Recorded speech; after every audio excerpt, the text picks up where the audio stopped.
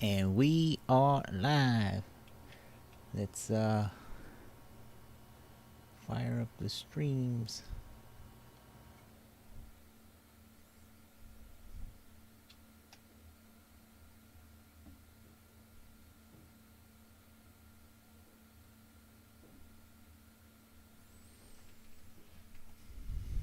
All right, man. Welcome. We are ready for this Friday. Had a crazy week with the game stoppers and the Revloners. So let's see what's going on.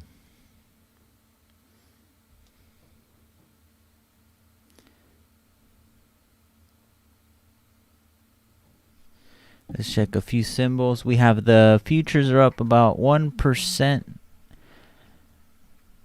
3/4 of 1%. The Dow is the flat.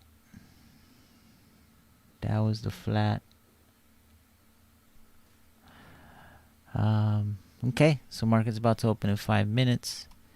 Revlon is down to 674, and it's not much, to be honest, not much. Easy to get picked back up, but you know, it'd be awesome if it went and hit the moving averages. Let me pull up the default. There we go. So that's what we're looking at. We closed below the support, right? So we broke support because we had kind of used it the prior day. And then today we're opening a little lower than this yellow line. So first stop would be whatever the EMA is at, right? So let's take a look at that. Let's watch that as it opens because it'll be higher than. And then once it breaks that, next stop would be, the 563 or so. All right. We also have Carnival Cruise Lines giving earnings today at really super lows. It's at 980, so it's just going to have a little jump to fill the gap. Right? Jump to fill the gap, and let's see if it gets to the 1150s. All right. That's a good one today. Then we have some of the popular ones. Most active, Redbox. Right? Redbox had a small body candle. So that's a good sign. Today it should be here now. So now it's born on the other side of the yellow line. And now we have an easier chance to go up. Let's see what the RSI. The RSI, if it can curve back up, it'll at least look positive. It's going to have trouble. It's going to have a little bit of trouble, but it's trying to straighten out these moving averages. That's really what it's trying to do. So when it straightens these out, it'll get a strong uptrend. Okay, one more minute. So we'll change it back to let's check out Tesla real quick. Got 45 seconds to check out Tesla. So remember, Tesla closed below our green line, but it still stayed above cycle price. So if today it closes back up, we're okay. We'll be okay. This will be a nice bullish inside bar, and we should be okay. All right, we got about 20 seconds left. Let's go back to Revlon. Just want to finish the action there and show how the support gets hit.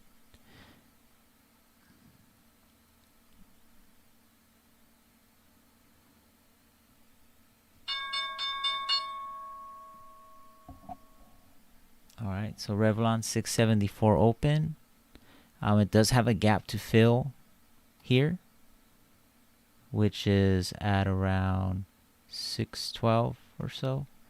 And then as you can see, As you can see, the EMA 5 opened up at 619, so those numbers are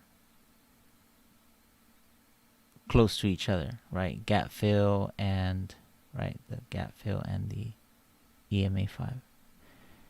It would do itself a better service if it went down first and then touched the low. But it looks like we're not going to do that.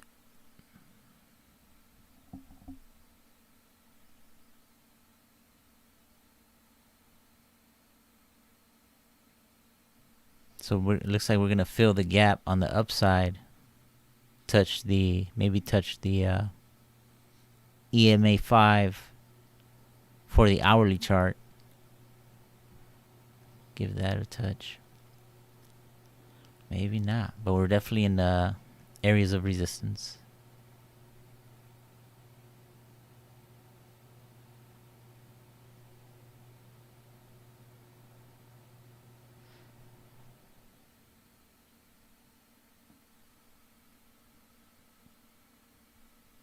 Futures are going higher. So a good open.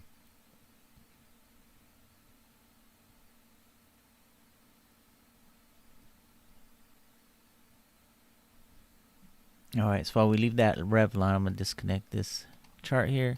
And let's go look at some others. So Tesla, having some resistance at the line.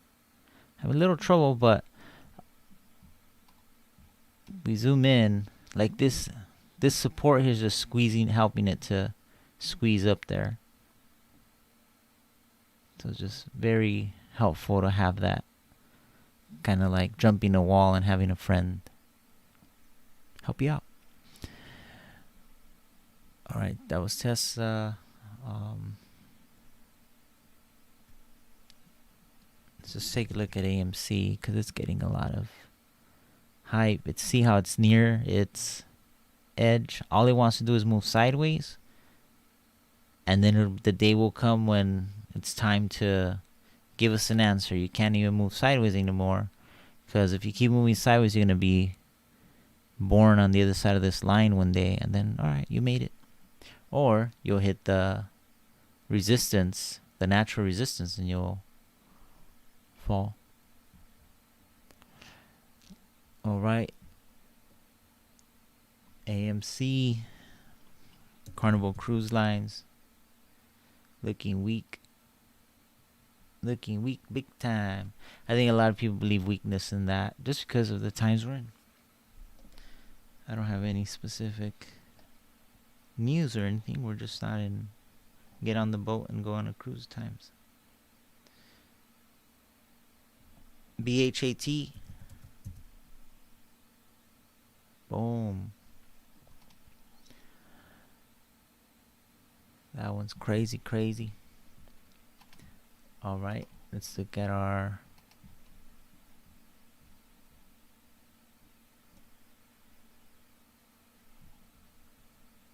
XPEV still on the radar for overbought. So that one's probably going to hit now we're talking about the daily charts, so this could happen a lot later today. It's going to hit the 200 moving average of the daily chart. And the way it's approaching it is like, man, you're really reaching to get that. Like reaching for something at the top shelf of a supermarket. So you're going to have a second to try to grab it, and then it's going to come back down. Because, yeah, that's pretty steep there.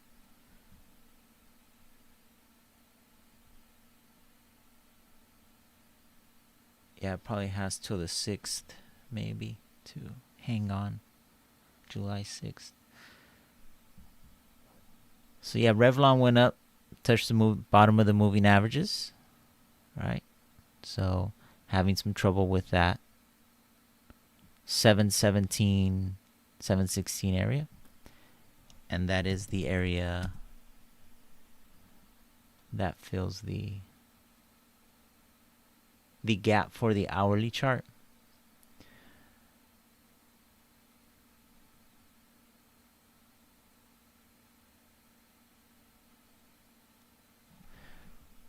So that's how you would play gaps. Like today, Revlon, you would just play the gap, right? So if you want to play this gap, now we're talking day trading, scalping.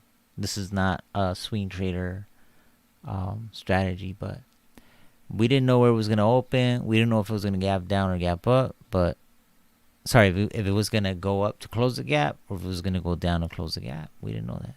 We had a couple gaps to play. So right now we are on the upside gap. And let's check the ES futures real quick. So they're rocking and rolling. Rocking and rolling.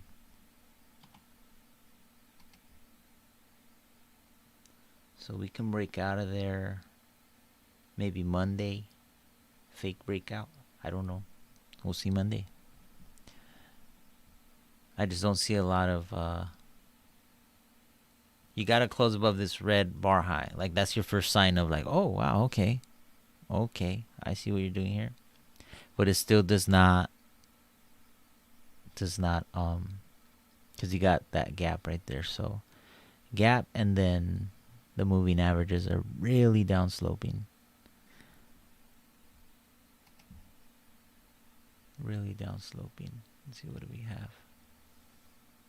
So you see Revlon hourly already retreating because it has just some resistance there. It's like, dude, you're gonna have some trouble.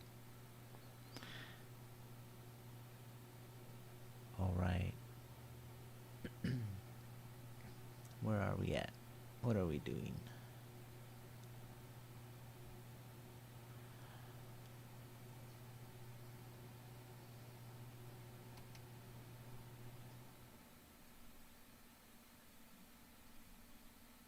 Yeah, that's it. I mean, that's where you had trouble before. Right? So as you can tell, you had trouble there before. Then you got out. And then you failed and fell right back into where you were.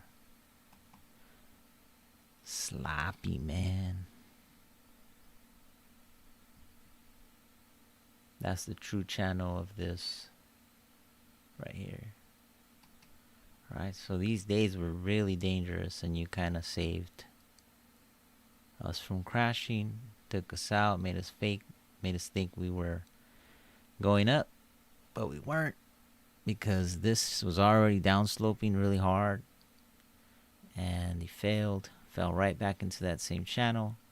Now you're stuck at the top side, trying to make us think that you're gonna do this again. Right? Some kind of bullish pattern or something like that. Who knows? So there's Revlon again attacking the same. But notice this RSI is just not really. It can totally start at any time, but I would have thought it would have gotten a little bit more strength. Volume is puny. Right, volume is puny compared to those that already got in, which I guess is fine. No one's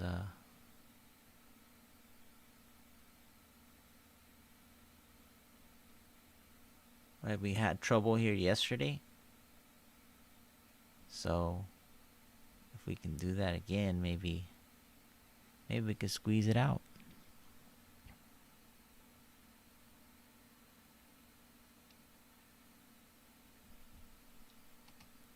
Okay, so let's check out the NQ. We had the NQ doing something similar. And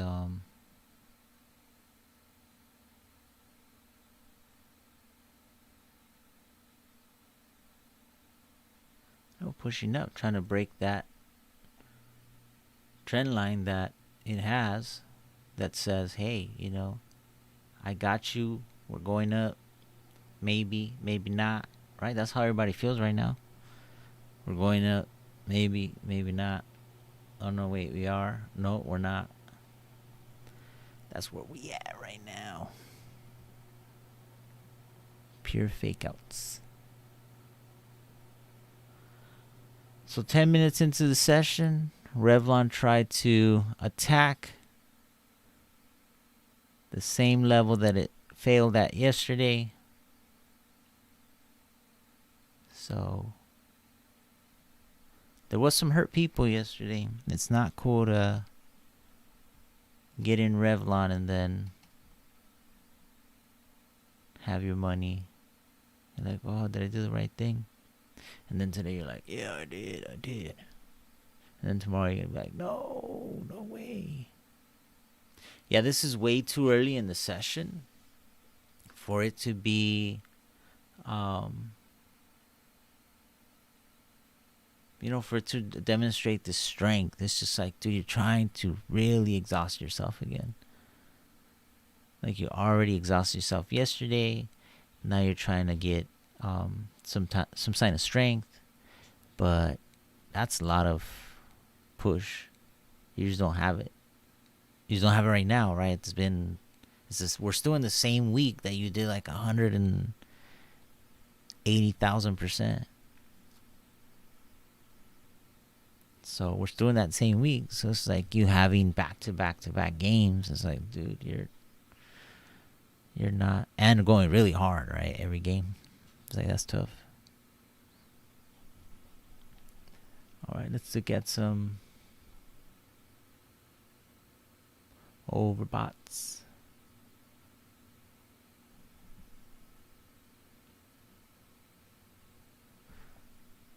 So yeah, still the same ones. Futu, COGT, Lee, all the ones we were covering this week. Let's check them out. Lee. Oh man, hold on. We want to keep an eye on that. Revlon for learning. Yes, he's retreating. Revlon retreating. All right. So Lee, we've been tracking all week. Wow, it's really sputtering up there. Sputters. Because it's running out of time, as we talked about. It's running out of time right here. You're running out of space. But it's, get your money. Lee, Futu. Futu still having trouble with that top of that. It's got to come down, and maybe it comes down to use the 200. Like when this 200 starts to curve up, maybe it meets it and tries to use it too. Because notice it when it broke out, it has not come back to try to use moving averages to bounce as support.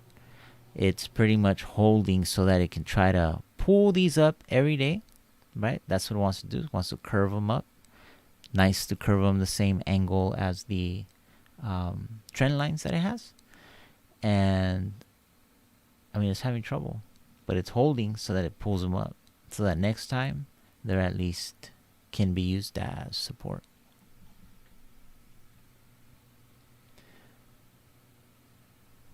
Okay, let's move on.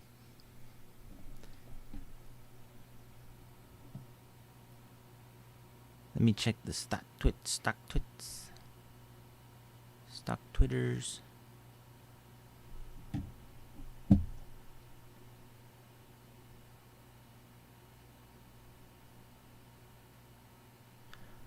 Let's see how RDBX did. RDBX. Wow, so RDBX, still having trouble with that same.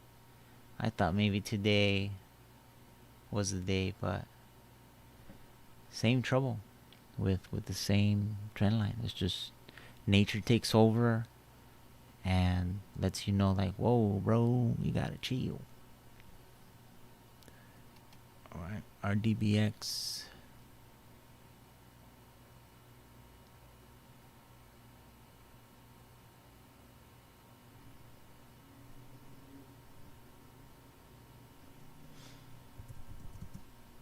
Back Tesla. Tesla doing good now, right? It get back up above that green line.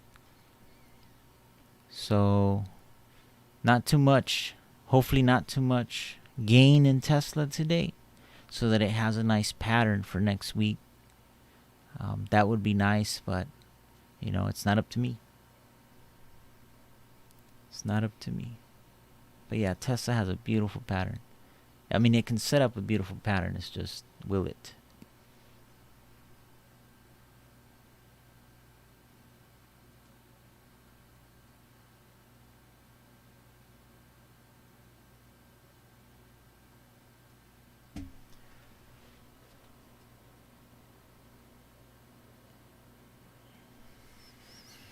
Yeah, Tesla has it.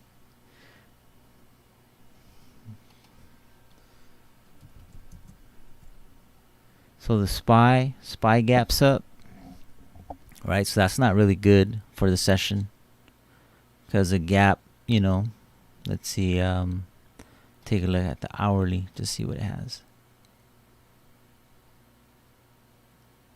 Interesting. This is doing okay still. It is really doing okay still.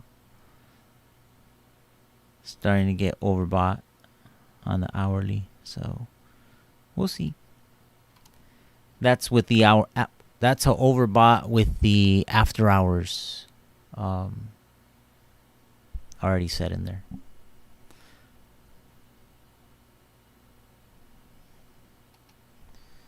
Let's see what else we got. Let me look through some scans real quick, see what we have moving.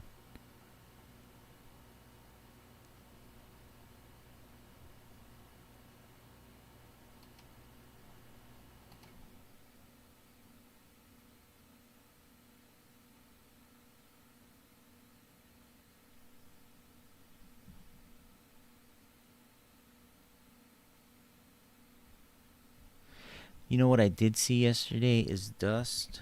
Dust was giving some really good signs. Had a breakout. So that one closed. This candle closed at 1895, and the high of this candle was 1893. So by 2 cents, there was a sneaky little closing for that. So it was one to keep on our radar and see how it performs. But it had a lot of trouble before, but it looks like it's ready now to head a little higher. Even if it was a little 20% or so. It's the weekly chart. So even if we hit, the top of the range, I don't think we'll go there like directly, but we'll start to set up pattern and hit the top of the range. Because these things are pointing down, right? So in order to get them to start pointing up, you see right here, curve it up, and then it loses it. And it's like, all right, down. So when it curves it up, it has to really do certain actions. There's not just one thing, but it has to do certain things to try to hold price so that these things can curve up, and then you can start using it to try to bounce on it.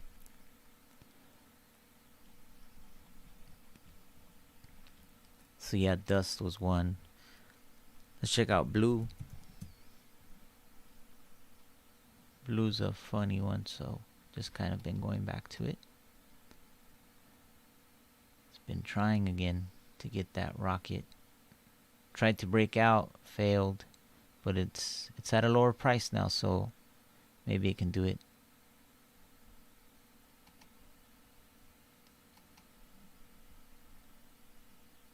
Yeah, it's got a nice pattern here. If it can do a couple more days, that'd be cool. If it takes off Monday, it might just only hit the top of the channel. But we reported it on this day because it was one of the positive stocks on a really bad market day. So blue, let's see, snow.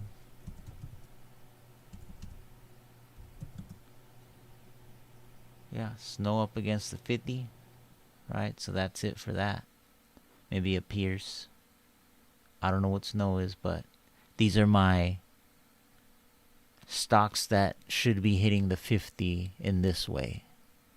Maybe it's hit it yesterday too and the day before, but these are all the stocks that are right beneath the 50 moving average.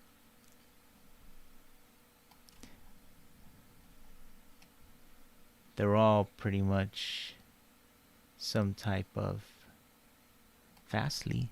Fastly's cool. Fastly doing the same. Amgen doing the same, hitting that 50. And then Snow, which is the first one we looked at. General Mills doing, no, not doing the same yet, but it's about to do it.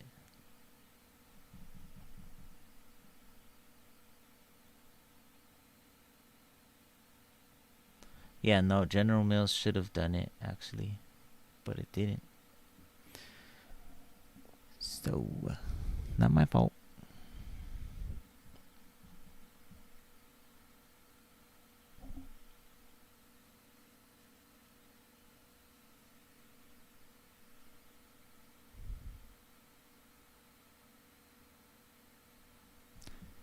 AES Corp doing the same. Those are those. So those are shorts, swing shorts. You know? Those are swing shorts. They're just really stretched here. Filling gaps. I mean, those are swing shorts.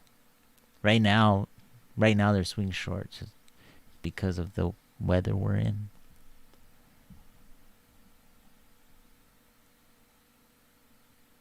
All right.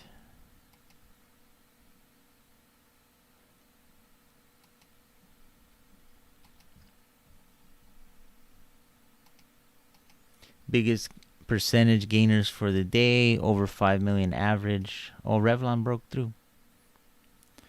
Revlon back to the upside.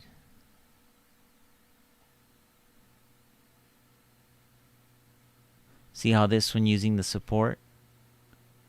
It's like, no, leave me. I made it. I made it across. That kind of stuff is like, oh, man. That thing just hopped right over the resistance. That's really what it did. Hopped right over the resistance.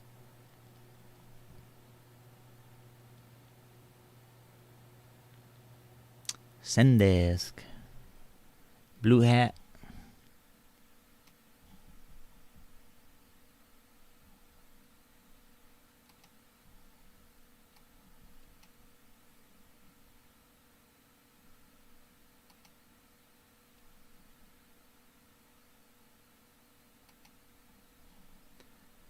Blue Hat stretched. Very, very stretched.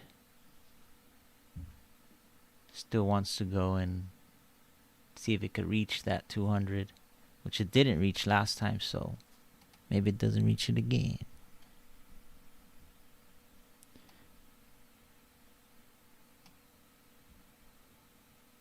This is Carnival, but this is UK, Carnival UK, up 9%.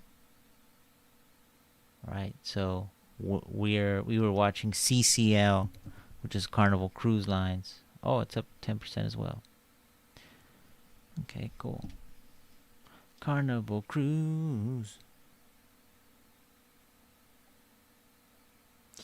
So this is the kind of stuff that I'm selling right now. I'm going to sell at, I'm putting my order in, not really selling, but I'm putting my order at the 1160. That's enough for me. That's what I knew it was going to do. That's what I thought originally, and I'm okay with that. I don't really need to play the whole earnings. So I'm putting in my order.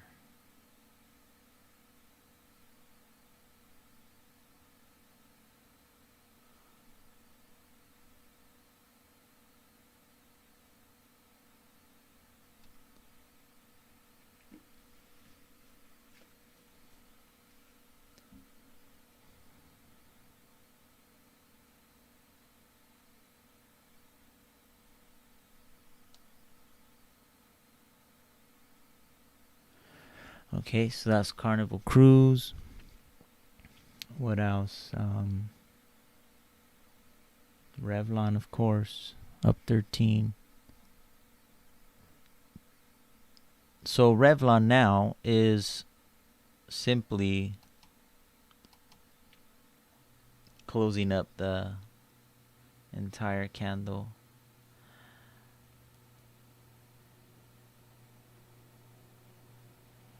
Volume's decent morning volume. Never know, maybe they're getting sold into for the week, I mean.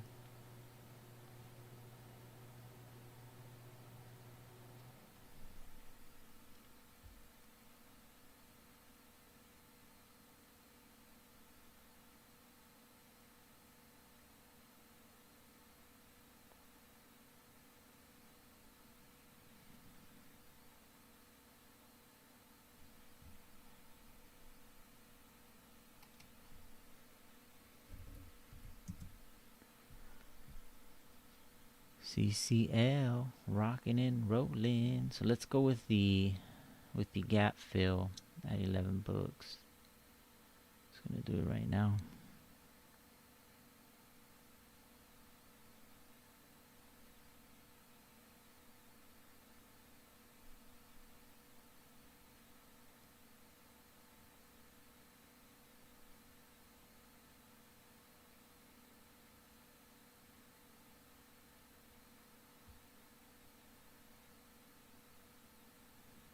All right. Order is in, like fleeing. Yeah, I usually put my orders in like right away. Like if you have put in an order, like you buy something, you want to have a sell order in at the same time, even if it's a little higher than what you know it's going to give you. Like, why not, right? Imagine if one day the really good prices, when you get out really good prices, like you only get a minute, you only get 10 seconds to get out. The really good ones, they don't hang there to wait for you.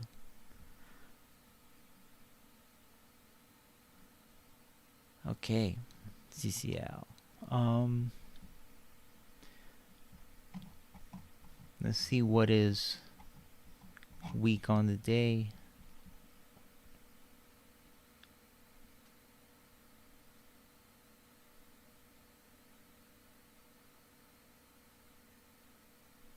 Oil, some of the oil plays pretty weak on the day.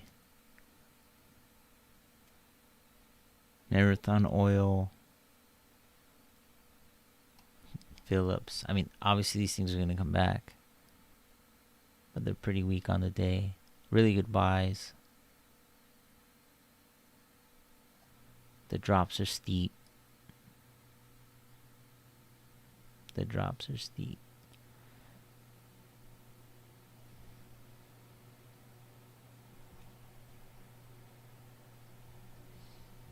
So these will probably get bullish, I would think. Yeah.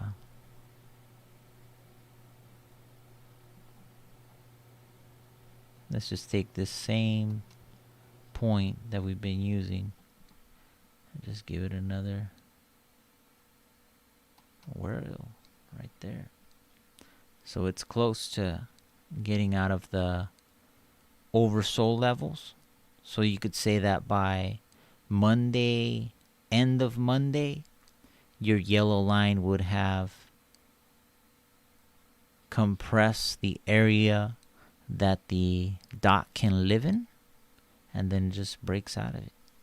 And things are good for a couple of days, and then, we're only looking at hourly charts, so a couple of days is max analysis time frame. I would move to daily charts, or I would move to weekly charts if I wanted to come up with longer term answers for this chart.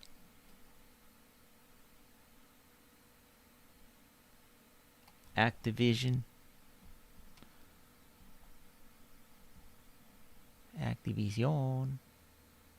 It's tired. See, it's like, I'm tired, man. Hitting the 200. It's pretty tired. Okay, let's look at some oversold. Oversold. Or the biggest losers. That's what I should say. The biggest losers. Trying to go back to Rev. So yeah, Rev reverse today. I mean, that's really good strength. Really good strength.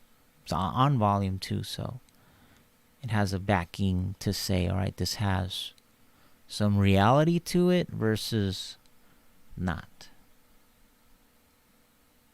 If this can break out, man, they could go back to that high. That'd be crazy. Crazy euphoria.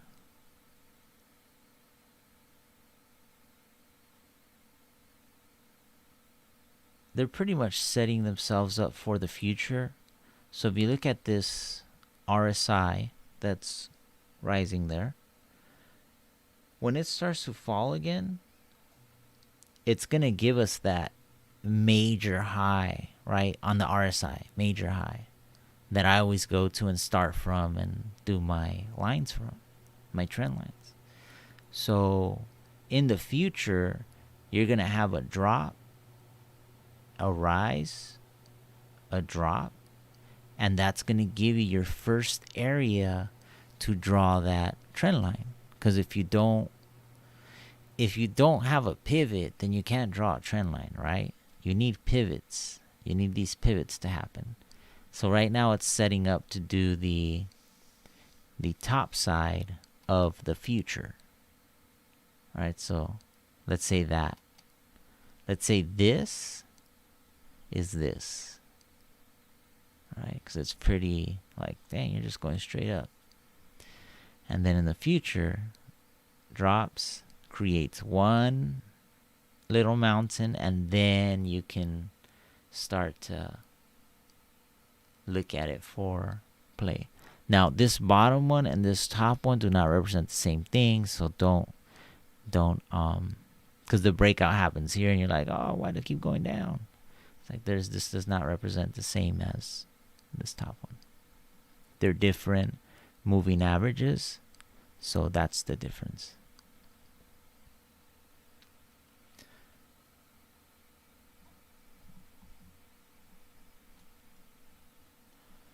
Okay, gotta chill for a little bit before you break yourself, break your neck.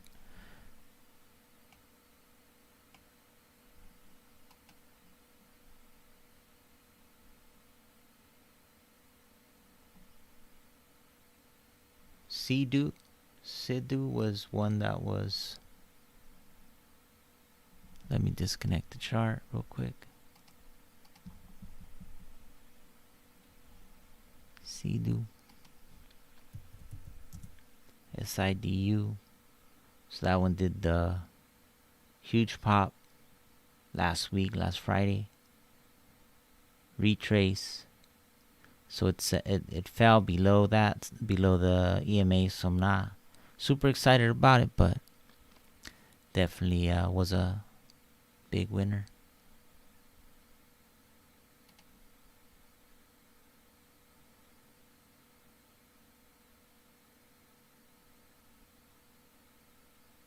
Yeah, I mean, it just hit the natural support.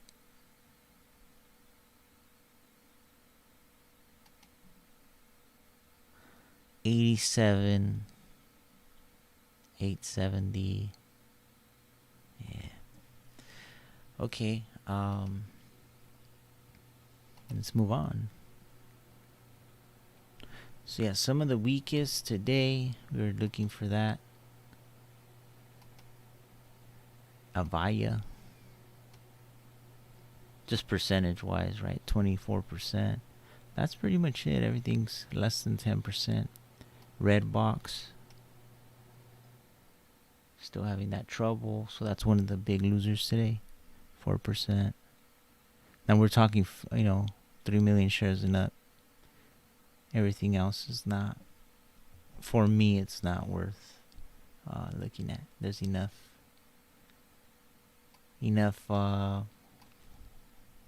stocks and symbols and 3 million and up. Sometimes I go to 5 million just to get like some real money.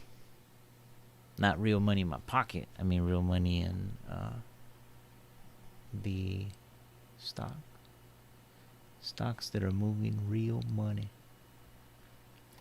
Verizon just down 1.25%.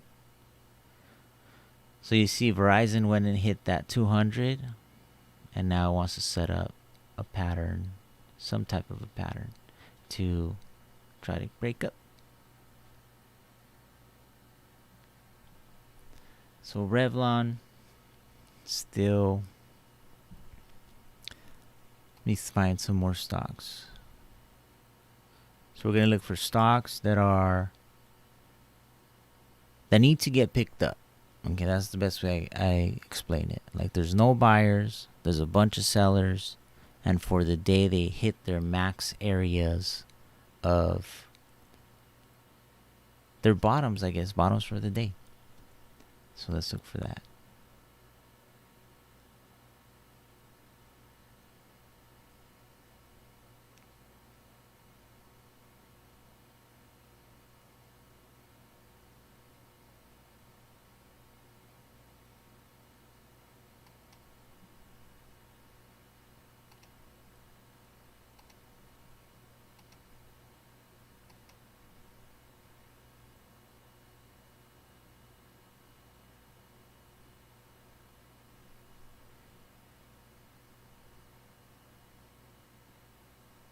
Oh, and we can't forget about our cycles. What do we have today? Can't forget about our cycles. So the time is 7 a.m. Pacific time, and we have Bitcoin. Netflix was at 6:30 a.m., so right off the open, Netflix was one to pay attention to. That was one. And then we had Bitcoin at 7 a.m. So let's take a look at Bitcoin, 7 a.m., 7 a.m. So 7 a.m. looking to make a move possibly, or set up some parameters. Set up some parameters for us to follow. So we'll revisit it at 8 o'clock. Coming up at 8:30, we're going to have Meta and Amazon. So let's see what Meta's doing. It's still a ways away, so real ways away. 8:30.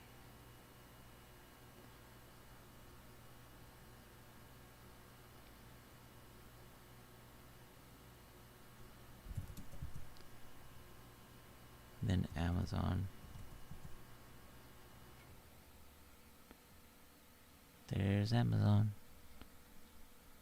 Moving through our levels here. So it's entered it's a very strong day today, so there's no shorting, but it's definitely entered a nice area for a scalp short if that's what the day was like. But nah, I wouldn't short anything today.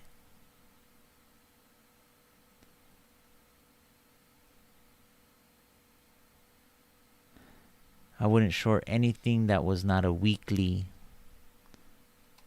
a weekly chart, meaning a weekly, like a chart like this, but weekly. That would be a good short.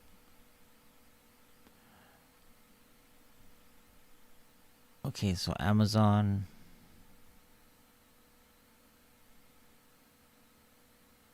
Monstrous.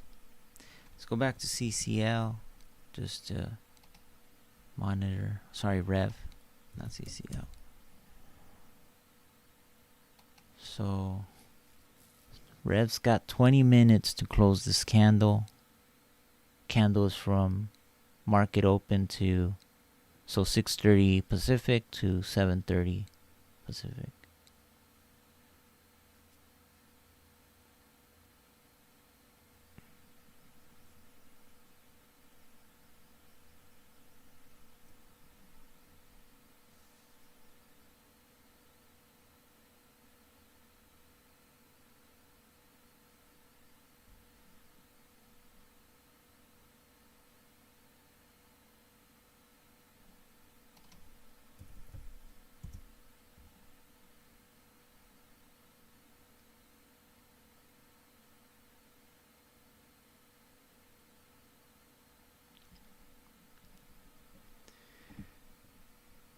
Yeah, okay. All right, we said we were going to go look for things that needed to get picked up, right? So, pockets, hourlies.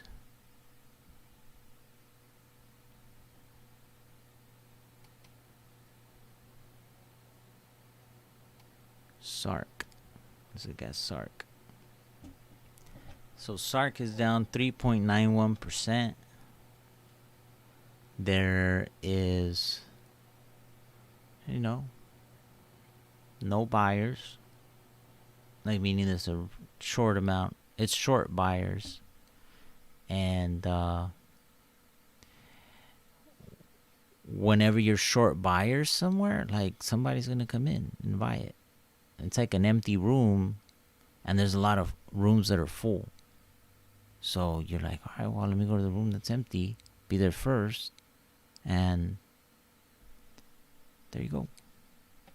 So let's watch this for a little bit.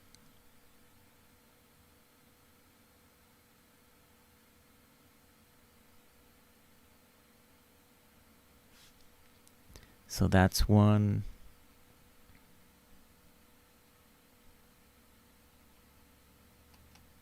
This is another one, actually. The VIX. Wow, yeah, the VIX. Oh, sorry, the UVXY. Did I do that right? I'm so sorry. Now I gotta look. Oh, yeah, I didn't. So, yeah, UVXY needs some buyers. Right? Somebody's got to come in. You just fill the gap.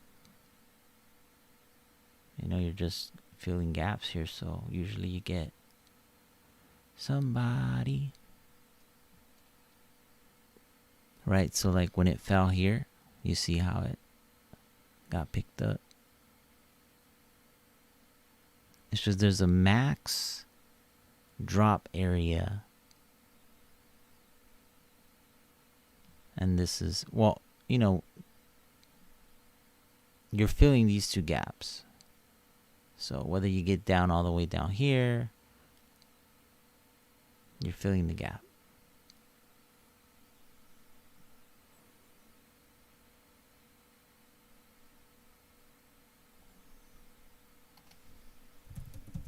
Keep an eye on Revlon.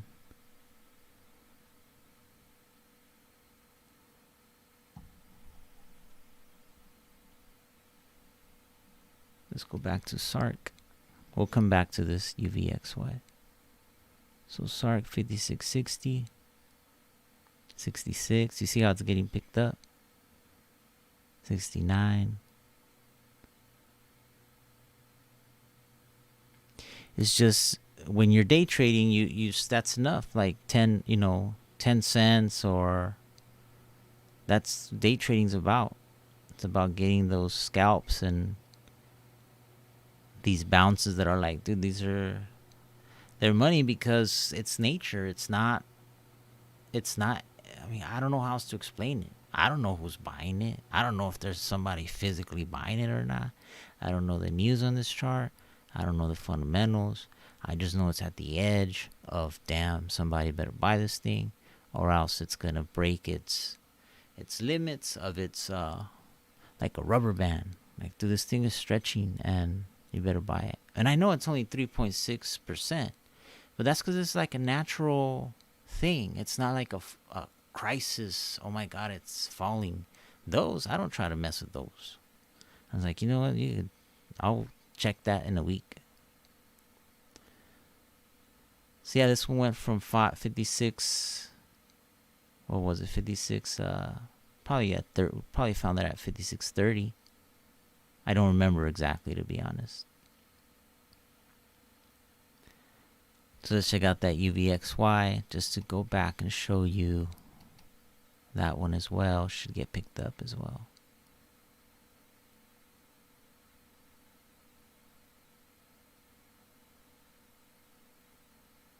It's got to fill the gap. That one,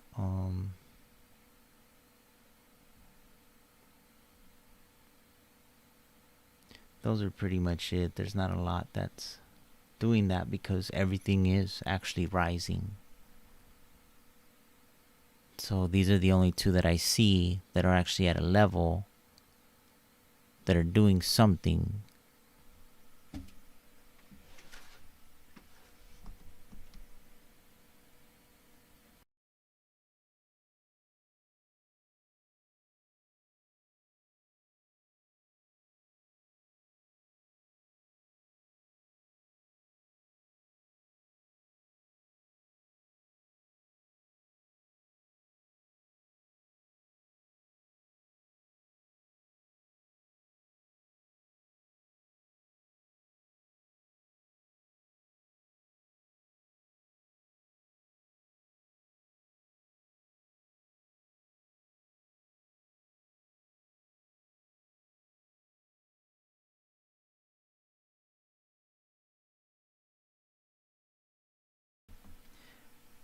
Back to it.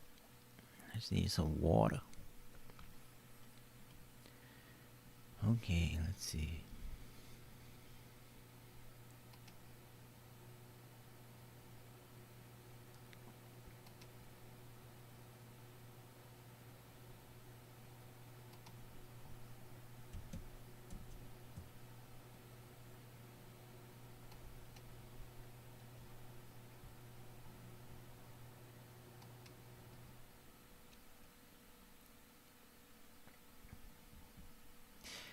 So there it is. Let's see if it filled the gap. No, it actually hasn't. It's not gonna let. It's gonna get picked up before it even fills it.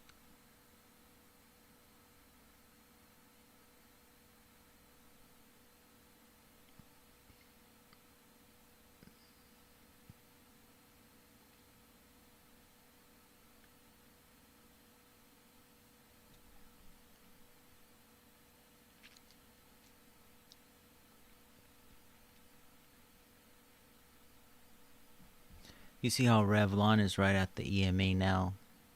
We did mention that that would be the level it had as first support.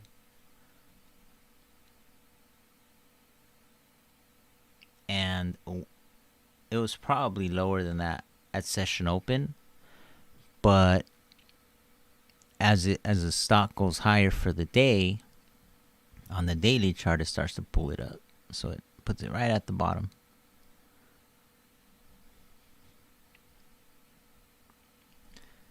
All right, let's check out.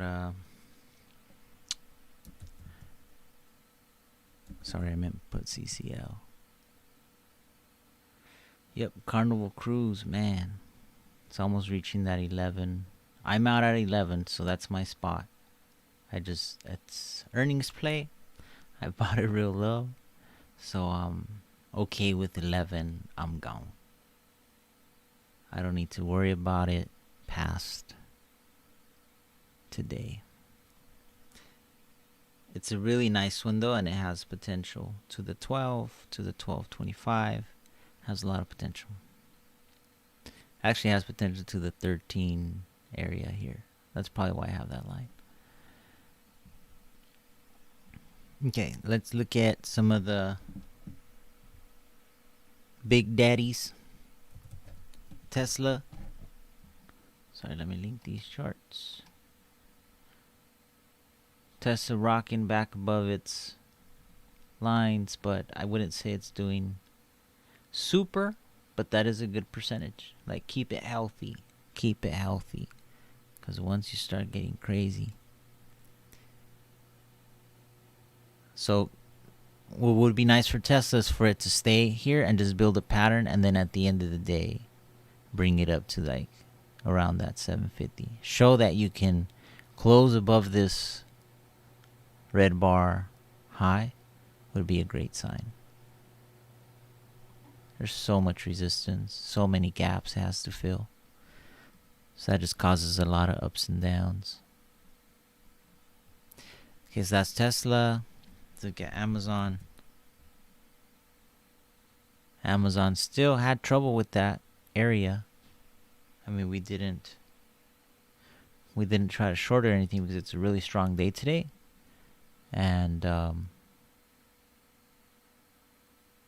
but having trouble in that area that we had identified.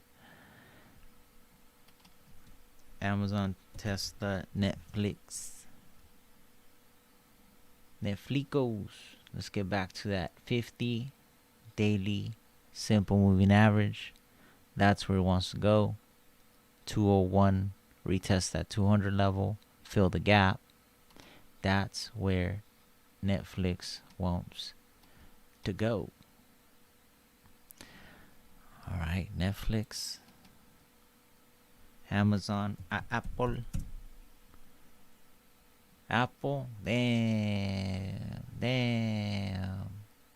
Come on, Apple. You didn't have to jump that high.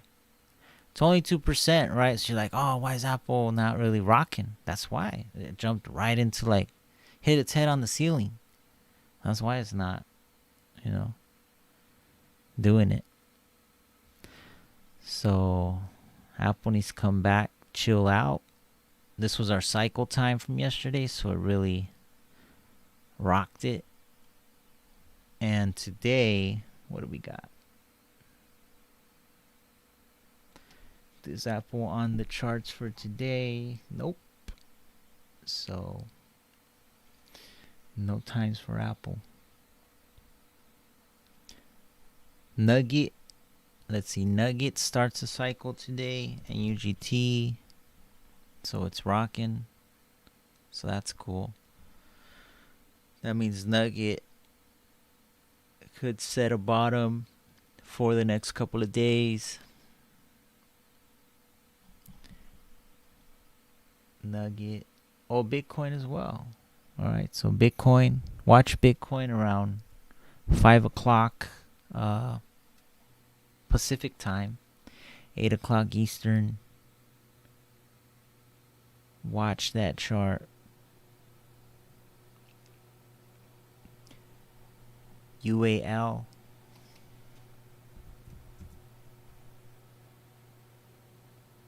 Yep, UAL. And I know that they all look like they're rocking and rolling, but I mean UAL, you could tell. Oh, you want to go down here. It wants to go to 32. It just got so these drops, at least on this specific chart, these drops, you're getting too far from your 20. Like it just makes you pause. You don't have a choice. We know that the chart's down, the market's down, but these are unhealthy drops, and if they don't get supported, then you will break the chart, and there's just no way. Watch this here. Just curious what the length is. Just curious, because that does give you an idea of what it's done before. All right, so it could have dropped a little bit further, right back down. Well, let's put it here, right back down to the same level. That's really what I learned from what I just did was that this drop, this day, is kind of the same as this day. Same length. It's pretty interesting. That's all. But no, there's it does want to go down to that level, but maybe the next leg down. Walmart was super strong opening the week. So that was a super strong one. Went and hit us 200. It's way too down sloping for it to think that it's going to break right through it. So it's down sloping. Good signs are above the 20 simple moving average. Holding. Right? Let this catch up a little bit. That way you have like a double wall, and then try to attack the 136 to close the gap, all of that stuff. It already tried it once, but it wants to do it again. Then you have, even on your daily, you have a little breakout.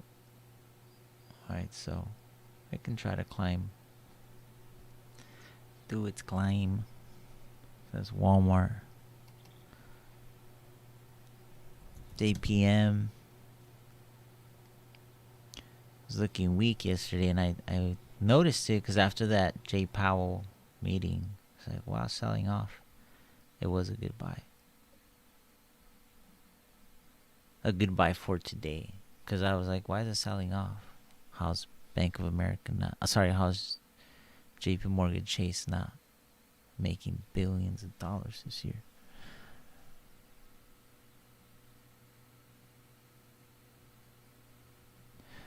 All right. Let's refresh our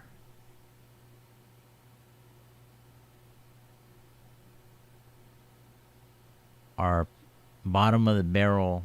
I call them pockets. That's the real name, is pockets. So let's refresh our pockets. But they're all pro shares, and there's not really any stocks on it. All the stocks are already flying somewhere.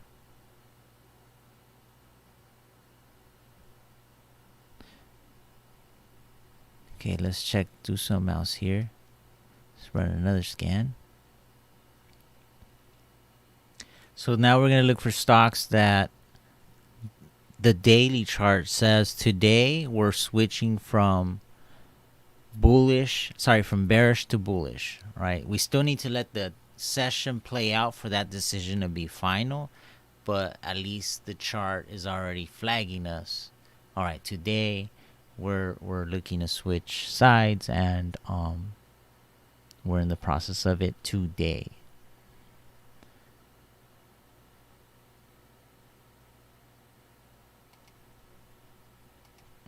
Okay, so those are I call those crossovers, right? We cross over from bearish to bullish. And there's a lot. 232. Let me up the... Oh, okay. So I only had 1 million shares, so we're changing it to 5 million.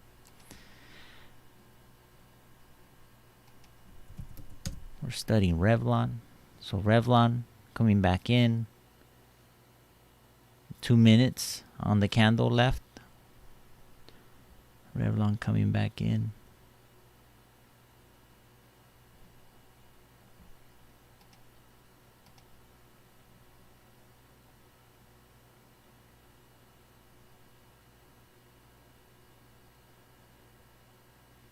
Yeah, the Carnival is saying that we're switching PayPal.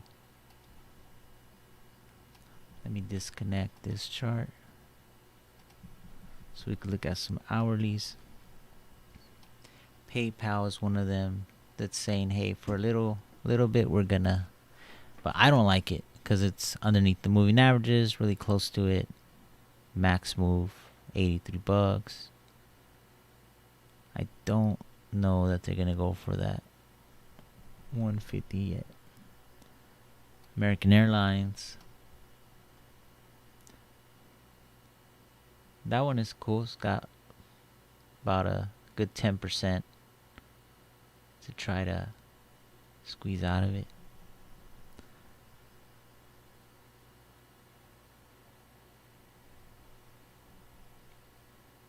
Marathon Digital Holdings. That one might try to go and attack the $10 level, the $11 level right here. Try to get past this. And I say that because it does look like it broke out right there. So this little breakout on the daily chart. Okay, so we got a new candle here. We closed above the 20. We closed above the EMA 5. So staying there is good news. Good news for us. The RSI is sloping down. So the hour just started. So we got to give it some time. But the RSI is sloping down.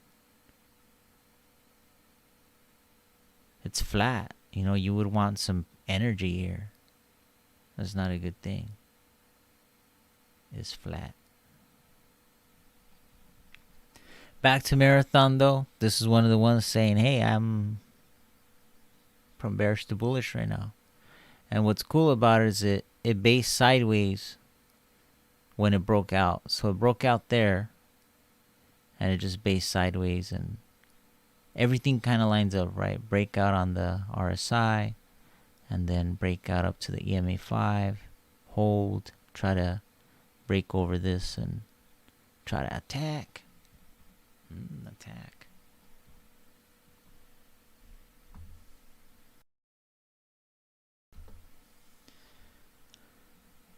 All right.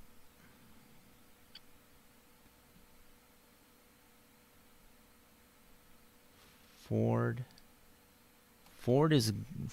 We did a video on Ford. Oops. Give me my rev back. We did do a video on Ford. Ford was a buyer. Ford was a buy. I mean, there's no way Ford should be at this level here without trying to go back and attack the, 13, 14, even that 16, 17 range.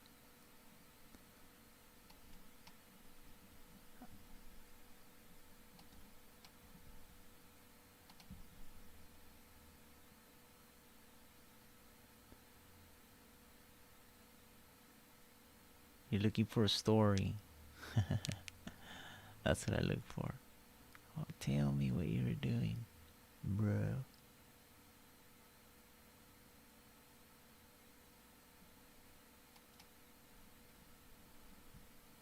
Okay, so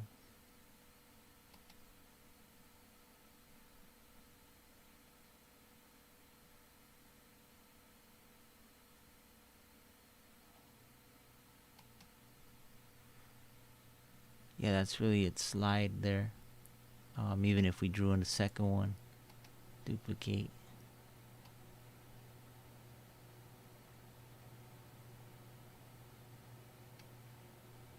That's its slide there. So you drop.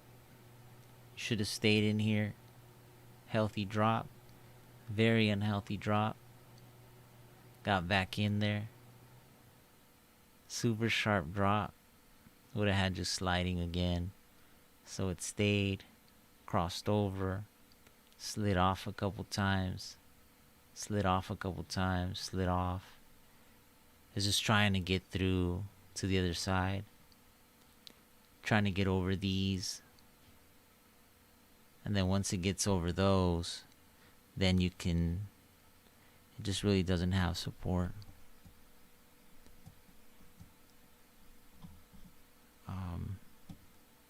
I think on the weekly chart was where we saw the play that said, like, this is what you should clear this.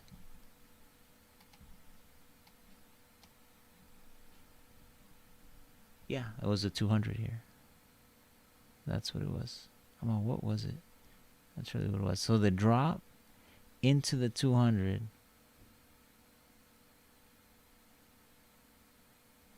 this level right here stood out as well.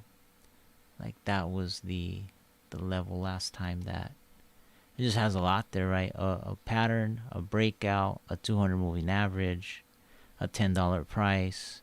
All that stuff is what you need to consider to enter. But it's the 200 is a little higher now, so what are you gonna? I pick it up there. Take it to the 14. That's 30%.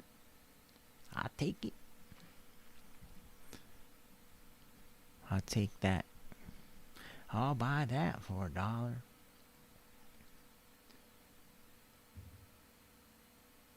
Okay, so let's look at we're gonna do the same, but for like those dollar stocks, right? Like the Revlon and all that. $5 max. 50 cents.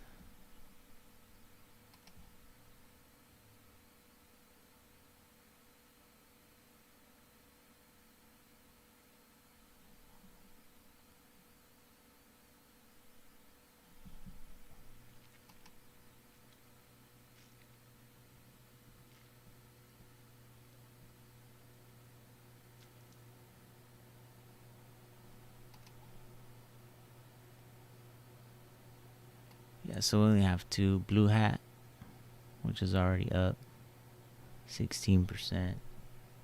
And then Bank of Montreal something.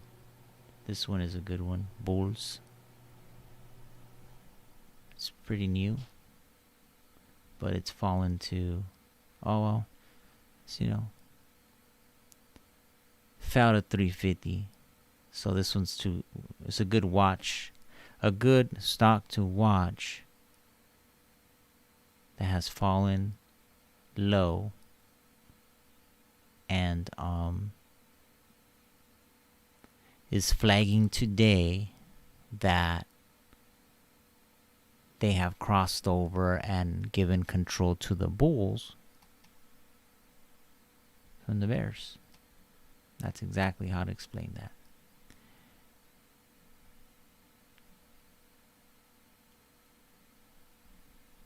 So if we were to find our highest point on our RSI and draw our trend line, okay, so I'm gonna put it here. False breakout. False breakout. What are we gonna do next? Boom. I don't know if that's true, but found a good candidate to watch, and that's how you find them, and that's how you analyze it, so that you can say, all right, I think I might know what you're gonna do next. This one wants to, it wants to get back to its prices because it's trying to fight the moving averages, right? That's what it's doing. It's trying to fight them. And once it fights them, it can get back up.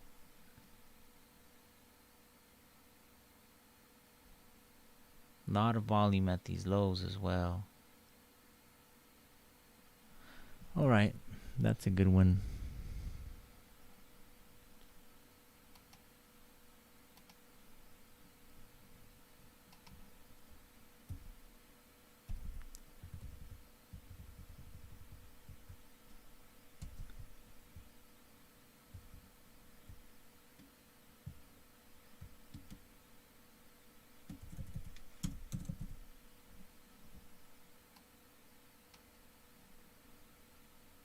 If we were to lower the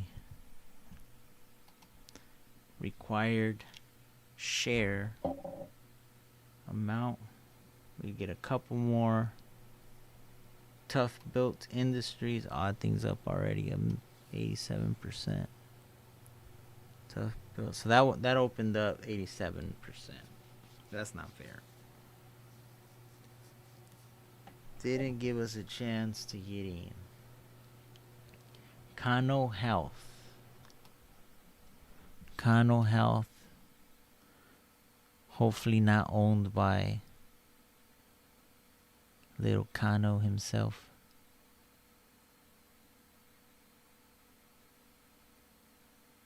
Yeah, Cano Health. This one looks okay.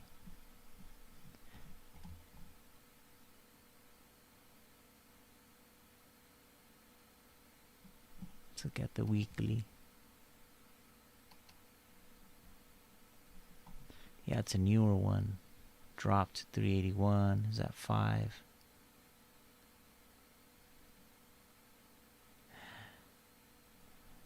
Not too bad. It's very new. It's not too bad.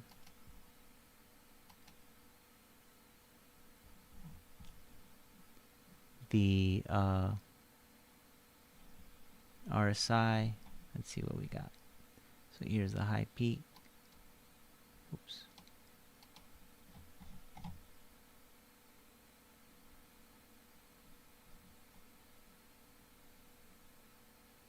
Yeah, it still has some time. It's like it's breaking out if I was to do that, but that's not. There's way too much. There's another breakout level, right? Which the other breakout level is like right here. Or right here. A little bit higher. Let's just say that. So it still has a couple of days to go, but it can definitely be one of those candidates that does the, does one of these and then does one, goes up.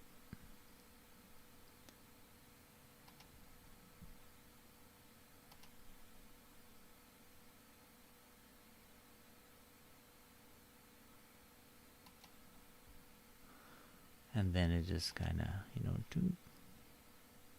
even if it's back to $7, that's good 80%. So yeah, that one's interesting. Bit Farms is another one. Bit Farms at a low, right? $1.46. Now these are swing trades, so used to be at $9. Definitely flagging. Like, pay attention to me, pay attention to me.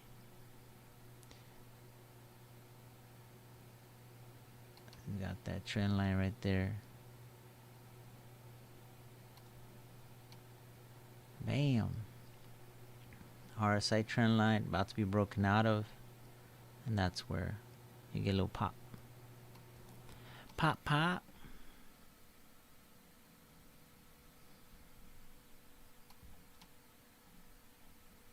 So Revlon's still stuck, right? Like, you gotta respect the rules. It ain't up to you. I don't care who you are. I don't care how many people you get together.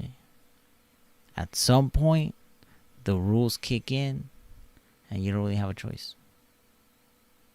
I'm gonna get some water real quick.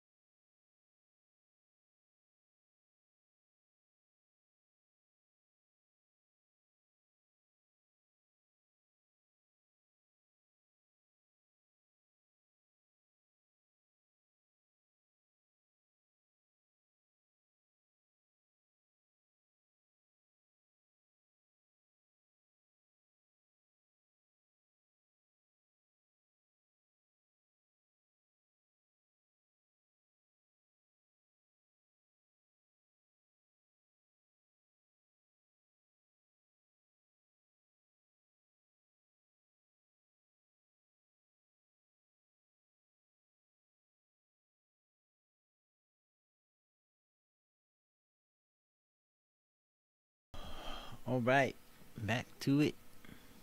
Let's see. All right, yeah, we were looking at those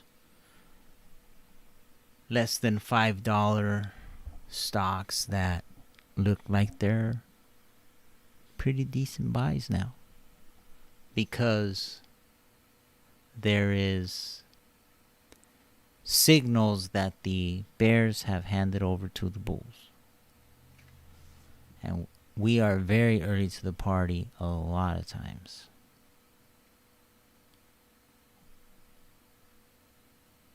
All right, let's check out stock to it and see what we got in there, because it's a funny world in there.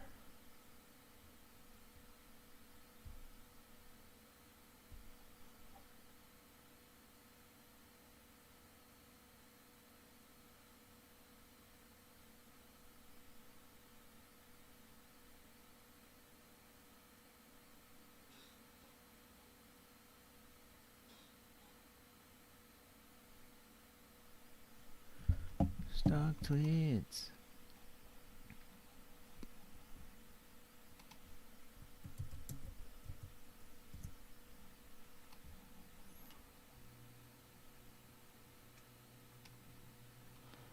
Stock tweets. See what we're talking about.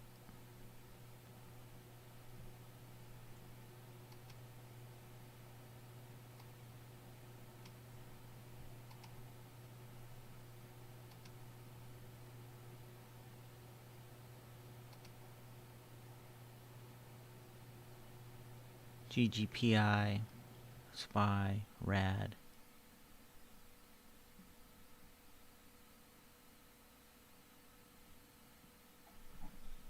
Okay, so trending. Oh, I hate their memes. That's why I can't even put their shit on my screen.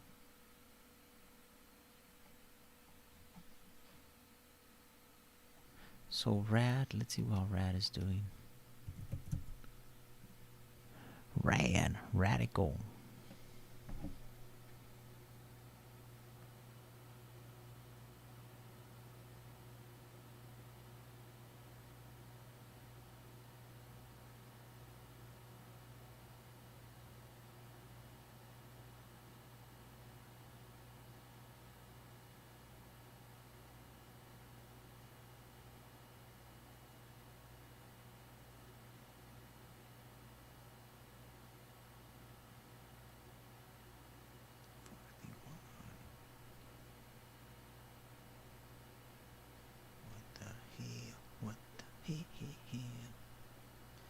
Okay, we doing text the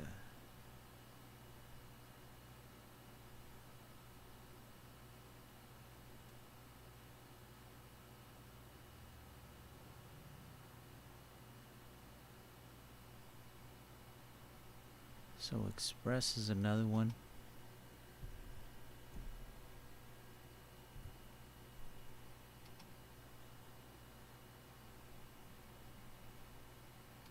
$2 on Express, so that's not a bad. It's not a bad buy, considering their and all the malls and all that stuff.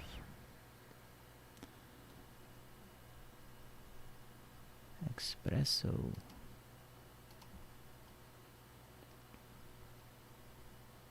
Yeah, so it went to the window. I wanted to go to the fill, man. Come on. So I hope that it knocks it down one more time. One more fill. This area right here would be my buy area. I'll be happy. Yeah, so that would be my buy area.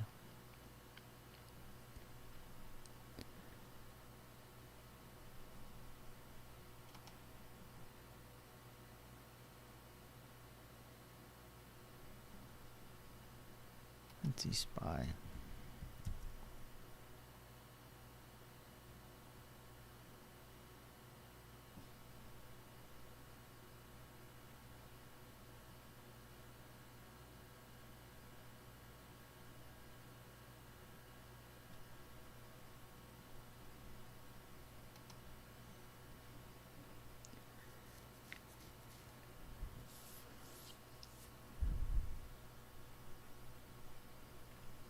Yeah, Revlon having that trouble now with the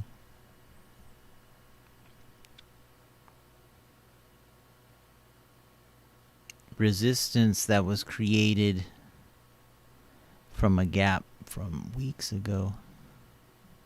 It was weeks ago. It's not on the hourly, but that's where the price is at.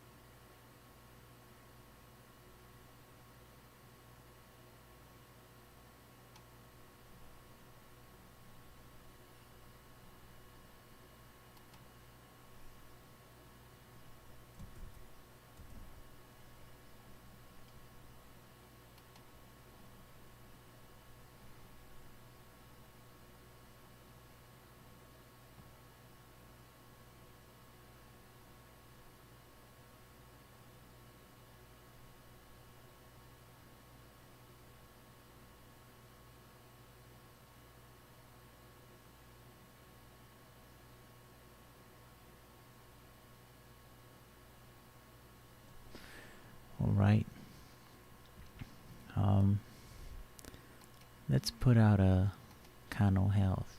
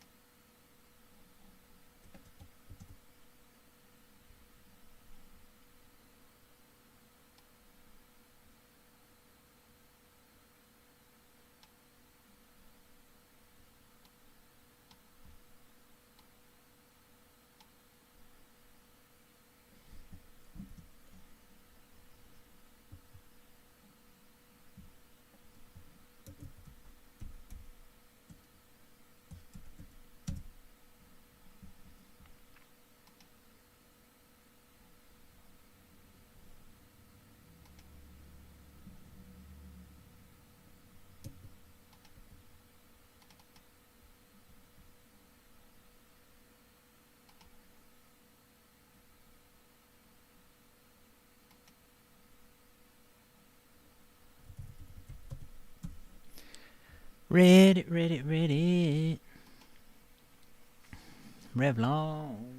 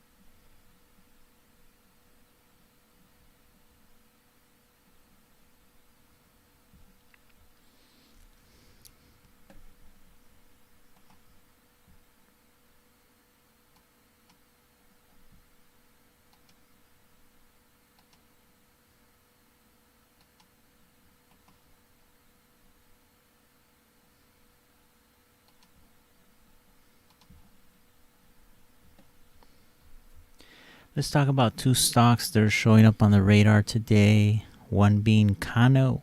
So pay attention to the right side of the screen. We're monitoring Revlon on the left side. Just watching the day trade action on it. It's Friday. I mean, we already made our gains and we're not trying to lose them, you know. But we're looking for stocks for next week, though. Kano, one up 7%. Kano's been started $16. Is all the way down to, went all the way down to 381. Seemed to have hit a low there and is now trying to break out of the moving averages to head up to the few levels here, right? Obviously the 619, gap fill at 661, you know, a high at 724. So, but it's trying to get to that 200, right? It's just 200 has just been born and it just wants to go over and tag it and say hello. All right, so that's one chart. What else we got on here? Okay, so another thing that popped up was that the RSI looks like it's starting to break out. If we were to put our trend line here, you know, these two being false breakouts, our breakout is about to come. Our breakout day. So the day of decisioning is coming up in a day or two. So this is one definitely to watch to see what it's doing. Next one was, let's see, which one was the next one? Sorry, Bit Farms. So Bit Farms from $9 to $1.28 has found the low and is now at $1.48. But that one, the same thing. You take a RSI from its high, draw the line down. Let's say you had a false breakouts right here. And I say that because sometimes the RSI just doesn't really look like it fits, but it's because these false breakouts make you lift it more. But these false breakouts kind of need to be ignored sometimes, okay? So it's okay to ignore them. They still fall on tips of other days. And so that we're getting close to a breakout day. And then the same, it's, let's see if I was to draw some support here. Let's see what we have.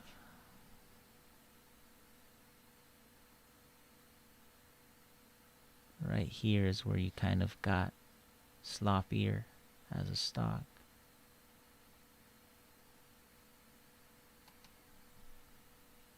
And it's a very steep drop. But let's duplicate it.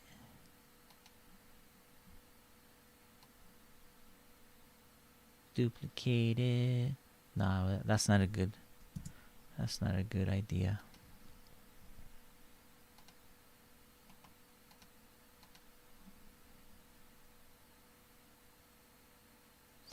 That's not a good idea. Let's just leave it right there. So that's where we're at.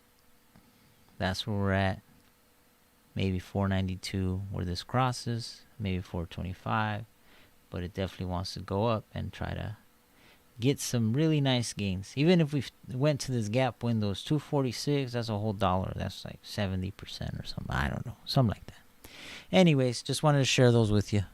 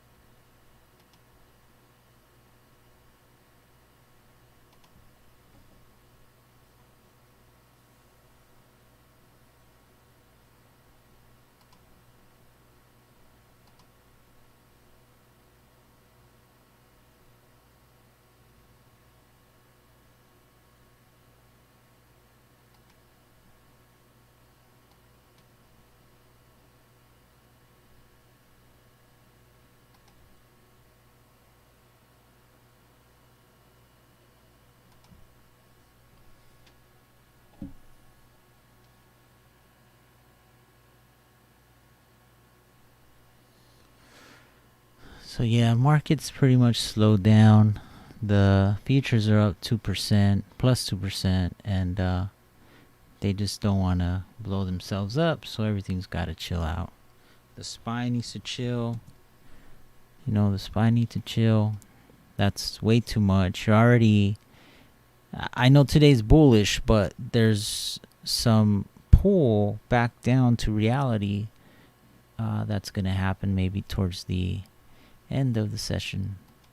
When I say back down to reality, I just mean, you know, where it's at now, if it keeps going higher, to be specific. See, everything's paused because, like, dude, that was a big percentage, plus he had already gapped up. Maybe do a little sideways, let all this stuff catch up, and then you can go further. You can't just keep going up and up whenever you want, however you want. Only a few do that for some time, but then gravity will come and take ya.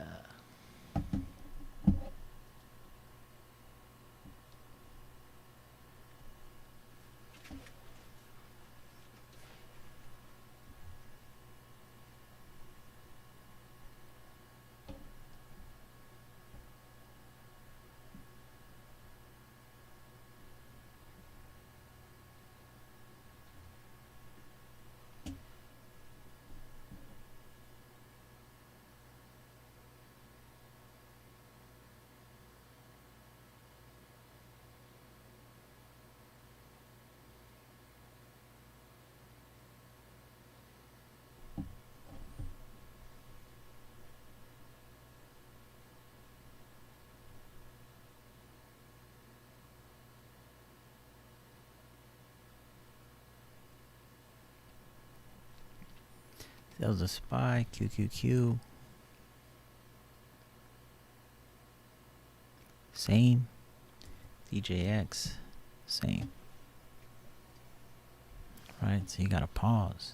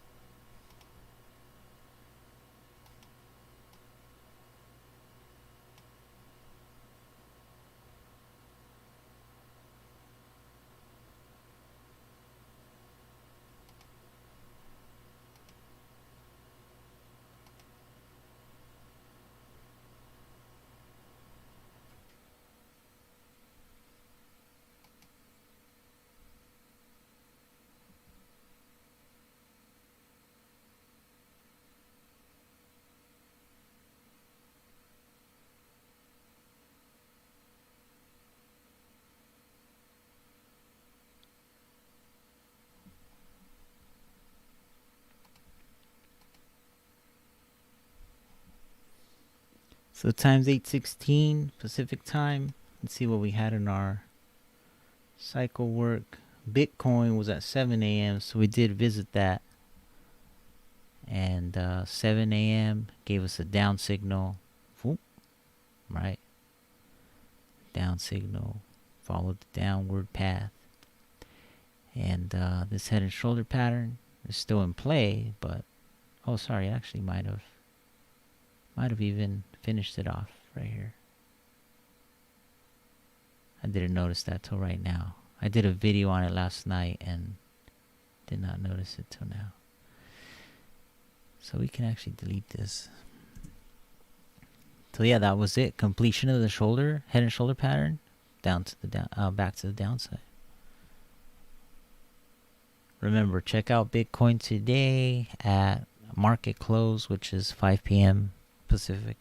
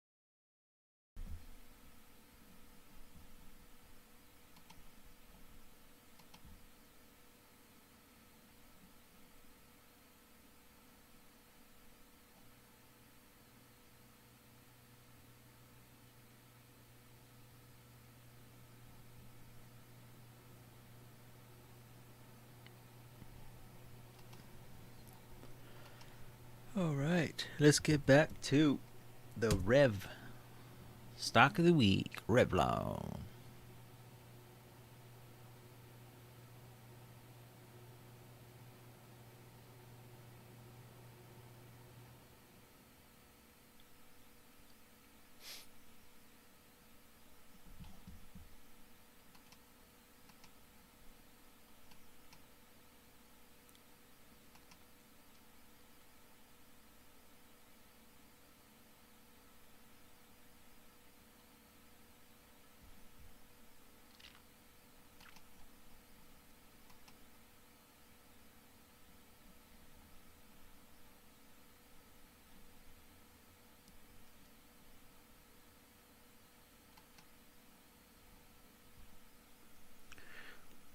Okay, start checking out the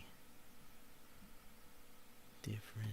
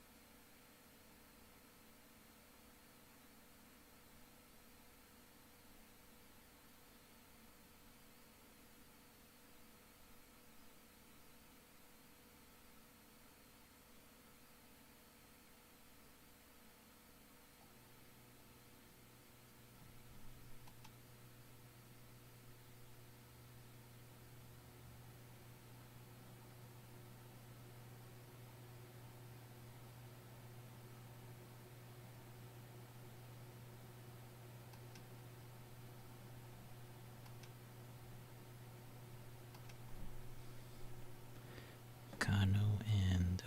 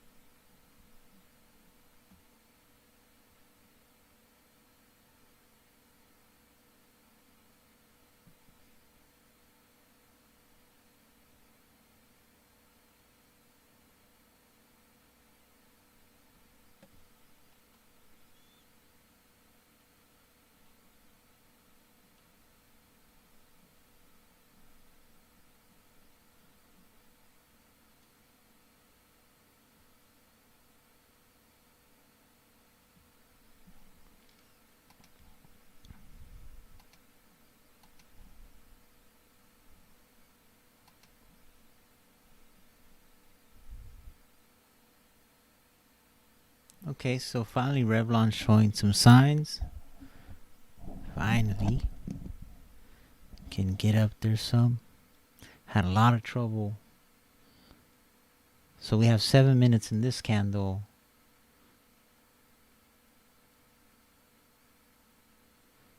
7 minutes in this candle, so we'll see where it closes. Right now we were watching Revlon. Let's go back to the big guys. Tesla. So yeah, Tesla's actually battling.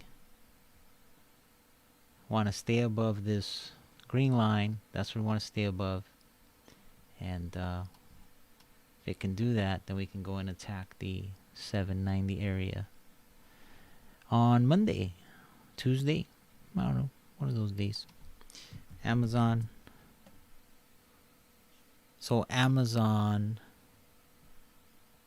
we have pretty much had trouble with that. But at the end of the day, that we might have enough candles here to try to break through that, or at least touch the high there. It's Amazon, Meta World Peace. Meta doing great. I mean, that's a really good hop, skip, and a jump. And as long as it can hold this, it can go for that 183, or let's just say 180 Monday or Tuesday. It can just try to do that.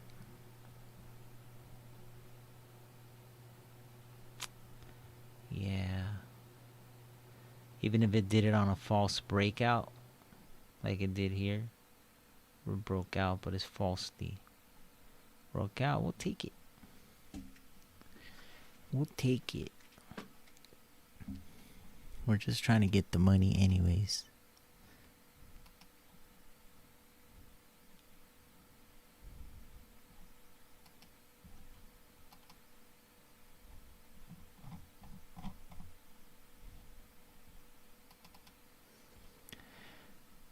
Meta, Netflix, and FLX doing good today, but it still has a lot to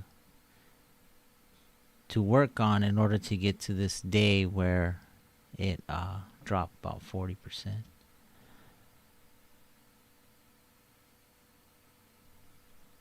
That's what we want to get to. That's where I'm selling at the top of this day. I'm out.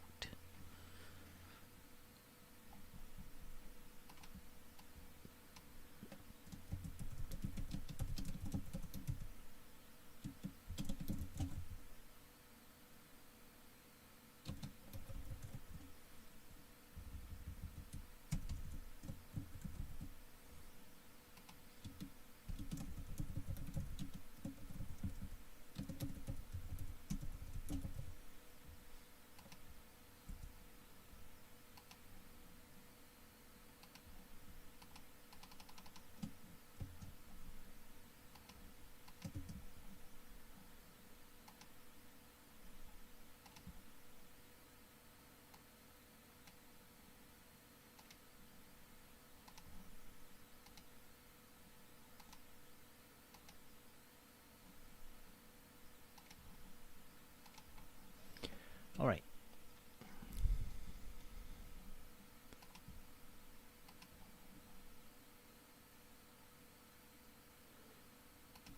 Okay, so let's look for some stocks, see if anything popped up in our radar. Nothing on this here, but let's move on.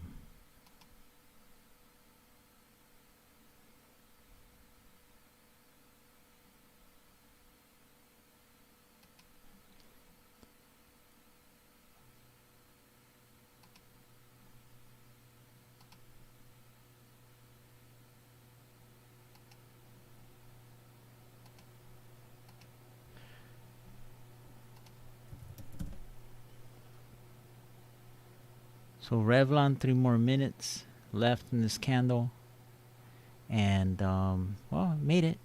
So hopefully it can hold it for 3 minutes.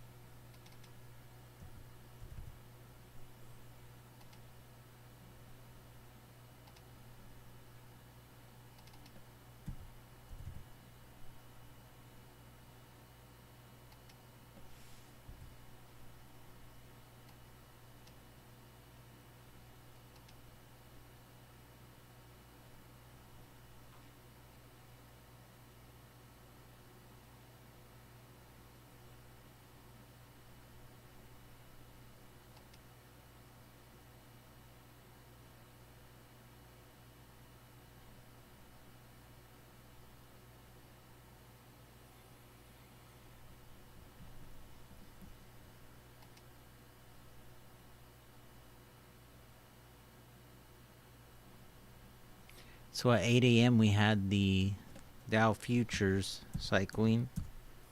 8 a.m. So at least they're going up, but they're far away, getting pretty stretched. However, they could do it. It can actually close up here and then just relax the rest of the session with a bullish tone, right? Bullish tone to the rest of the session, but relax up here. We'll see what it does. Very possible to go up to the 317, 31,702.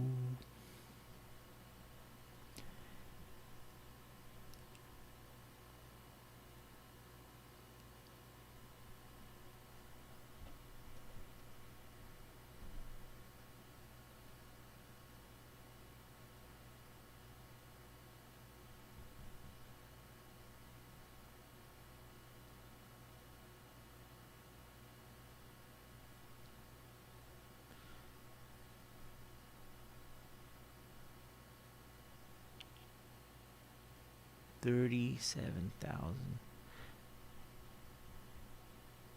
So we'll see. I mean, this is, to Monday, you get a little false breakout. I mean, I don't know if it can make it all the way up here in a day or two, but you never know. These are the futures. Futures don't play, man. The futures don't play. Same scenario, just want to go up. So holding there, Monday, come back here, and then go back up. That would be a great scenario, but it's not up to me.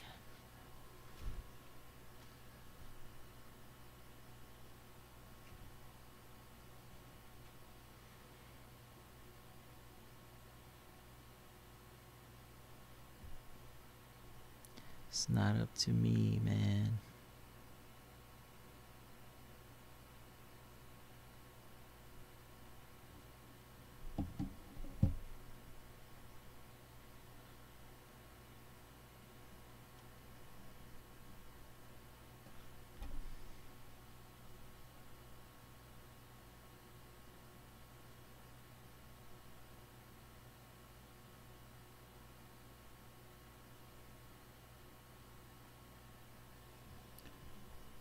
Let's put that Revlon, because I'm totally... Okay, so it did close above support. So let's see what it does now.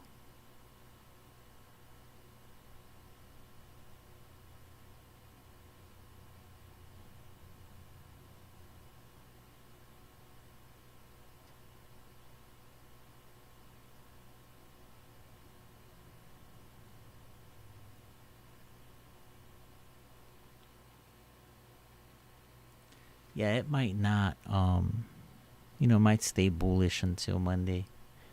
Hang out there. The important close on Revlon is that line, though, because first 2 days ago, you gave a monster move. Obviously, you gave a couple monster moves, but you gave this final monster move.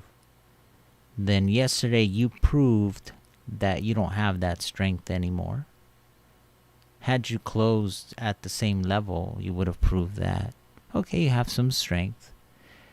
Then, because you closed below the yellow line, you start saying, I don't have that strength anymore. So today, you're talking to us still and telling us, oh no, you know what? Yesterday was kind of just like a fluke, and I do have that strength still. And let's see what it does. You can't predict until the day's over.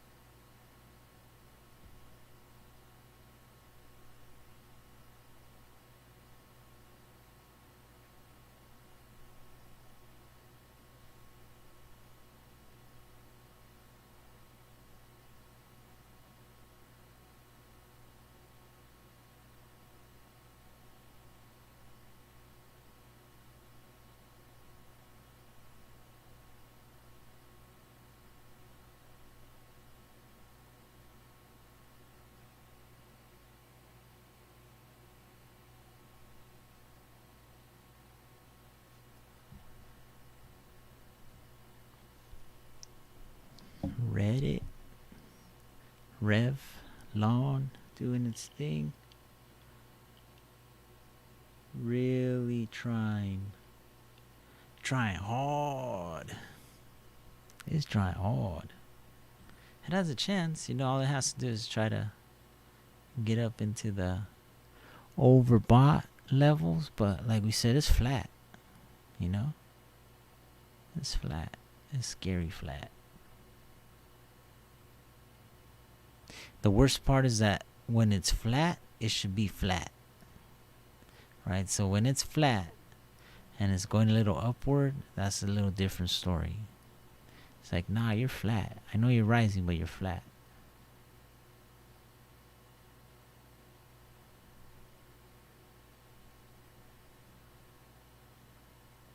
The only thing that's saving it is closing above the EMA 5 and the 20. The only thing that's saving it right now. But it is doing it, so gotta respect that.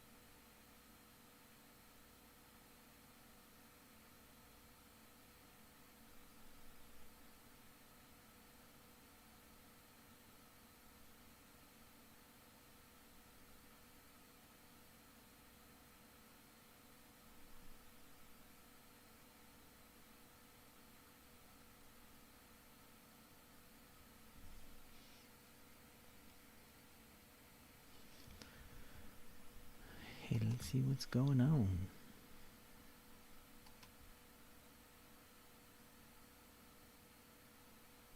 So that BitF that we were looking at, I didn't even know what it was. But I guess it's related to Bitcoin mining. And coincidentally, Bitcoin is needs a bounce, right? Bitcoin needs a bounce. It's not a bottom, but needs a bounce. So with Bitcoin bouncing, this might actually get some push.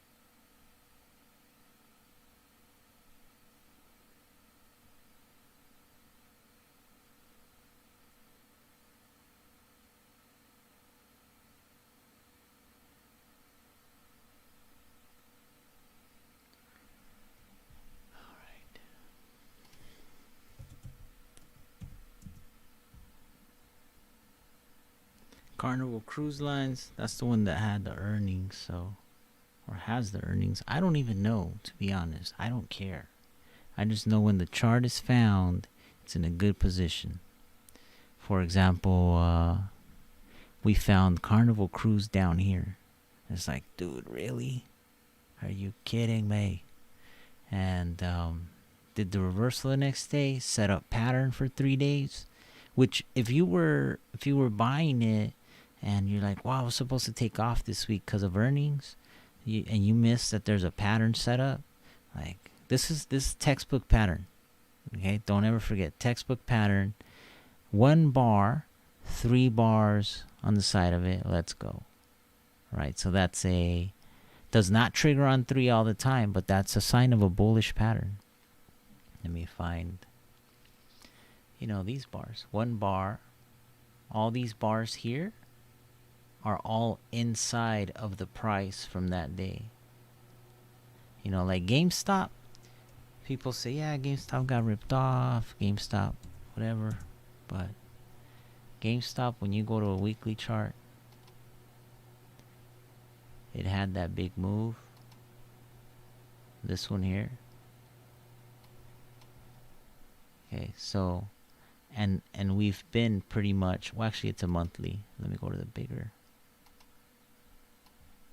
So we had a big month, and then we've had inside action. So one day this thing is gonna pop to the upside. I don't know what day. We could probably find out, but I don't know what date. But that's inside bar action is bullish. The only thing that concerns me here is that this is a big red bar. But it's still inside bar action. It's still bullish. Look at GameStop here. Inside, right? Bullish, inside. This one did not even... This one closed outside of here, but it still didn't close outside of here. So it's still a giant inside action. This is the scary part right here. This is no longer bullish, right? Because you tried to break out pretty high up there and you failed. But all of this in here was bullish consolidation to know you're going to try to break up higher. That's probably the easiest pattern to find in charts, right? Inside action did not become a problem until it broke below the inside action.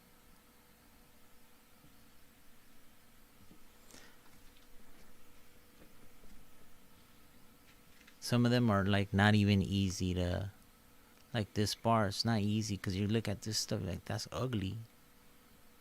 But still, not the prettiest of patterns, but still, look, inside action, gone. Inside action, all the way down. Let's see, this closed at $4.19. The low here was $3.96. Inside action. Not the prettiest, but still inside action. Let's get back to the day chart.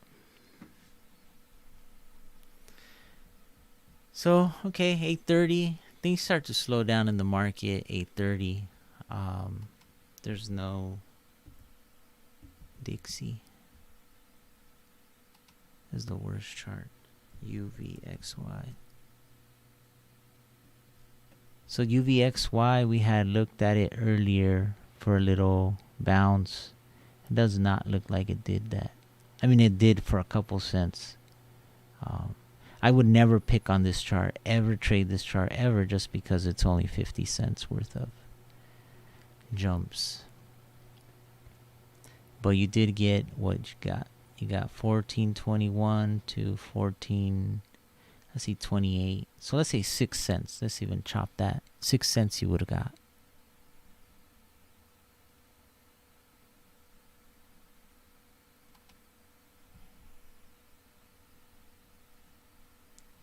$0.06.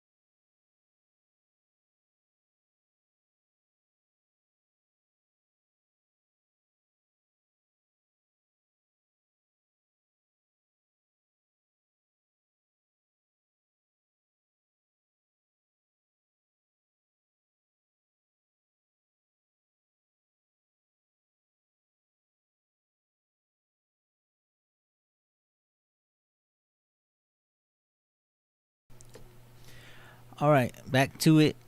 So UVXY, I'm not sure what we're. Oh yeah, we were looking to pick that up, but it didn't go anywhere. Tesla. So yeah, Tesla on the hourly chart. It'd be nice, like to set up a nice little pattern to pull back a bit, and then at the end of the day, try to rally into the close. Apple went up, hit the 200, has been retreating since. It's bullish though. It's a bullish tone. It's a bullish tone. I can't say it's not. Even if it drops back down here, it still has a bullish tone as long as it doesn't drop below the EMA 5. Right, so that'll be the trouble zone. Amazon's doing great. I mean, just go sideways and break through at the end of the day. Carnival Cruises should break to the 11 at the end of the day. Or Monday morning, one of the two. 1 or 2 days. See, we got Netflix. Also holding steady. Hopefully it just goes sideways to the end of the day. And then Monday we go on and try to hit that 200 level. Because people need their Netflix money back. Alright. Revlon holding steady. Trying to close above the yellow line for the day. So that's really the line in the sand right there. You got to close above that. That'll give you some strength still. If you close below it, man, Monday you're gonna first awesome buy in Revlon is gonna be the first touch of this yellow line. The day it touches this yellow line, you buy it there. It's gonna be a great bounce. Great bounce. That's just what charts do.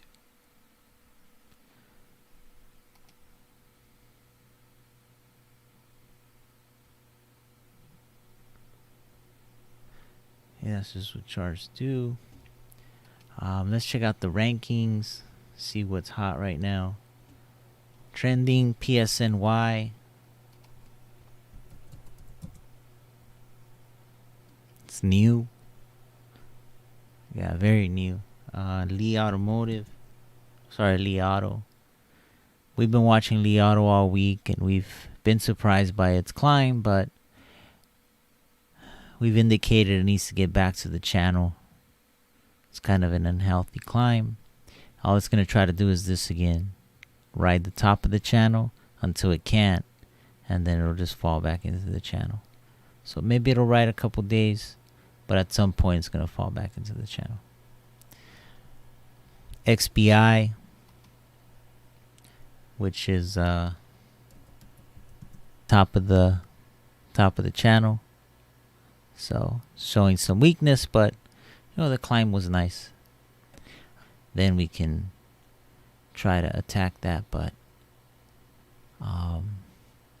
we're at that day, right? We're at that day where touched the top of the channel. Let's see what it does next. We gotta wait for the close. This is the support. So as long as we don't close below that, we're good still. We're okay still. Like at least today, we're okay still. XBI, so that's XBI. BB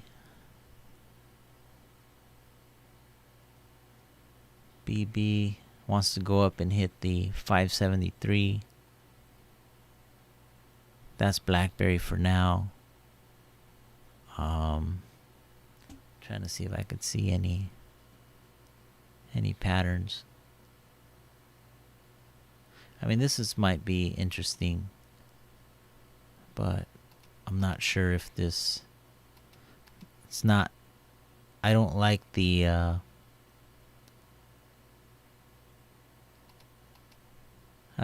positioning much, but it is there. I don't like this angle. But if we were to apply this head and shoulder rules to this,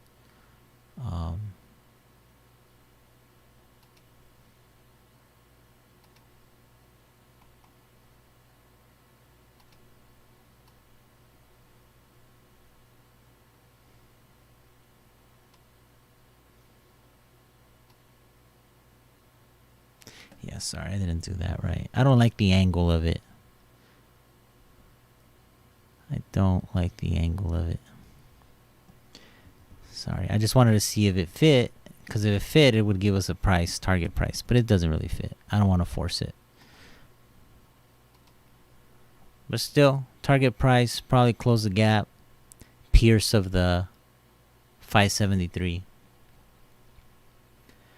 Let's move on to Labu, which is another biotech. Labu, same as the XIB. Same kind of activity. It probably hit the top of a channel. In this case, it hit the 50 moving average, simple moving average. But this curvature right here is really good. It's really, really good. So that is not a bad sign. La Boo Boo. RCL, Royal Caribbean, probably rising on the back of Carnival Cruises earnings.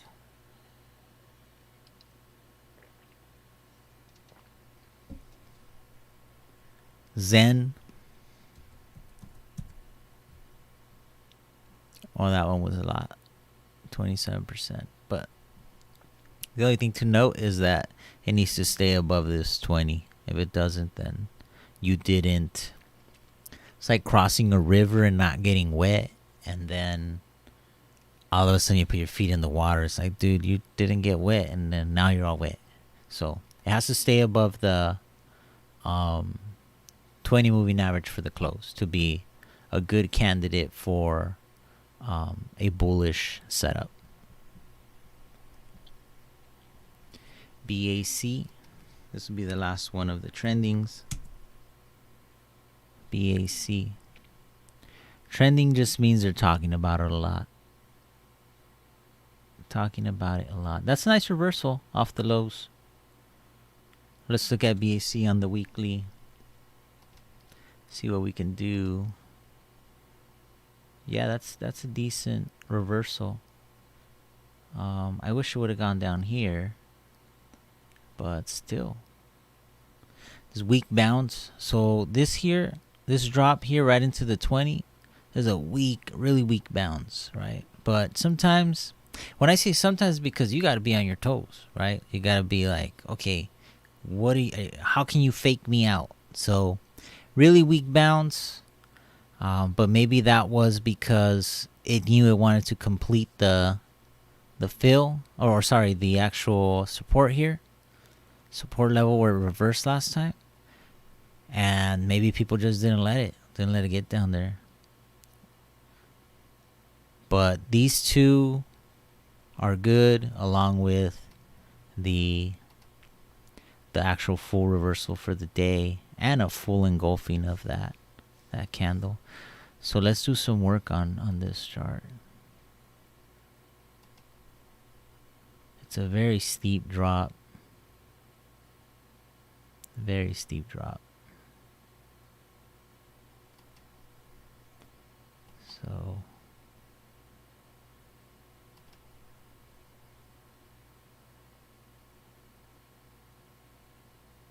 let's just say right there. See, that's a very steep drop. So even when if you were to get up here, you're going to have some resistance on the weekly charts, right? But the breakout of this yellow line would be your first sign of a good strength, like getting out of this slide that you're just sliding on. Now, where can we find the support? Let's zoom out a bit. Support is here, right? So let's see what we got. What do we have up here?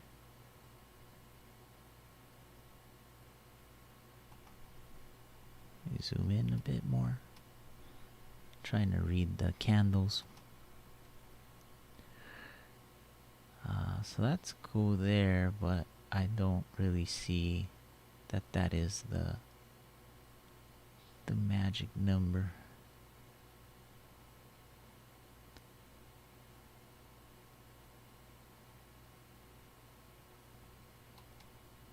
Yeah, unfortunately, I think you might still need to drop.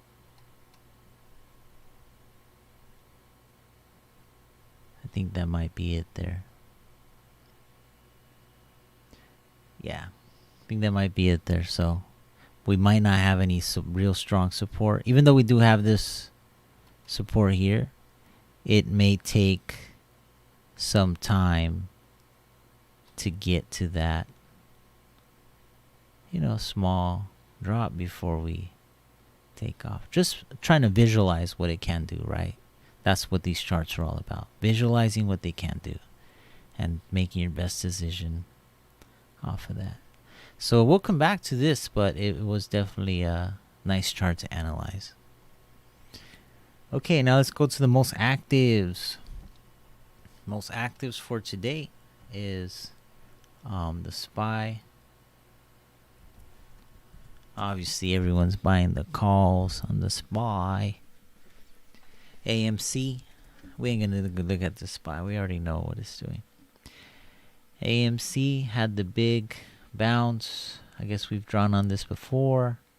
We're nearing the channel breakout again, so that's really good.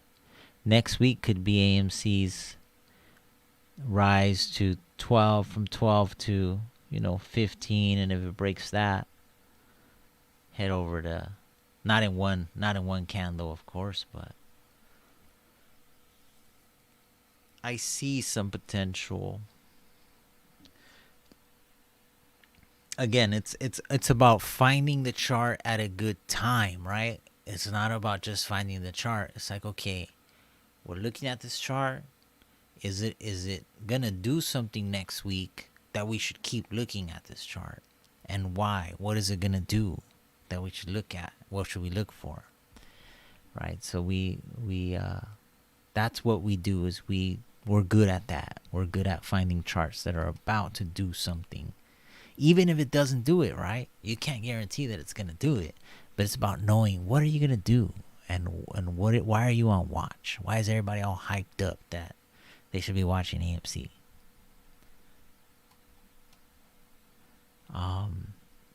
So like, you might find tweets that say, oh, you should be watching AMC because the volume this and that and 32 million this, and some dude tweeted that thing over there in Asia that might buy AMC and this and that, and I don't know none of that. I don't know why people are even hyped up. I just know they're hyped up. So when I go look at the chart, I apply the natural things that I know charts always do. There's nothing you can do about it.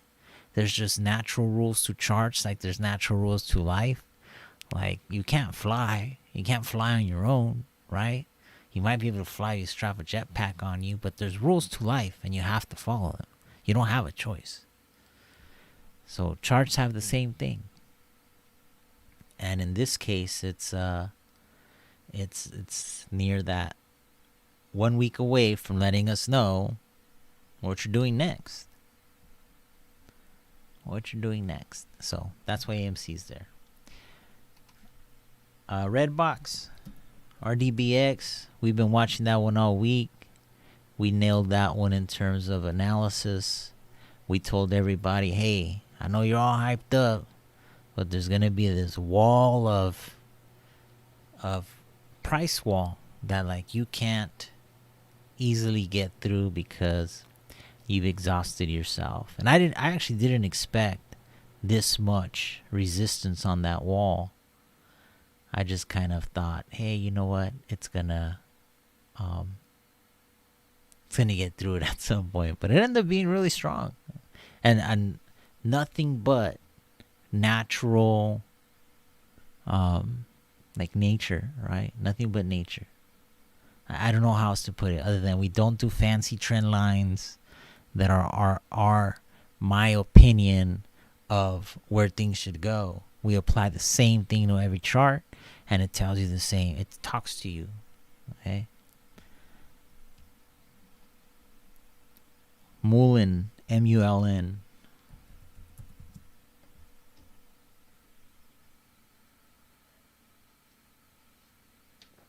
So Mullen on the daily, obviously, you see that we were downsloping really hard, and then it had to go up to like start waking up these moving averages and curve them up, right? Because that's what you want.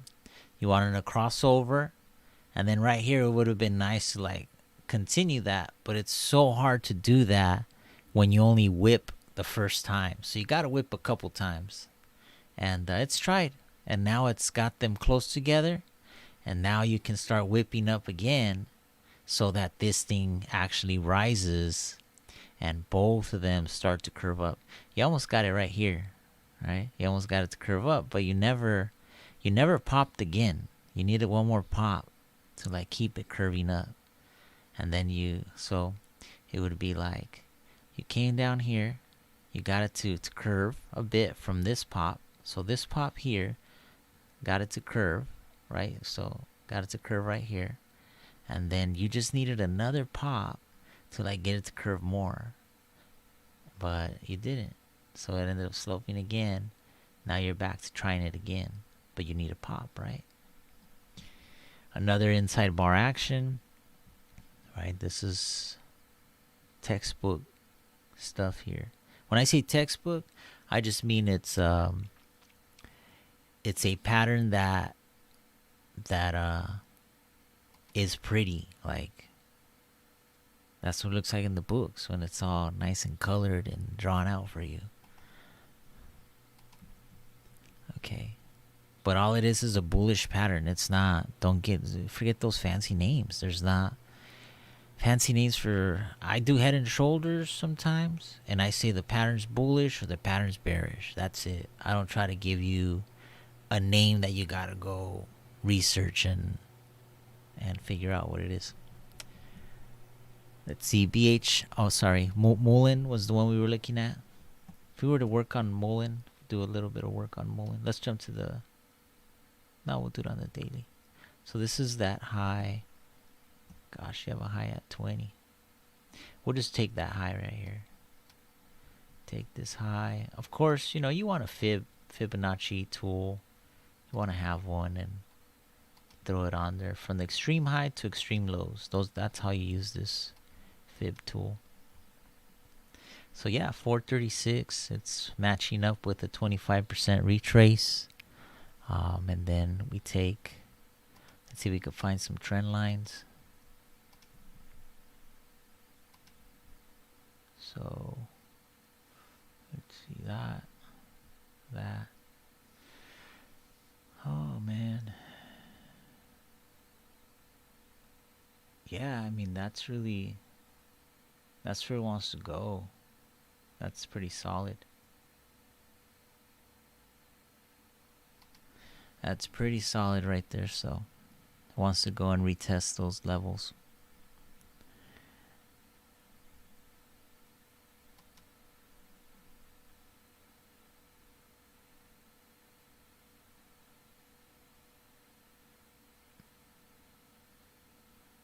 Trying to see where the chart broke down. Kind of broke down right here. Right, so that's what I would say. It wants to go attack those levels. Super steep chart. So we'll be watching it. What's cool is if it actually pops and it actually becomes a thing, we already got it all marked up on what we thought it was gonna do. So there you go. We already got it all marked up. All right. Next one is Rev. Rev we've been watching all week, so we know what's going on with Rev. Rev struggling. It's struggling, but it had a lot. Yeah, it had a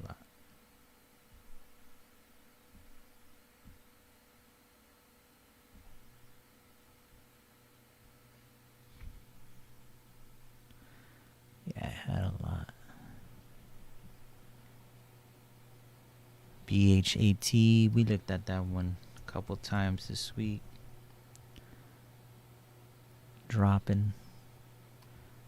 BHAT. Yeah, it's just too big of a jump from like 60 cents to $3. It's too much. I don't know what people want. You have to get out, right? Just get your money and go. You can't rely on one stock to be your everything. It's like, dude, a bunch of 20 percenters, a bunch of 5 percenters, a bunch of 10 percenters. That's all you need. You don't need to look for that 100 percenter, 200 percenter. TBLT, another jumper. So it's just most active. That's all. Most active. GGPI was one that started yesterday. So that one blew up as well. But they're exhausted. Back to Tesla.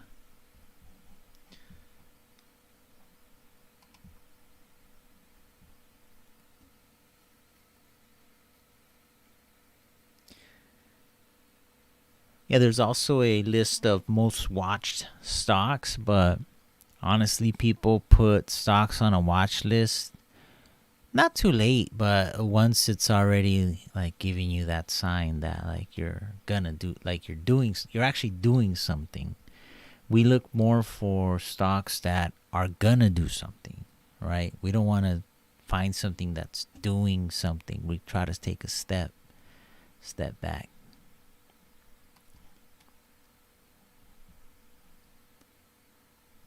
All right, back to Rev. Got to finish the week with Rev. See what it's going to do.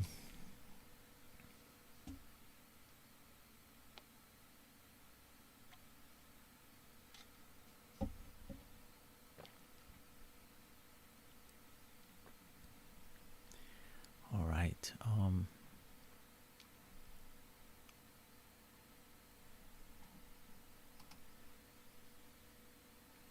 BNTC,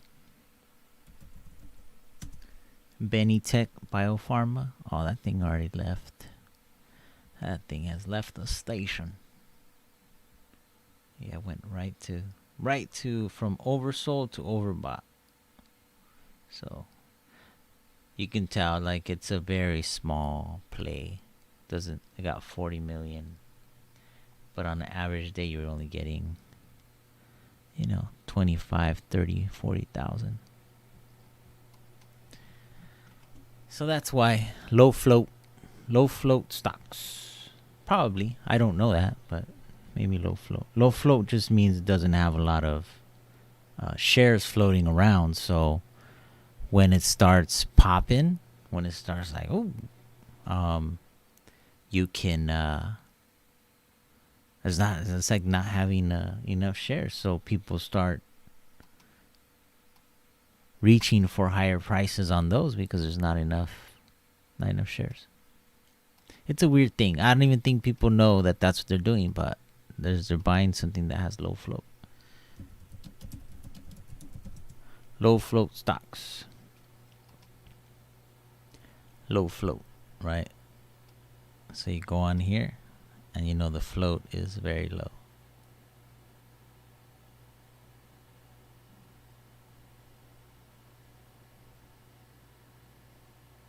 High short interest stocks. FUB, Beyond is a good one. So high interest and shorting it. I'm not exactly sure why. If it's at a low, like why would you short something that went from 220 to 20? But I guess that's people. That's what they do. Hey, get your money, man. However you can get it. But I wouldn't short this. It definitely stopped at 20. Has not even reached. Gone as low as 20. Has attacked moving averages a couple times. Very similar patterns in a lot of stocks. So, yeah, that one said high short interest. Kind of crazy. FUV, Revlon. Obviously, Revlon, high short interest. FUV is Akrimoto. Right? I don't know why somebody would have high shorting interest on this stock.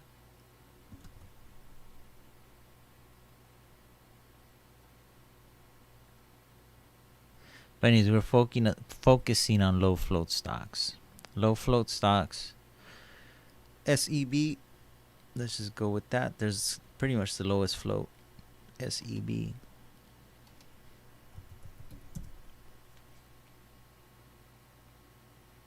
You see it's a...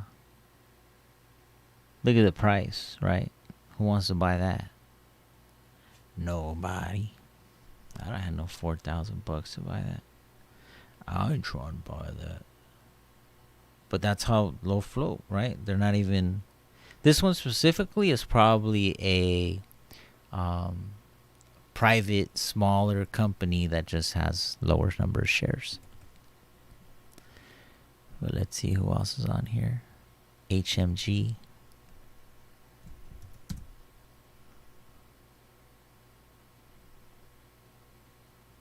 Yeah, that one doesn't even have much.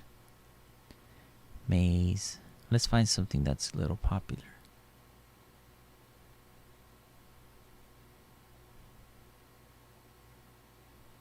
This one, WHLM. Oh, it's ugly.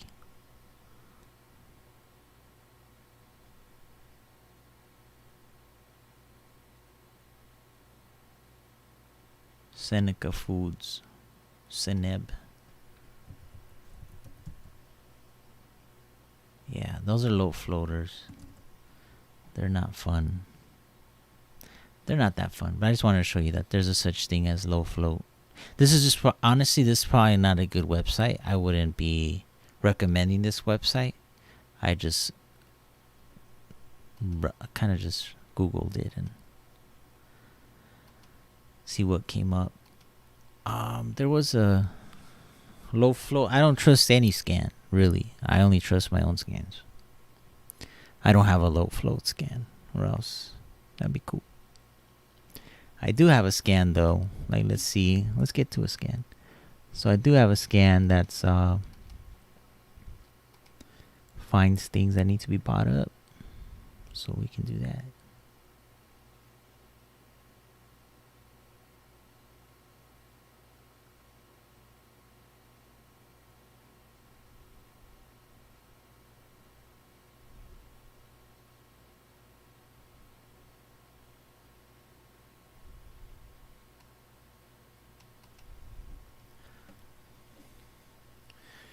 So these stocks we're about to look at. Oh, there's none today. Okay, there's 3. Oh, there's really none. SDS, which is an inverse. So it's what it's saying to me right now is that there is a need for this to be bought. And it is approaching that 200 level. So this is the inverse of the SPY. I believe that's what it is. So when the SPY goes up, this goes down. So you can say, all right, it's very possible that when the SPY touches its 20, this will touch its 20.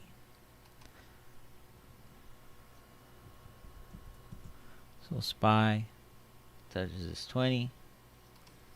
This one touches this 20 to the downside. They are not one for one. They kind of just, sometimes they're working in sync, sometimes they're not. It's not really up to us.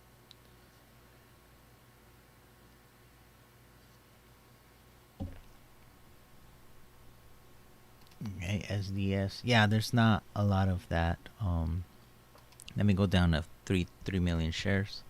I was at 5 million shares.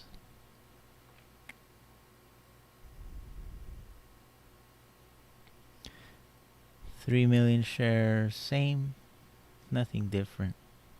Okay, so HHS lows, 5 mil hourlies. Yep.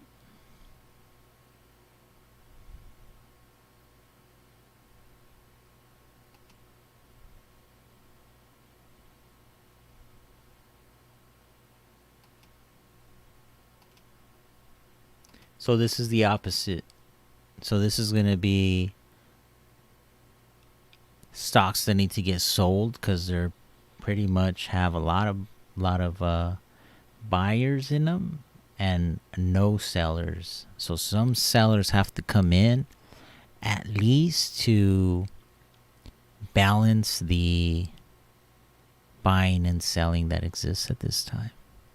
Not that there's no buyers, not that there's no buyers at all for people who want to sell their stock right now, because there will always be somebody to buy your stock, even if it's a computer that the Federal Reserve has that says, hey, buy the damn thing. Don't let it ever look like there's no one to buy stocks. Don't ever, because the second that happens, then the market just tanks. And but to say there's a lot of physical buyers here that satisfy the need for the buying and selling that's going on, these stocks here are short of that. So by nature, somebody's going to show up and sell this off. So let's look for that.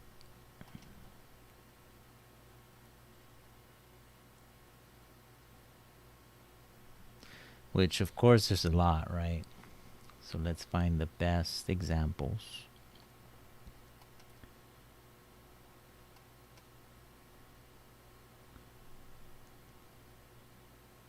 Box, Cardinal Health. Let's look at Cardinal Health. So Cardinal Health, there it is right there. It's like somebody has to show up. Somebody already showed up. So let's move on to another one. Box. Right, it hit the resistance. So somebody's going to show up to sell this off, because it's already had a stupendous day for itself.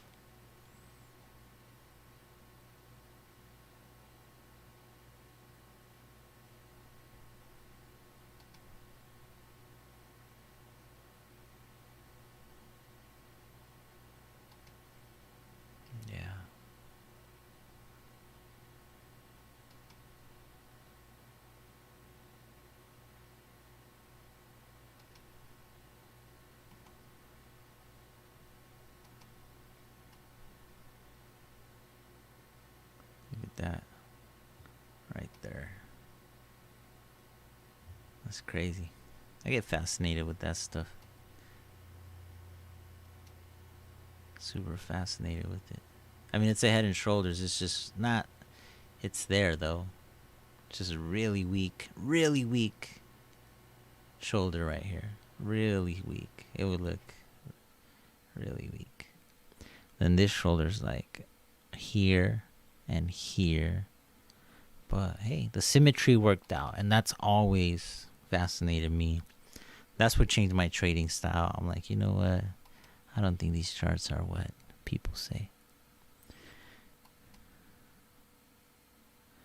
Okay.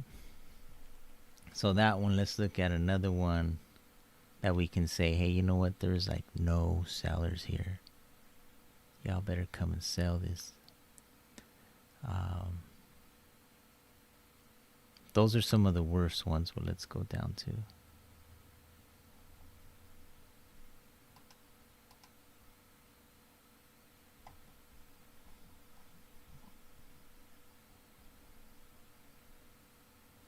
pharmaceuticals is the worst. It needs some sellers. Pharmaceutics.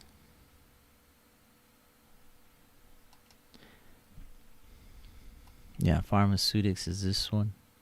There's these weird things that pop up for me. SP500. I don't know how to explain these, but they do have a title, and I don't know why it's a weirdo. I really don't know. All I know is a chart for me. A chart for me to map out.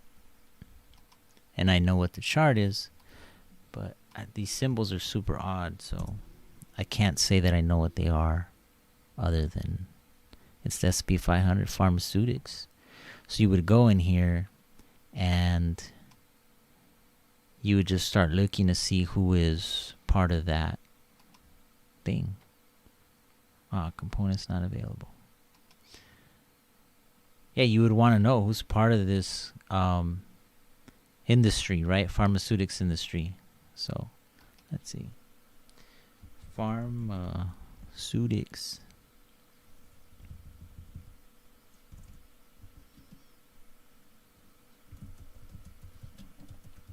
industry stocks. This kind of stuff you do on Friday, because Friday's like, dude, hopefully you made some money already. Or lost it and got out, I lost 2 this week and got out. No big deal.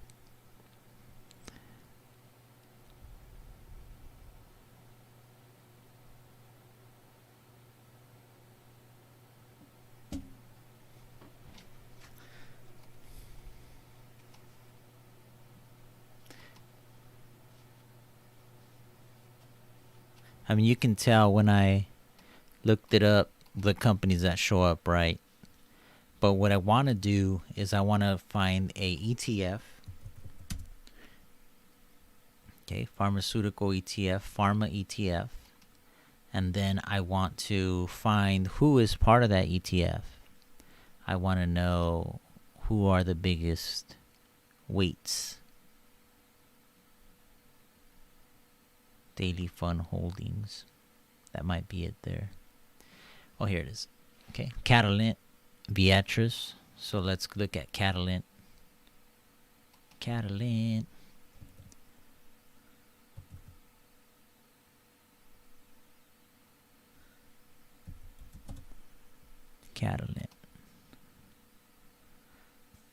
So Catalent is the heaviest weight, and you can tell it's already sold off at the top, because this is probably the one that's like, you better get in here and start shorting these because they're pretty weak. They're really, really weak, and they gotta pull back some and possibly more. I mean, they're really, really weak. Possibly more. So look, if you were to get a down move here, let's just say you got a move here, you would have a head and shoulder pattern telling you like where you're going next to the downside, right? I mean, that's a possibility. That is not a for sure. That is not a for sure. No, actually, that's not even good. It's not a good quality. Is it? Am I? Yeah, because we're breaking down, right? So we would have broken down there, and then put a neckline thing here. And then said like, oh yeah, right back to the bottom. Back to the bottom, and back to the bottom. So that's why it's one of those that like, okay, maybe we should start looking at this for shorting it. At least the scan says that. So we should keep that stuff. That way it shows that the work we did, and if we ever come back, we know what we were thinking.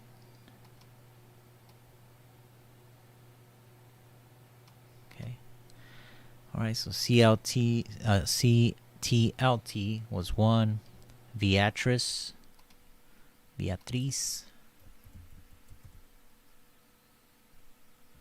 VTRS. So this has not been, no one's here to sell this off yet. But it's if you look at the hourly RSI, you're close to, you have like 2 more days before you can say that you broke down. This here is, why is this not oversold? Sorry, overbought. Why is it not overbought, right? That's the question. Why are you not doing that? Because you definitely have strength today, but you're not overbought. Does that mean that there's still room for you to get to the 11? and then that's where you would be shorted. Who knows? These little curvy things always seem to have some good luck in popping up. And then we did close above this red bar high, which is a sign to bullish sign. It just, you have these resistances here that you've chopped through before, but maybe now it's time to go hit that 12 and then short it. But notice the difference, right? So VTRS. Okay, so let's look at let's start with the this is a 3 times. Okay, this is a 3 times. Bullish 3 times. So it's called PILL. PILL. So PILL, and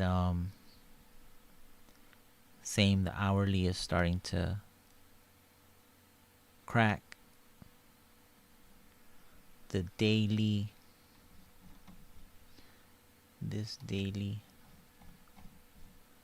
has decent breakout right there, right? But you're already like stretched.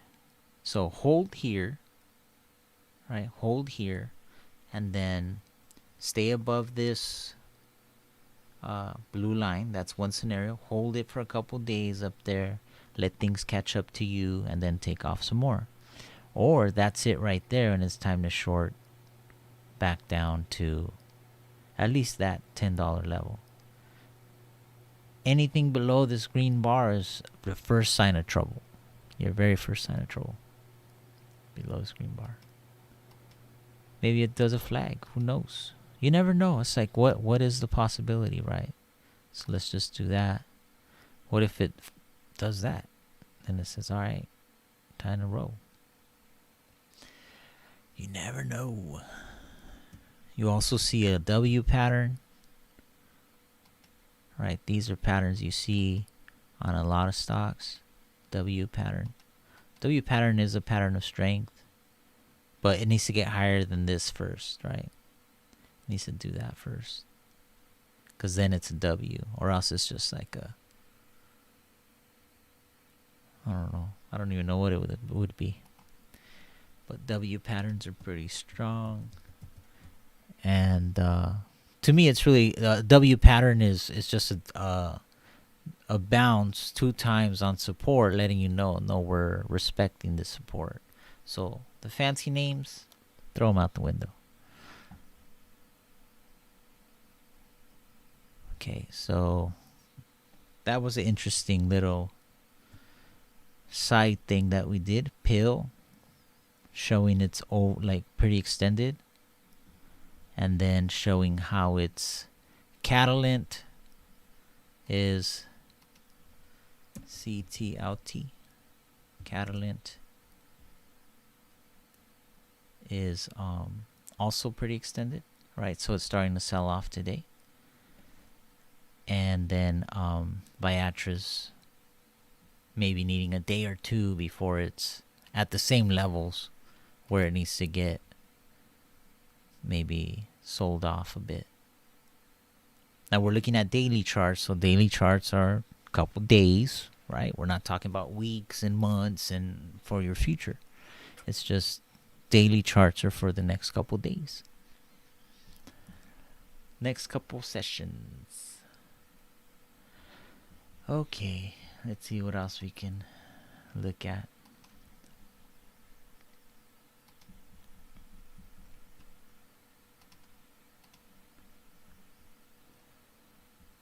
Okay, so who needs sellers?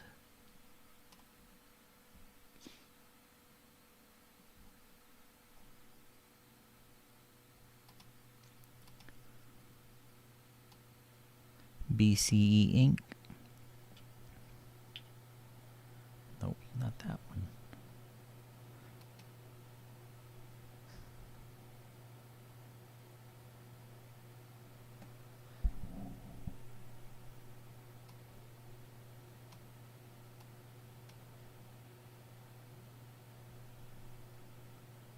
The ES is showing up as needing sellers. Haha.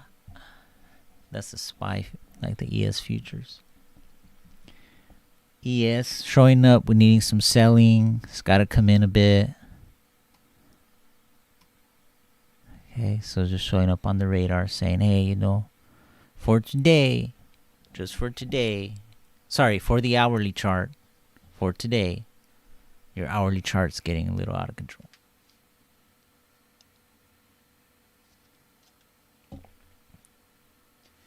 Airbnb, similar thing. Airbnb, today, your hourly chart's getting a little out of control. So you gotta have to chill out.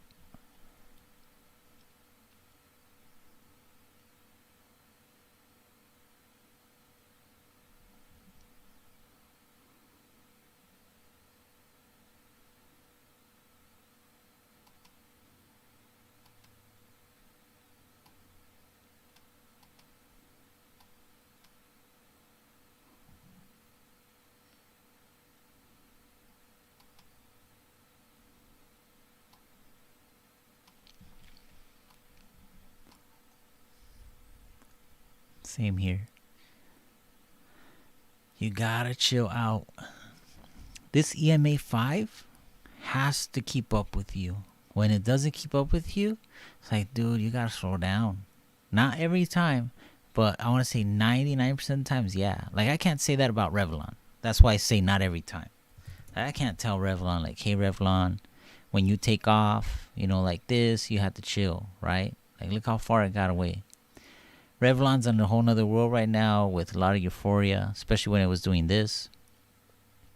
But notice that the second the EMA could not keep up with you, you have to pause. Wait for it to catch up. Like, that's danger. That's danger, danger, danger. Same here. You drop, you're getting too low, man. You need to wait for this to catch up. Caught up to it, boom, now we can do something.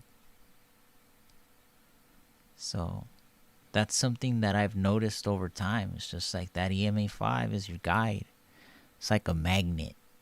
It's like you get too far, dude, you're going to float into space, dude. Ground yourself. So you got too far, you got to pause. Alright, so I don't usually say that. So I use it a lot, but I don't say why I use it. So this is my baby. Okay, so box D, you want to take a look at box D. We're kind of jumping around now. Box D, nope. Box D, no new nothing. We kind of had that possibly popping out of the oversold area, but no, it does not look like it wants to today. Maybe at the end of the day, rally into the close, but it does not look like it wants to. We still have a lot of time, so. Box D, red box. It's another hype one. RDBX. So nope, no cigar on red box. Still stuck behind our wall. Our wall of pain. Alright, red box. Lee got out of the channel, but it needs to return. We were saying that Lee could probably slide up a little bit on the channel. You know, when it comes back, slide up. But at some point, you got to return to the bottom of this channel.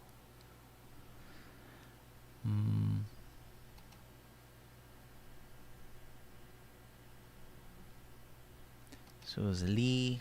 Futu was one we were watching earlier in the week. Futu Holdings. Same. Top of our channel. Tried to get out, but it's like, dude, you gotta respect the rules, my friend. And one thing it can do is use this area of support, because it has two areas. Wait for this to catch up. Hold in this area. Wait for the moving averages to catch up. Because you're pretty much overbought today, you know, according to the RSI, but you never came down, so you needed to come down. You needed to get your butt down here now. Okay. Box D. Caesars up 11%. Needs to chill out. See how it's like 1, 2, 3. Like, bro, what are you trying to do, man? Are you trying to blow yourself up? But definitely a breakout. Nice breakout. Nice breakout above the red bar high. It's a big deal. It's a big deal, because that's where it starts to get a pattern so that we can see if we can go up. This is a nice bullish pattern, but it just failed, right? It flopped at the end of that.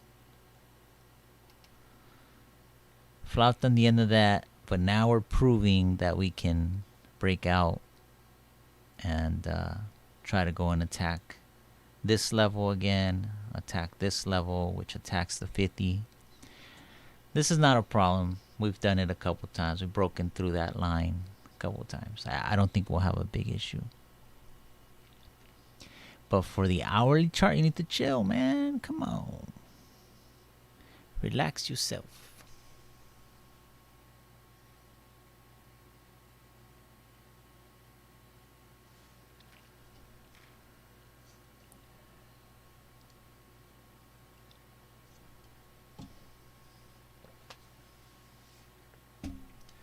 Okay, so we're waiting for this to chill out to show you that it can't just keep going up like it thinks it can.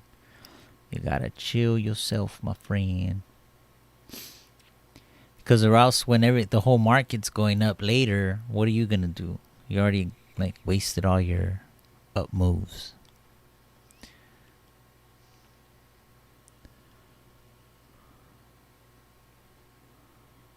So we're waiting for it to get sold.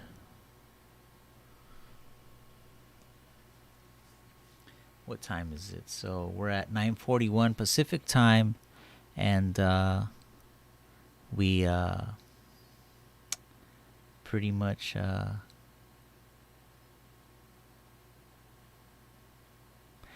it's an easy up day.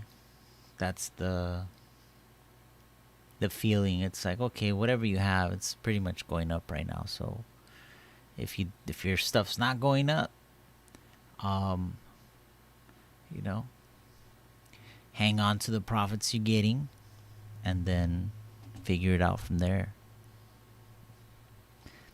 Sell your losing positions if they're really losing positions.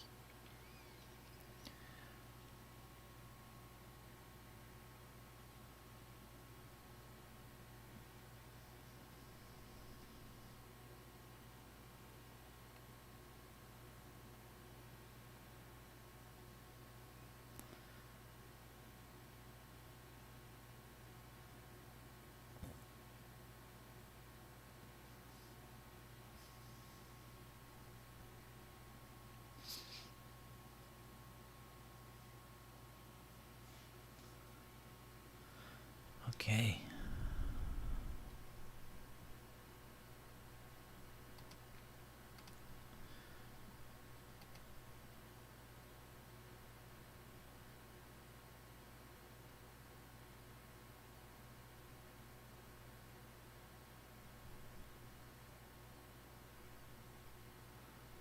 Come on, Caesars.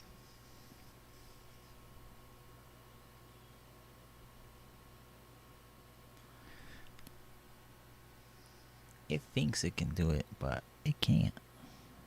The bad thing is that we just started that candle, so we just started it 13 minutes ago, so it has 40 minutes to go. Sometimes the first half hour, it would just show like, oh yeah, I got the strength, and then second half hour, it's like, nah, you know what, I don't got the strength. There's no real pattern to it, but you just always got to be on your toes. That's the number one rule. Number one rule, be on your toes. Number two rule, be on your toes. So there it goes, getting a little sell off right there. It just can't It just can't. You can get, don't get me wrong, you can get 7 candles up. You can get 10 candles straight up. But each candle needs to come back before it needs to come back before it just can't keep up and then up and then up. It can't do that. Like you're gonna crash. You're gonna really crash. That's why every candle you see kind of comes back in, back out. All that stuff is just to keep things healthy. That's it. Just to keep things healthy. It's not to. It's like there's certain levels of health, then there's certain levels of like, whoa, you're too down low. So you gotta just be able to identify all those levels. You know, come on, Caesars.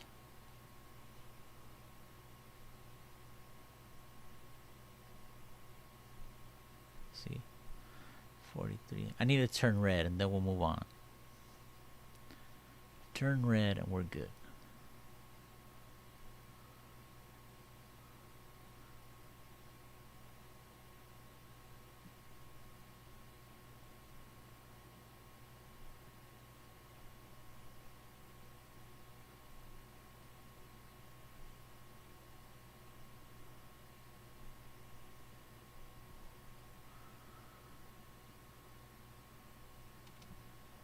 Let's do this. Let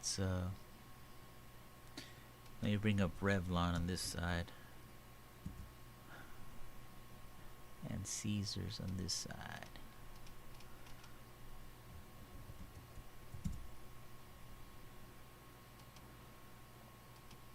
I take off the after hours action because most people don't really look at that stuff, that trade post and pre-market activity, and their charts are usually not set up with that, so I won't do it. So yeah, Revlon's got this nice little pattern here. As long as it doesn't break down, I think it can rally to the close. This is the hourly chart as well. It just doesn't have the lines.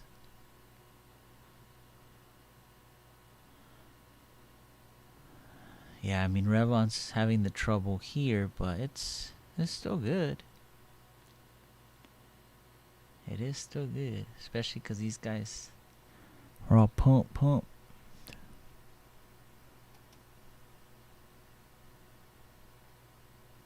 All the futures are still up, so we'll probably have a nice close, really nice close. And even if we give back some of the gains, I think we'll have a nice close. So Revlon having trouble. Caesar pulling back in a little bit. And Caesar, we identified it, so that's what we're watching for. We just need the candle to turn red so that we know, like, hey, this is how you find these. You're going too far too fast, buddy. Relax.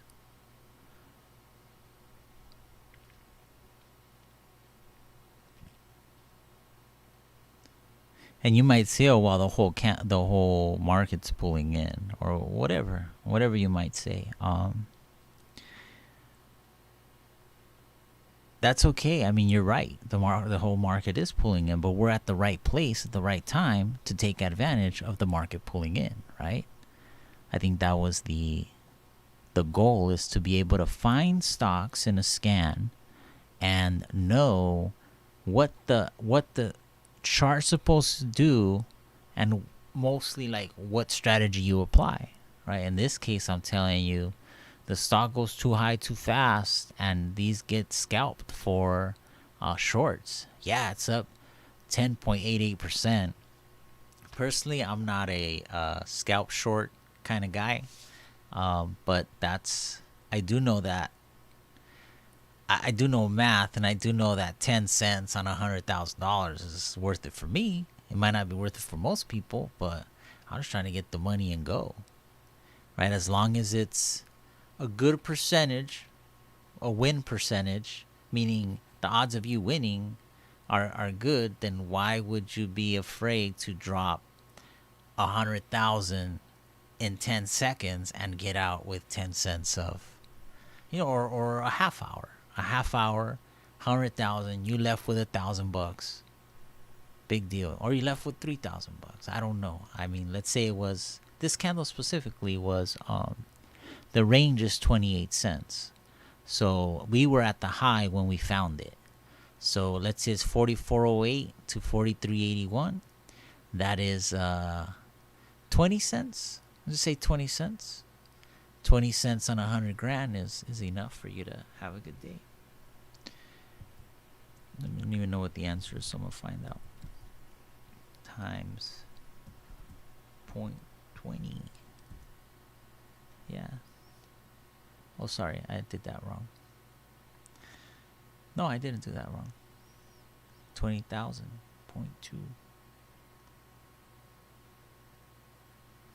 So there you go. 0.2. Did I do that right? Why does it not sound right? Let's see. 20 cents. 0.20 cents times. Oh, that's what I did wrong. Okay. 100,000 divided by $43. Oh, sorry, $44, because that's 100,000 divided by $44 equals, you would have 2,272 shares, and you got 20 cents each. And that's, you could have got more, right? We know where this is going. It's just you could have got more, but time and value is, you give me 5 seconds of $300 and I'm gone, right? Because in 5 seconds to make $300 is a big deal. Times 0.20 equals $454. Way less than what I was talking about. But it's all about time, right? Like, time. Well, if you get $454 in 10 seconds, it's just... And we're trying to force this symbol as well. Like, we would have to find the right symbol to do this with. But right now we're trying to force a play here. If I was to do this play on something that was a little... I would find something weaker for the day. You need some a little bit weaker for the day. Like, let's see.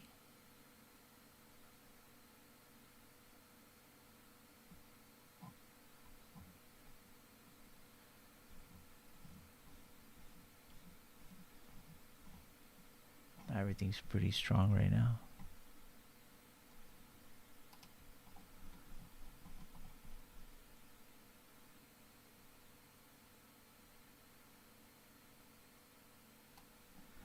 Williams companies. Nope.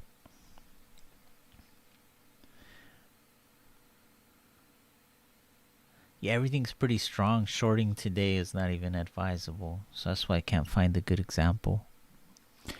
But we did get to see Caesar, the candle come in a bit. And that's all we were looking for, is stocks that are getting away too far, too fast. Not that they can't get away, just too far, too fast. And this was one.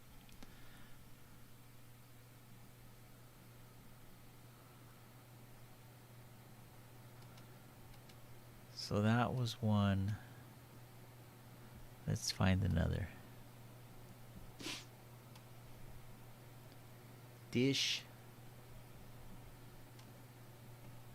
Same style of pattern, right? Too far, too fast. This got to catch up in order for you to be healthy. So come back, touch, and let's go. But it's too far, too fast.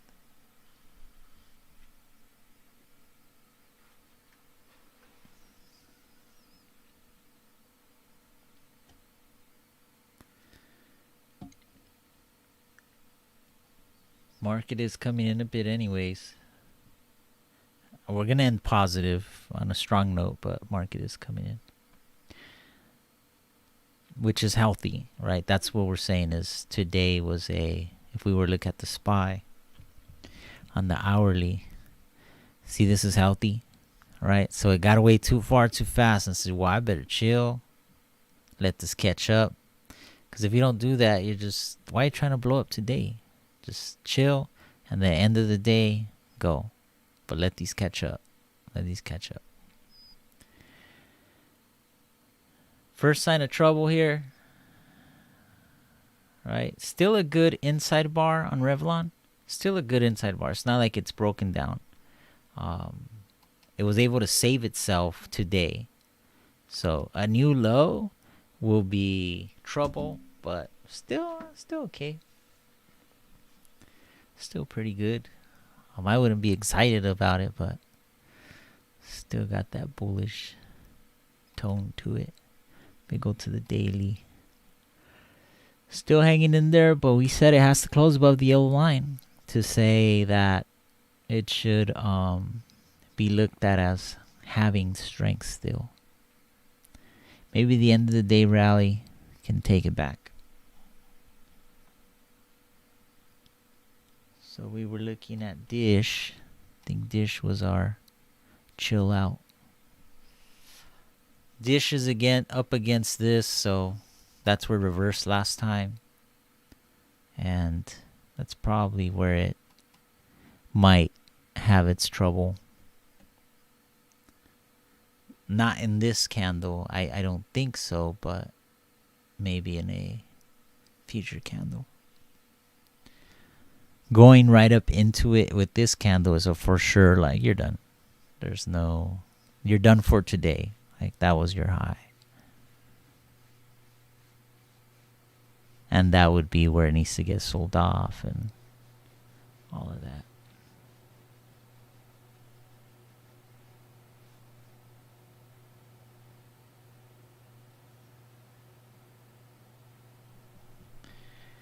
Century Aluminum. I don't want to move right now because I want you to see the Dish do its thing. It's like fishing, right? You've heard that before. You just gotta wait. Gotta wait.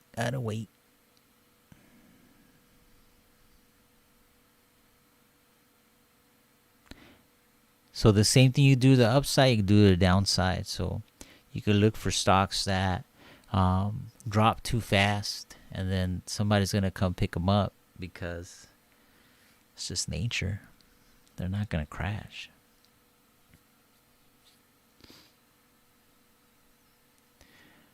Okay, come on, Dish. Bring yourself to reality.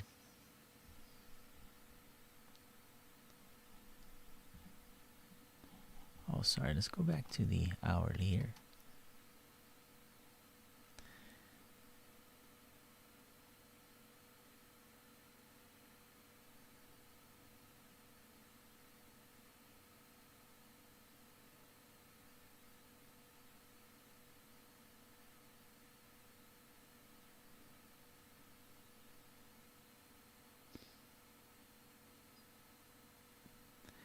Come on. You said you can make it, so make it then.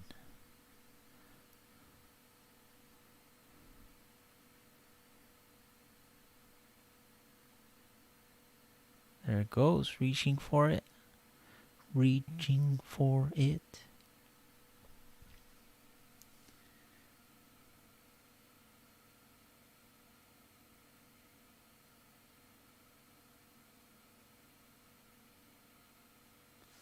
Let me see where that is on the daily, because you got to check both time frames. Yeah, it's a gap fill, so I would say that's probably its max.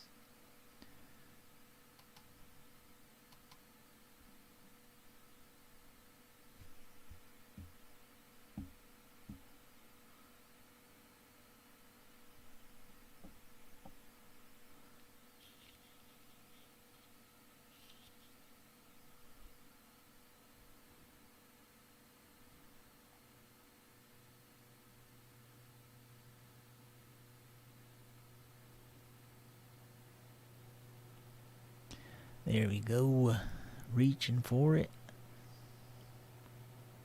People are probably getting excited. See where it's at. Let's tell everybody on StockTwits that that's it for Dish for today.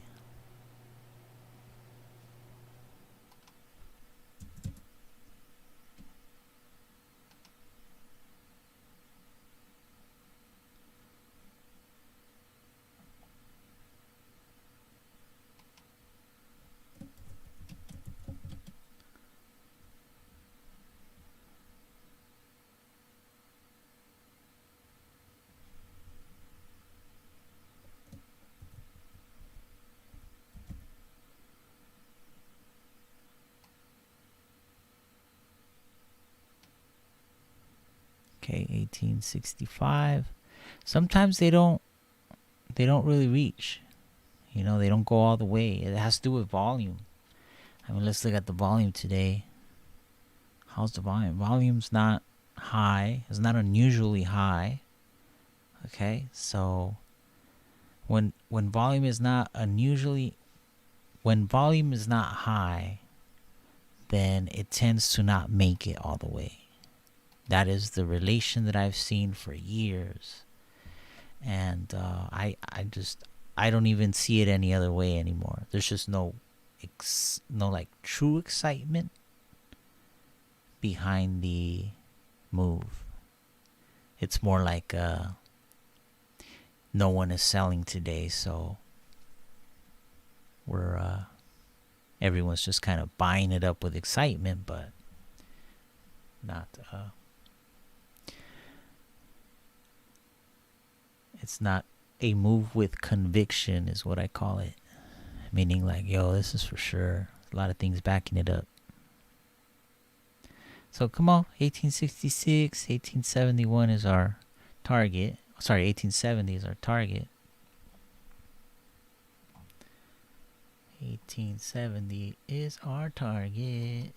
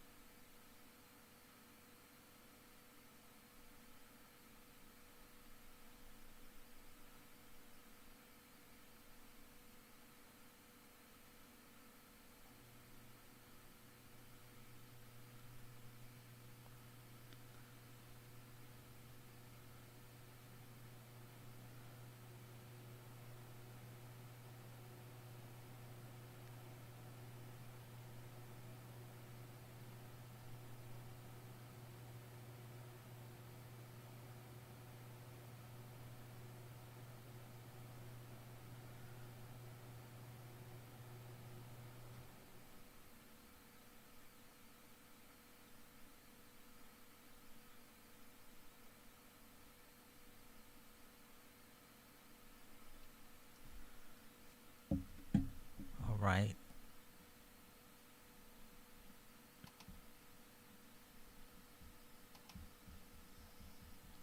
Okay, so 1868. Actually, it did do the 1869. 1869.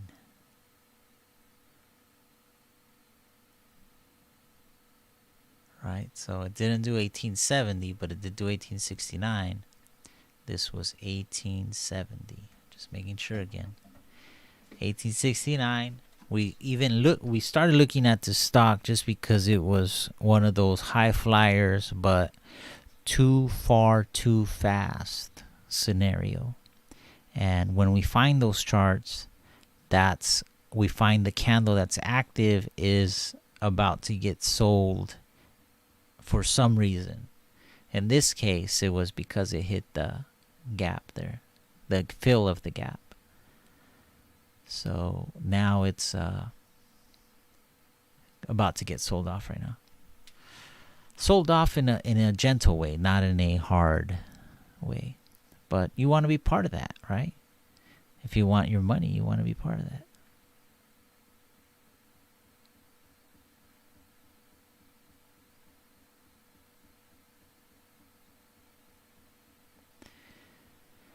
So 1869.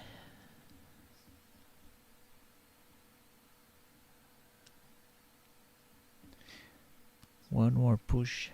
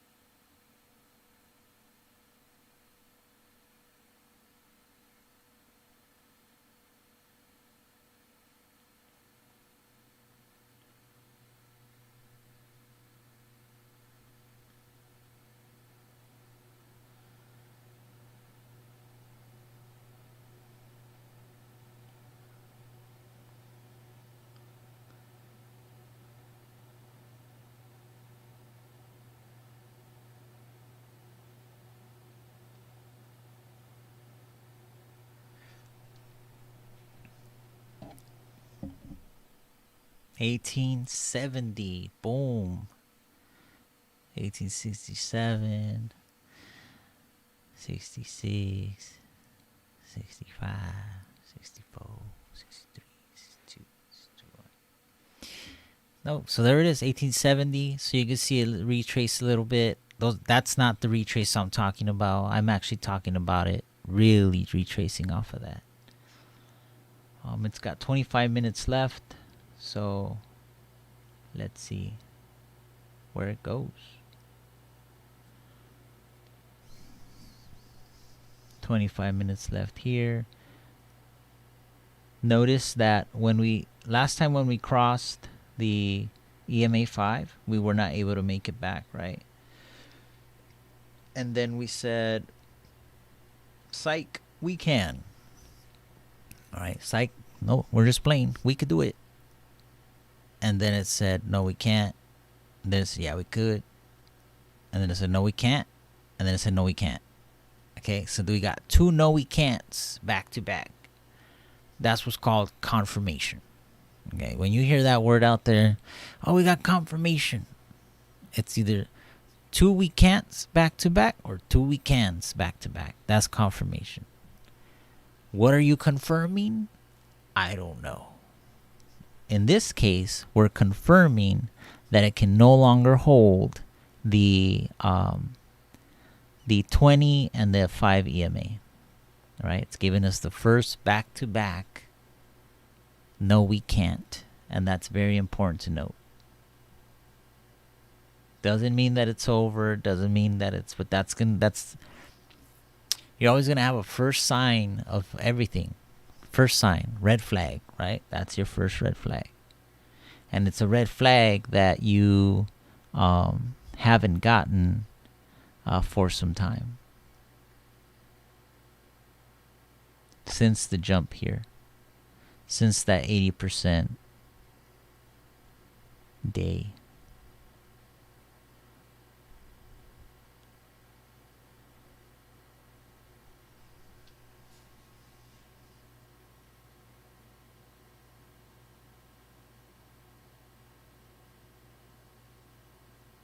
So Dish is still trying to push up.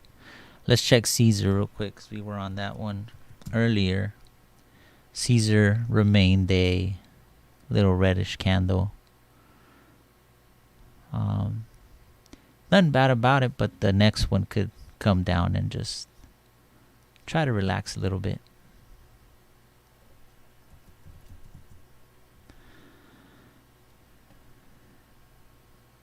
So because this is, like, if Dish was to close this way, it's chance for reversal next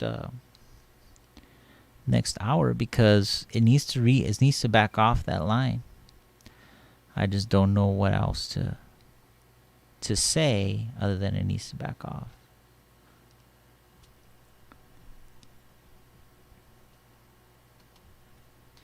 This is has a lot of time to stay strong or stay overbought.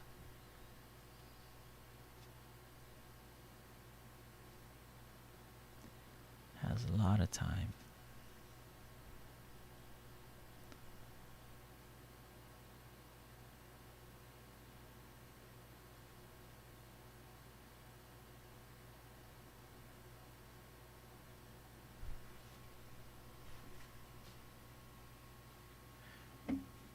$18.70. See, Dish still trying to break that $18.70. Let's see if it actually broke it. Nope. The high is still $18.70.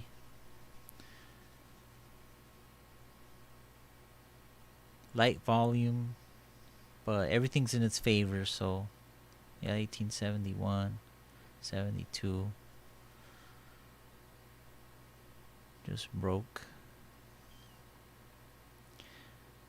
You know, that's what it does. It still doesn't really mean anything until the close, right? The close is the one that says I broke out and stayed, not just broke out and faked you out.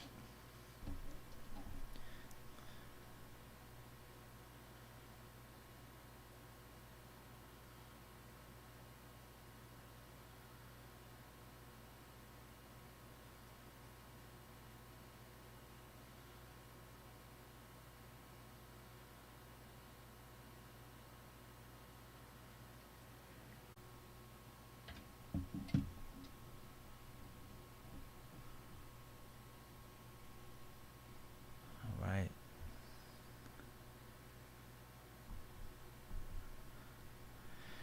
Sorry, I think my camera went out. Okay. So yeah, Revlon dropping a bit, while Dish is still pushing up against the price line, but still got 19 minutes to try to break that, and then figure out that it needs to chill out.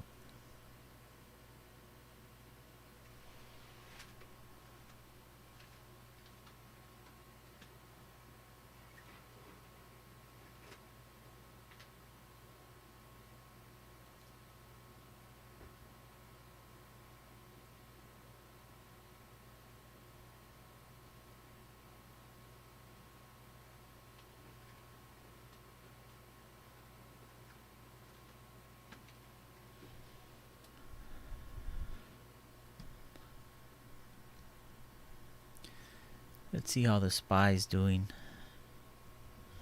because that one needed to chill, but it's not. It's like, no chilling here, buddy.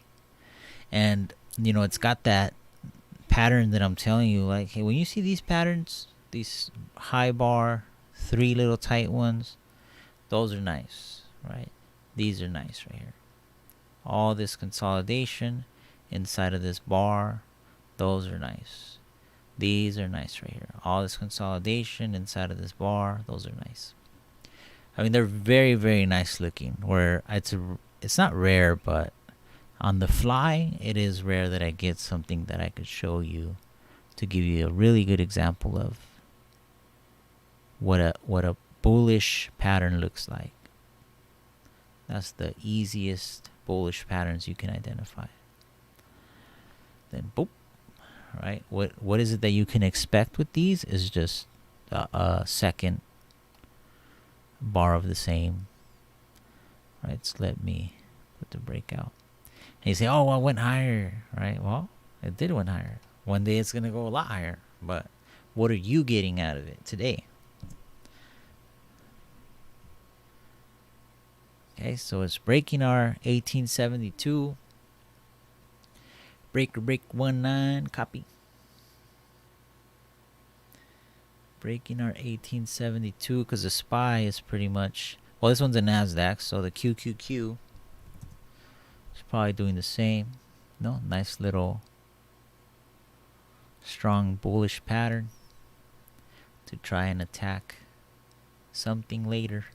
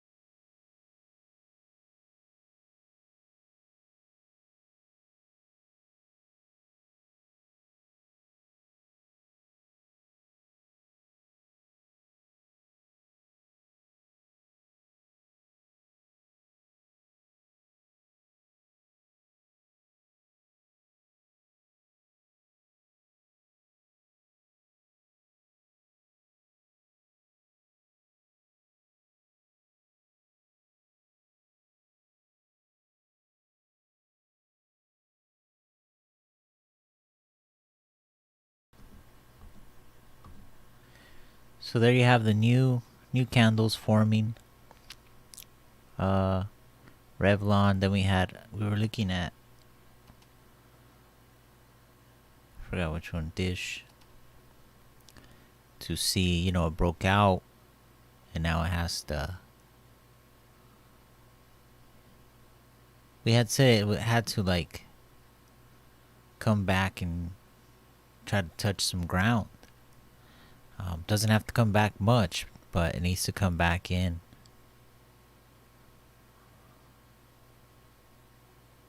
These are getting shorter. So this one is the one that hurt it the most because it never came back in. It just went up. This one came back in, try to get some health. This came back in a little bit, but we'll see. We'll see how that looks in the end.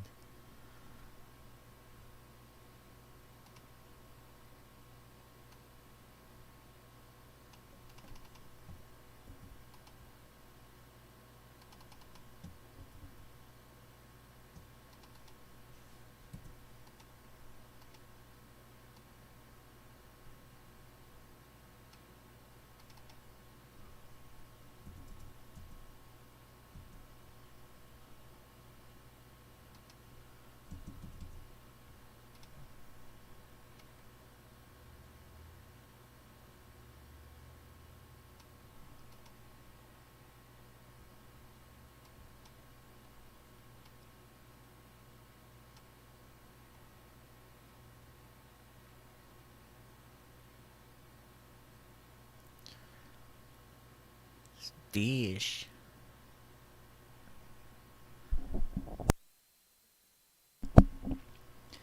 Dish Network. Rocking and rolling. But needs to come in a little bit.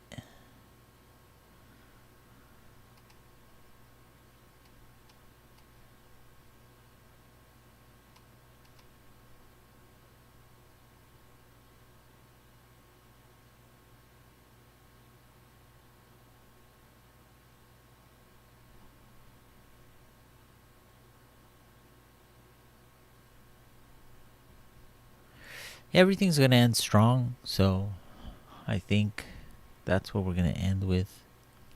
Let's take a look at some cycle times. So we had Meta at 8:30. Meta 8:30 with a new price for us. Then we had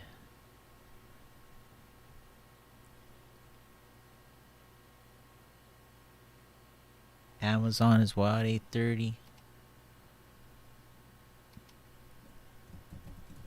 with a new price for us. 8:30. And then we had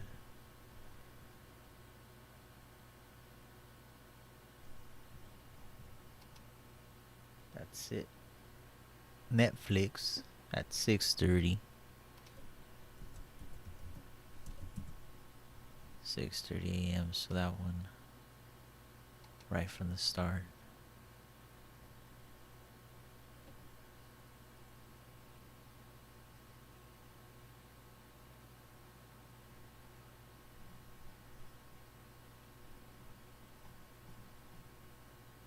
Okay. What else did we have? Bitcoin. We did draw that line on Bitcoin, which was at 8.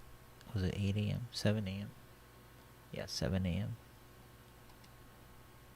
So, bearish tone for the session.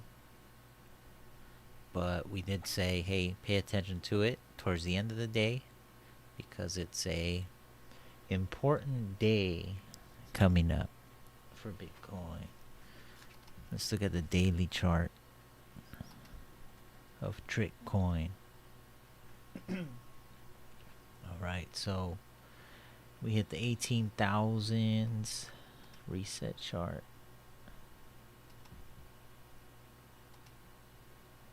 We hit the 18,000s. What should we do here?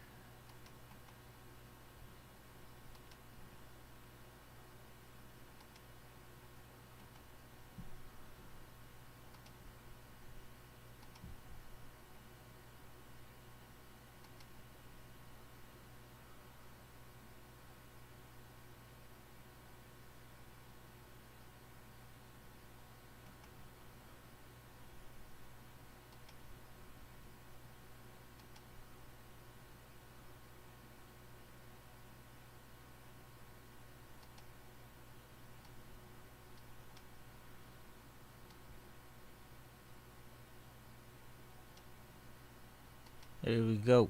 Let's see what's up. Let's see what we do there. Let's maintain that. And we should be okay. Second, we don't maintain that, we not okay. All right. All right. So yeah, we had Bitcoin. Let me get back to that hourly chart. All right. And tons of them. There's a lot. Google 8:30 a.m.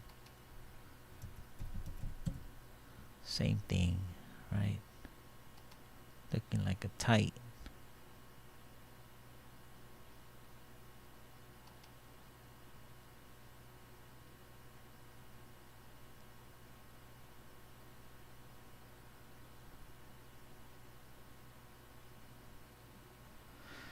Google.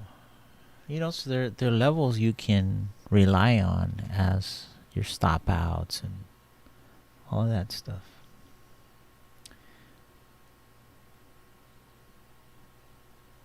Okay. Let's get out of here. Let's get back to our standards, we were watching Dish, which got away stronger than what I thought, but it still needs to chill, even if it's just that red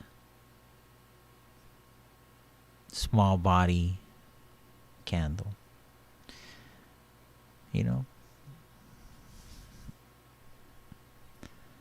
Red small body candle.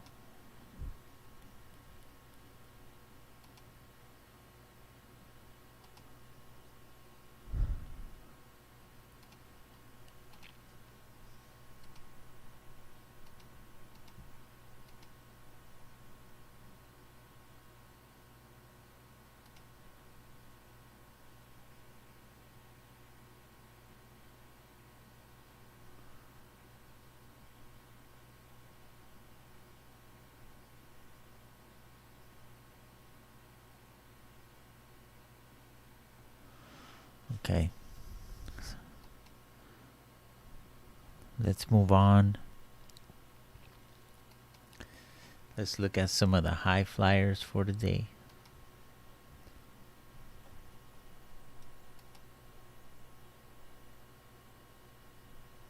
We'll come back to Dish and see how it behaved. Most actives. So AMC, we said AMC was one.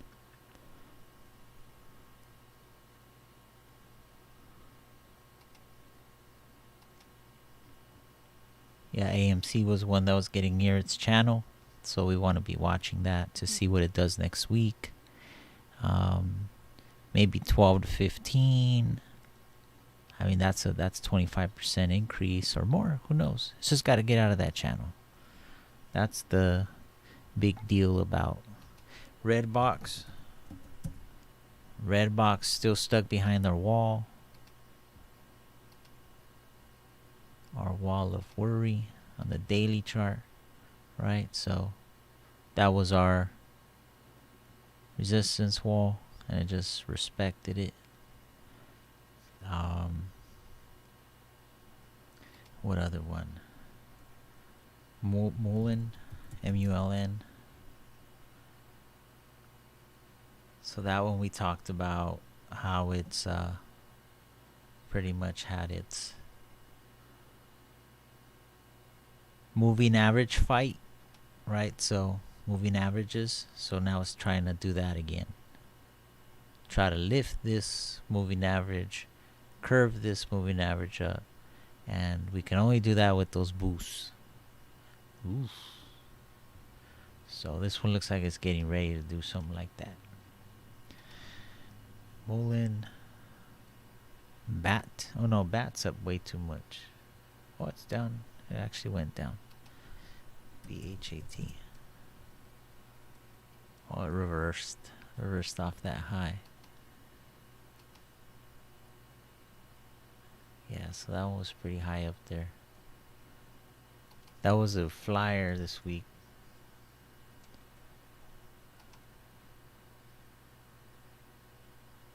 pets. Pets. That one's setting up for something.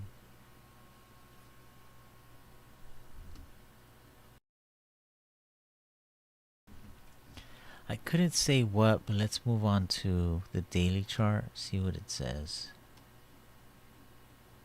Oh man, that's ugly right there.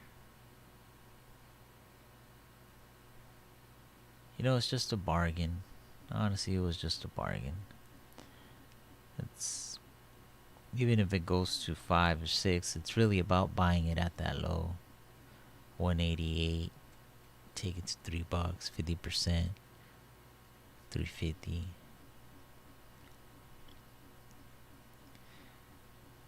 Just give me a scan search idea. So to scan stocks that are low in price, so smaller prices, I want to say $2 and under, just using this as an example, and then measure how far they are from the 20 SMA, simple moving average, because that will show you how low, and it's just those are the ones that have a chance to pop up back into it. I kind of have always known that, but I have different computers, and then or right one.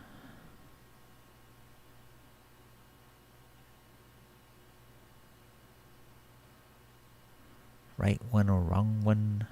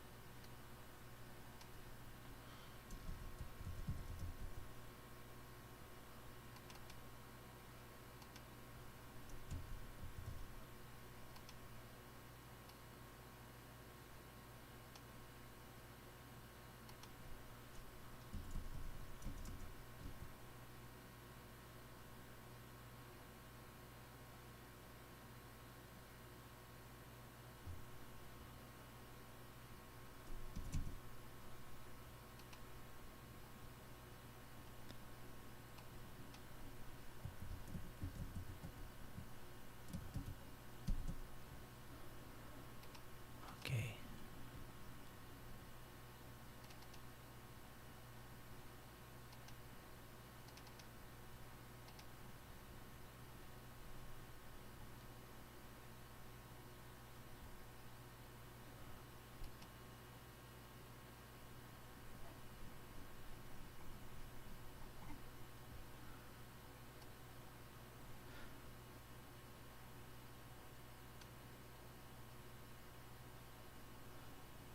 Okay. At least it's finding them pretty far away, right? So the goal of the scan was to find what symbols are really far away from your 20 moving average. So now I just need to lower the price to 50 cents. Let's see. 50 cents. And my max will be just $3, just to not get like 1,000 results, you know.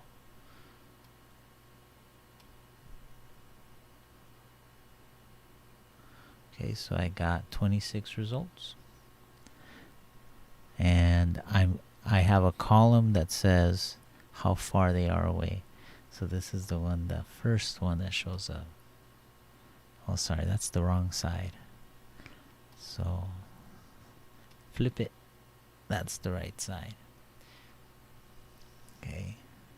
So that's the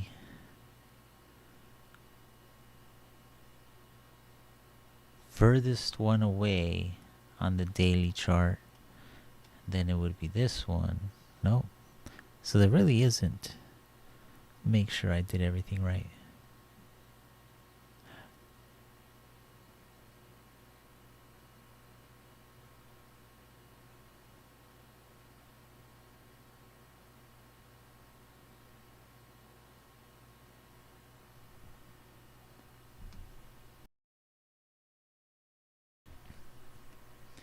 Okay.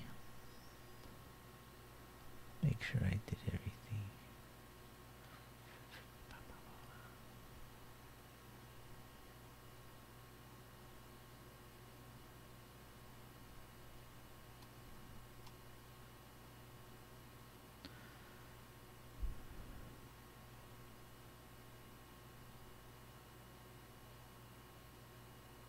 Yeah, I mean, that's really the only one that shows up right now. There wasn't a lot. I'm surprised. A lot of different areas to scan this in. Let me try another scan.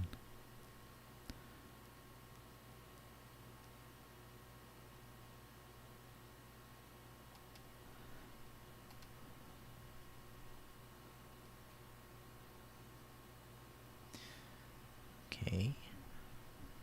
Got a better result.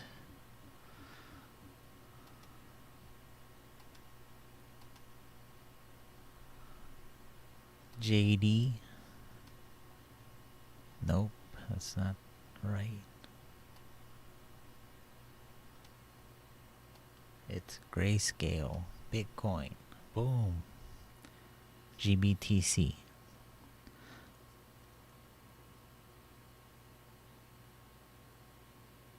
So yes, so you could say GBTC is... Oh, I keep having to reset the dollar values.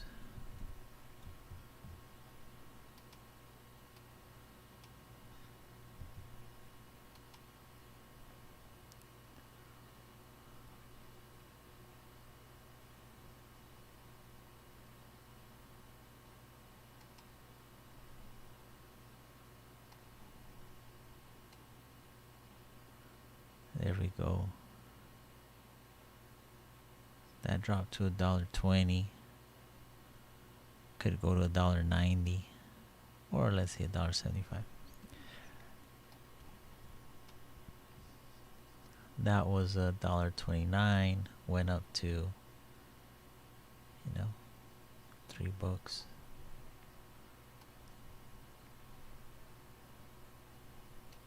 Oh, we just saw that one.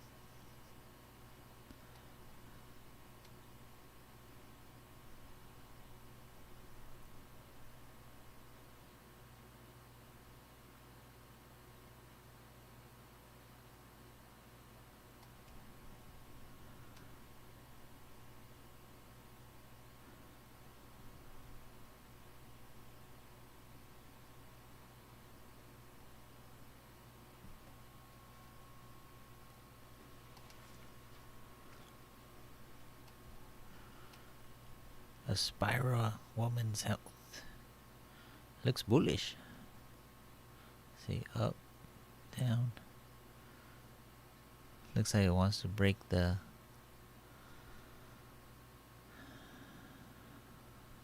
Looks like it wants to break it. Break it, 1-9 copy. Revlon still surviving. Still surviving. But having trouble. Having trouble, but it should rally into the close. I don't see why not. Everything seems positive.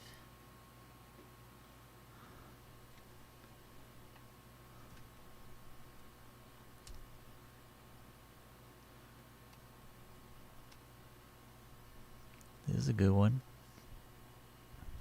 Sea change.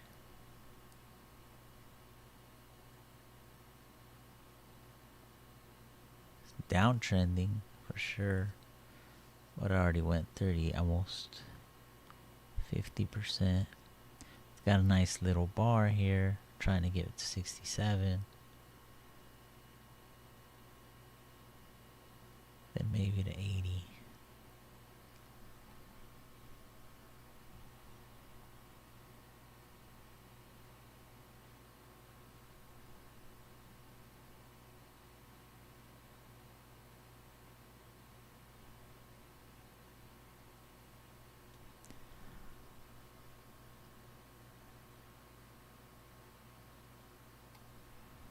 Smile Direct, is that $1? Smile Direct, is that $1? Get your smiles before it goes to $1.50.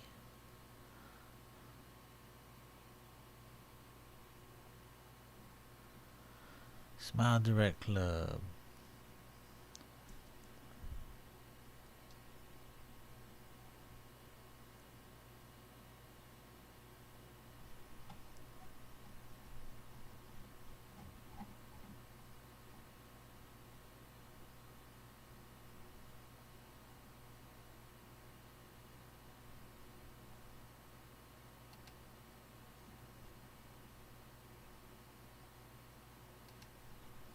That's a good one. That's a good find. Let's send it out into the world.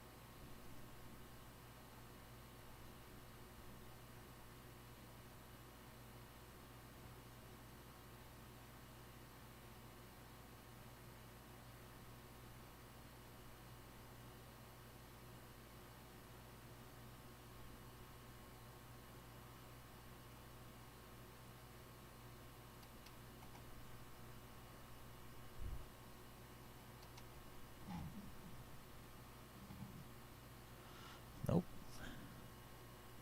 Very steep drop on Smile Direct, but it's definitely got some room to run. It's just really steep.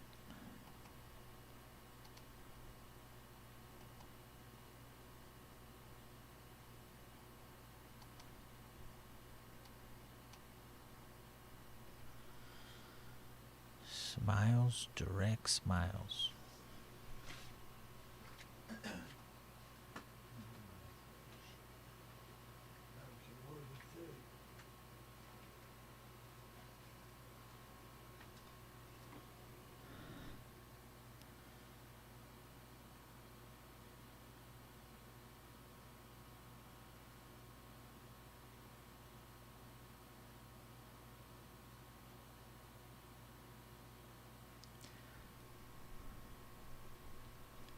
Smile Direct Club.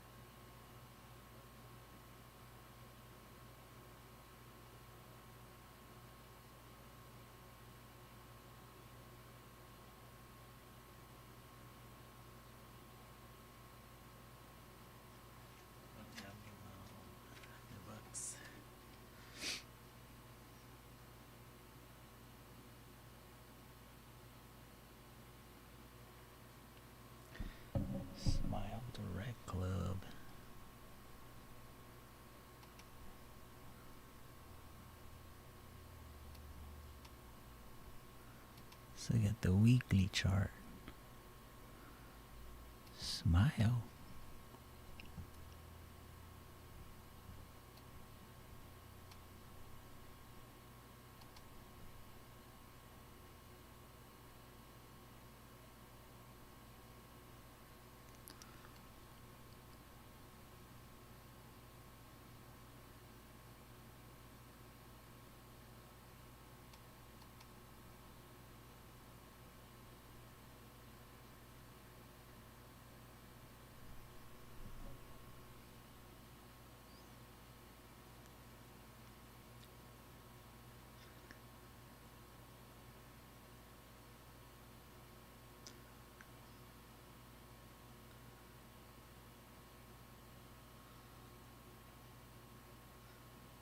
Direct club, $1. All right, let's do this, man. Let's tell people what's up about Smile Direct.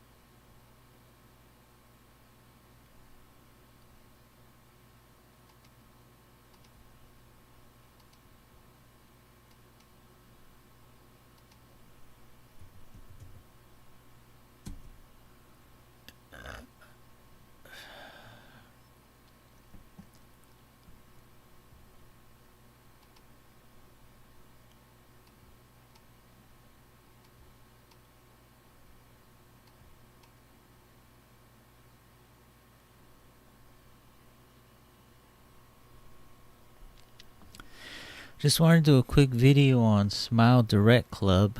It's been very bearish. There's nothing I can say that's super strong downtrend there, right? But it's hit 98 cents and it's hit a low. Doesn't mean that's the low forever, but I can safely say that there is some trend lines telling us that it might be a really good opportunity to start putting this on a watch list, because the trend lines are kind of close to getting broken. And let me remove this one. I think that was, oh, that's why. Because so the weekly chart is showing that a decent a strong downtrend, like we said, but it's dropped to $1. And the weekly has a couple of signs that say, hey, we can be breaking out of this RSI to not a super breakout, no Revlon style breakout. You never know, but let's not count on that at all. But you will have a standard breakout that could take you to $3. Or yeah, $3. That's not that bad. Or let's say you go to first old resistance, 363, right? Let's say you go to the 20, that's $1.80, $1.85. I mean, that's going to be a little bit lower when the days pass, but $1.80 is this broken support, which now becomes resistance, right? But there's definitely some nice change that can happen in here. I I recommend, do your own research. Whatever indicators you use, whatever you do with your charts, do that and see if it benefits you. I like it for myself. And again, this is the daily chart now, and even the daily chart has some signs saying that you can do something here. All right, so let's keep that on the watch.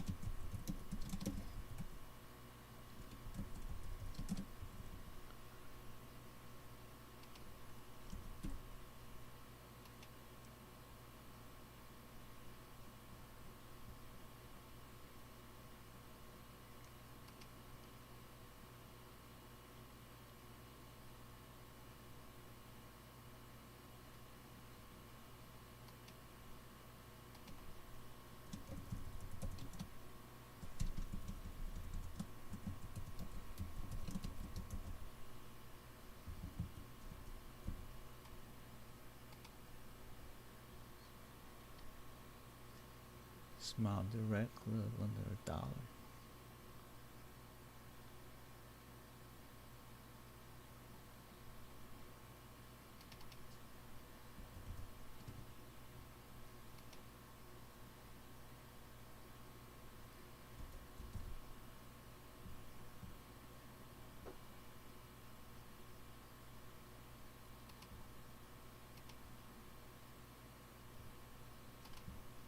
Boom.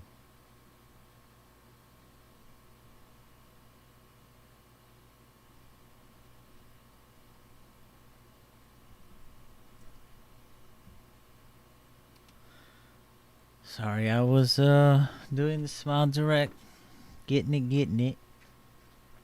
Let's get back to what we should be doing, which is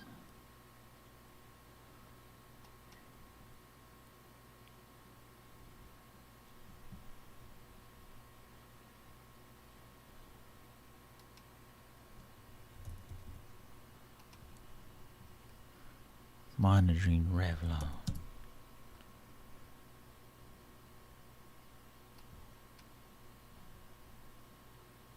So we were going through some of our scans, and we were showing that Smile Direct Club is pretty much at a decent price that you can start to consider.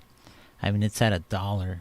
I mean, well, $1.08 today, but it's, it's definitely something to look at because it's had a super sharp drop from $21 all the way to $1. And it's just an internet site that does braces and, I guess, mouth guards. I don't know. But it has potential because your first stop could be $1.80. So that's almost like 70%. And your next stop could be, $3.50 or $3. So it would either be around this area, 286, or this area, 371. But even at the $1.80, you're like, oh well, thank you very much, 80%. I'm not trying to, at least me, I'm not trying to get rich off of one stock. So I would just take the money and go. Nice gain, put it in your account, go somewhere else. It also has these trend lines that were showing a good breakout as possible on the RSI. Again, we're not trying to go all the way to $8 and get a 800% in a week. It could. I just don't. That's not what I'm trying to do.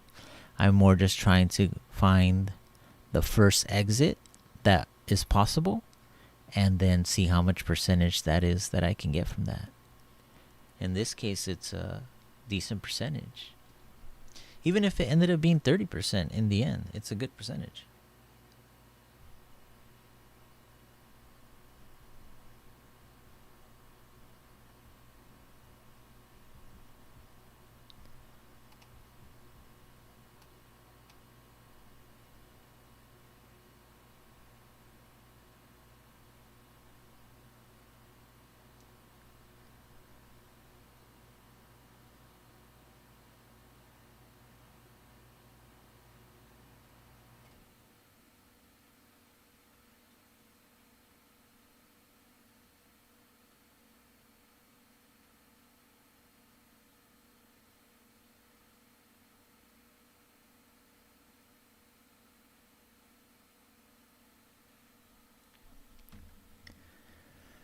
Okay.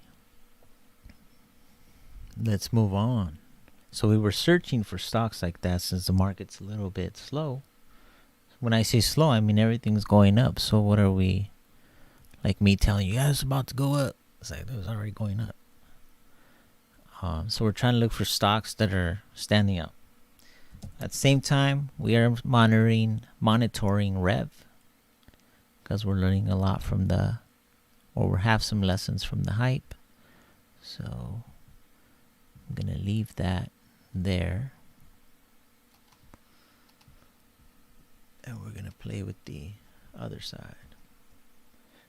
So let's try to find another stock that needs that.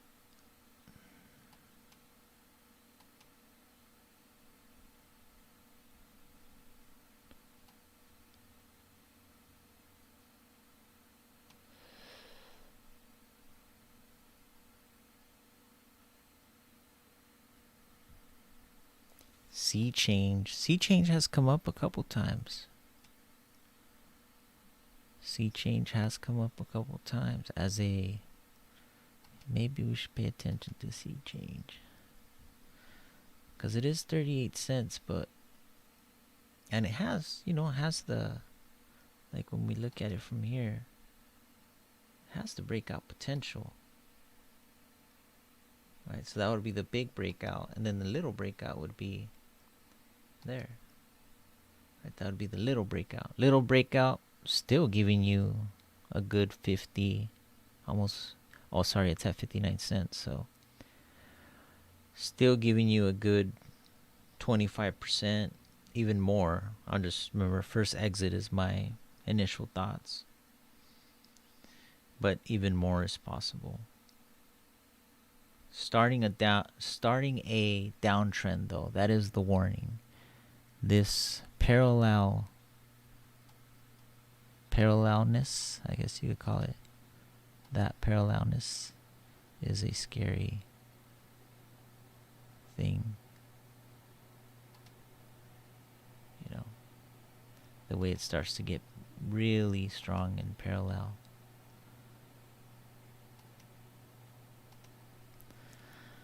I couldn't do this one.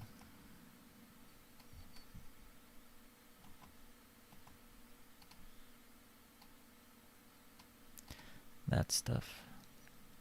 Just, that is a strong downtrend.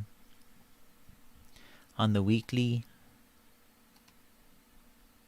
yeah, the buy was really at that 38 cents. You can try to go to that dollar, but again, it's already at 59 cents. So that one's not that big of a buy. I don't feel that good about it. So let's move on.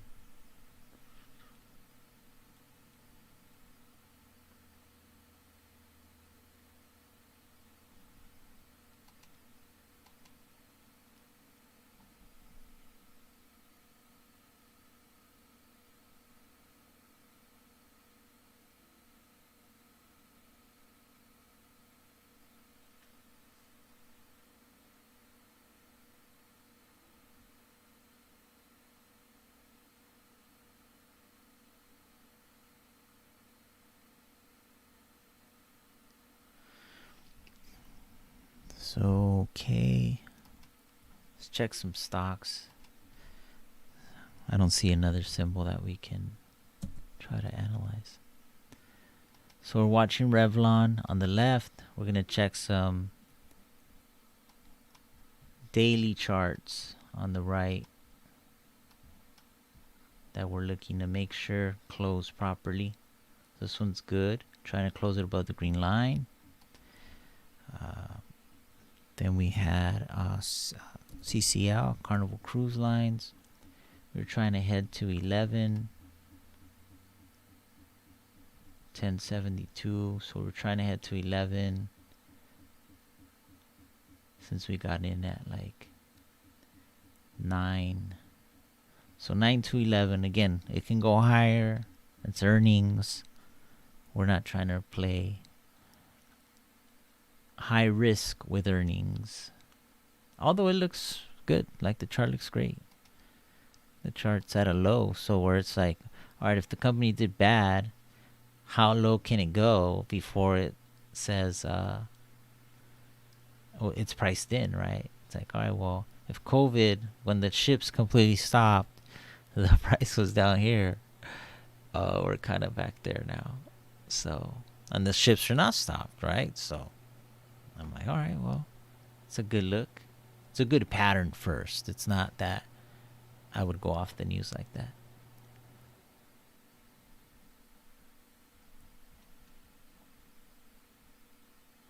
Okay.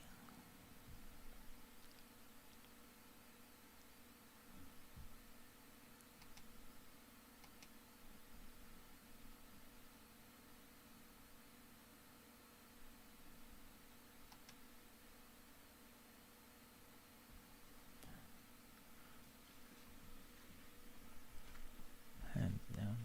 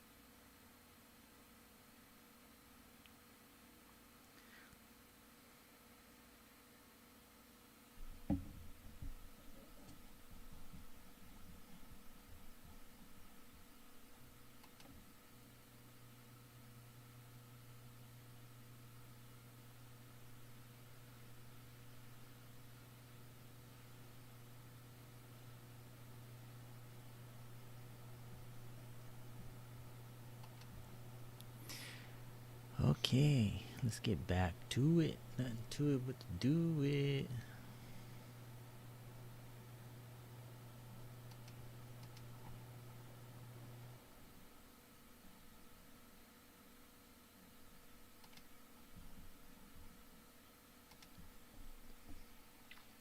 Still monitoring Revlon.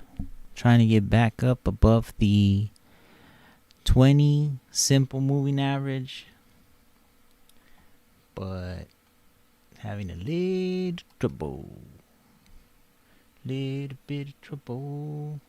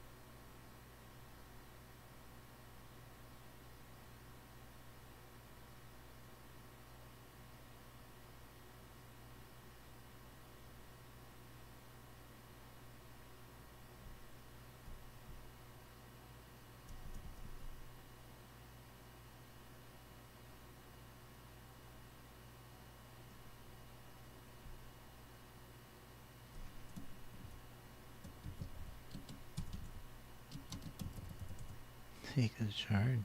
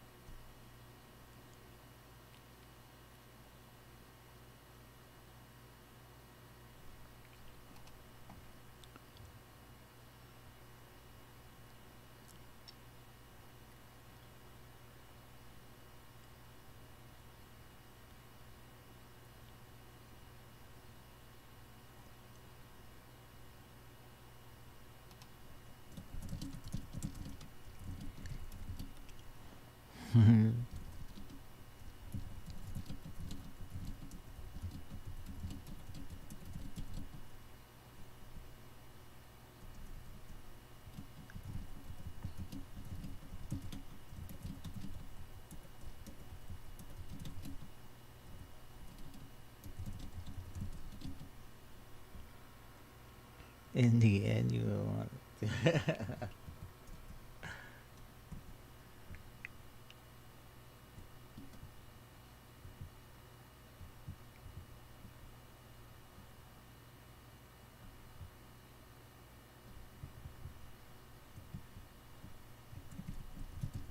anymore.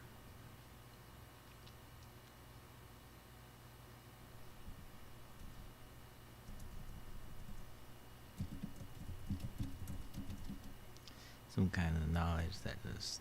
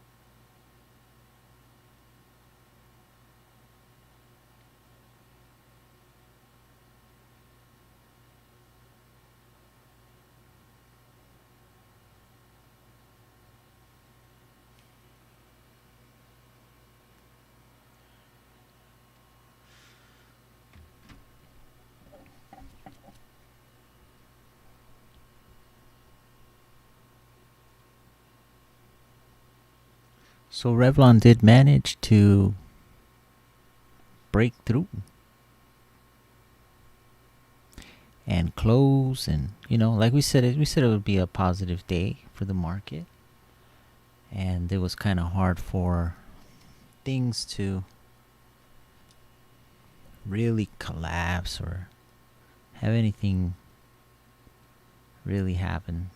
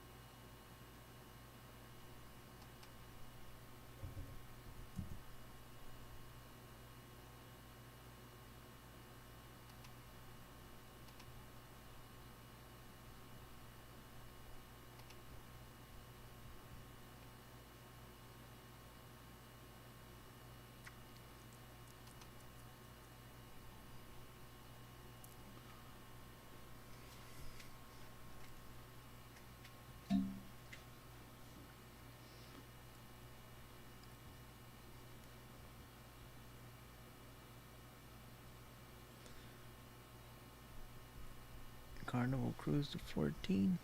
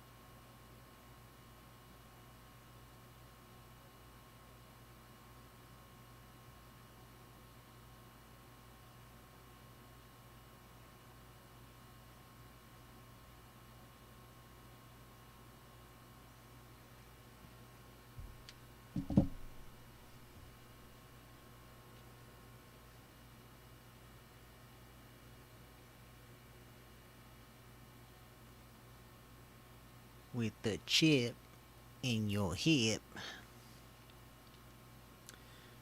Oh man, oh man.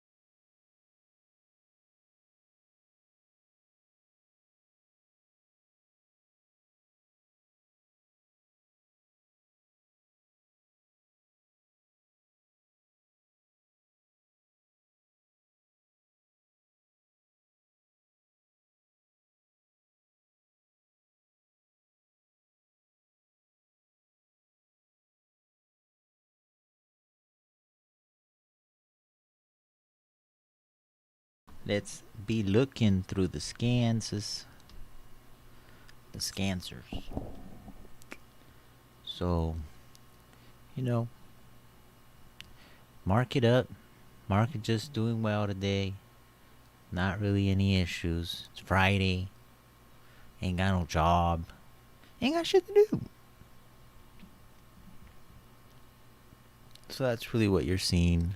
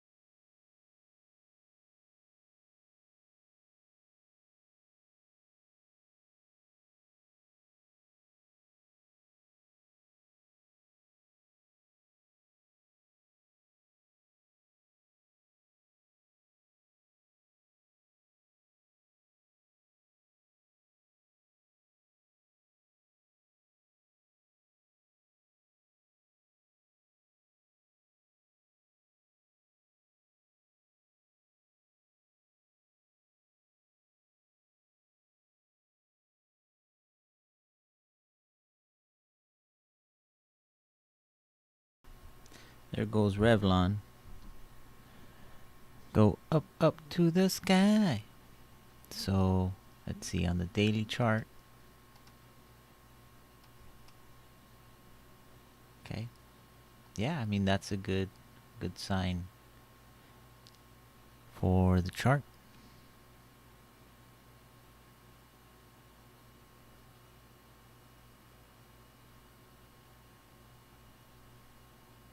We said this would be support here and on the hourly.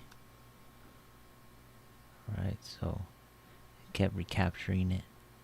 But in terms of the daily, we did say this morning that first support was that, then obviously. So if you close here, which is probably would not surprise me if it went and touched the $9 again.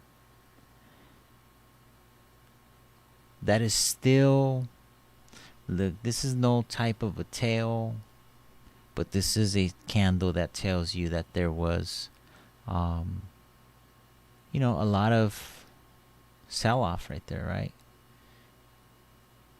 In a very euphoric day for this stock, it pierced and it sold off, and you couldn't get it to close back up there. It didn't matter who was buying it, right? Because you were getting sold into. And then you had a down day. Now you're having an up day on super light volume. If on Monday you have another down day, which maybe not, I don't know, then you will have kind of like a convulsion type event where it's like sell off, no we can't, yes we can, no we can't. How many times do you need to see that in order to say, all right, you know what, I'm out? Because as an investor, you don't want to see yes we can, no we can't, yes we can, no we can't. You don't want that. Nobody wants that.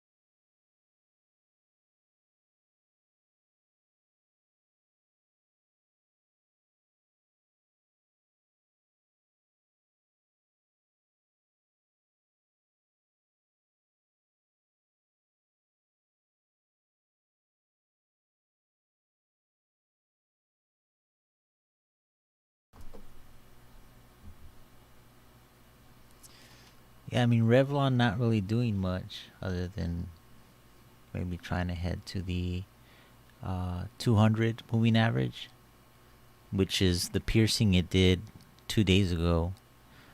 So usually on a tail, you're going to get half of a rise, and that should be what normally triggers that pattern.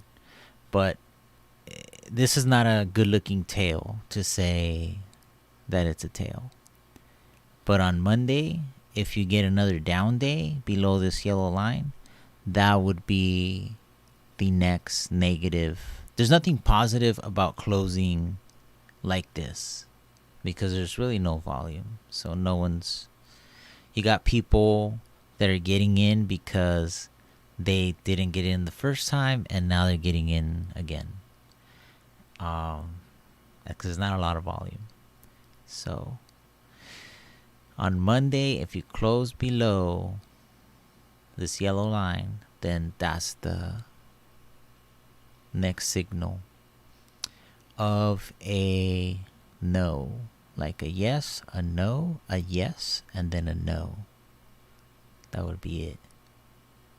Nobody wants a bunch of yeses and a bunch of nos.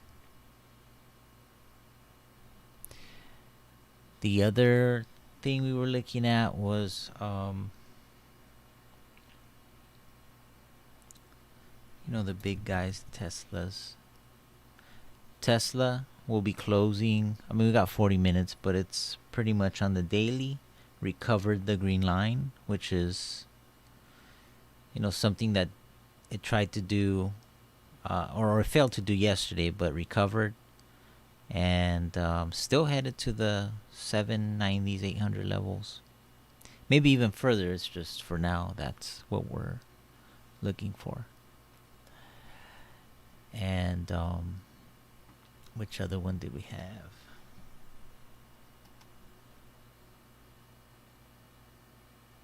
Meta. We had a Meta today. So Meta we did catch at the 8:30 time frame. So it has held the level that it gave us. And Amazon was at 8:30 as well. Held the level that it gave us. Now, that's easy to say on a positive day, right? So I do understand that.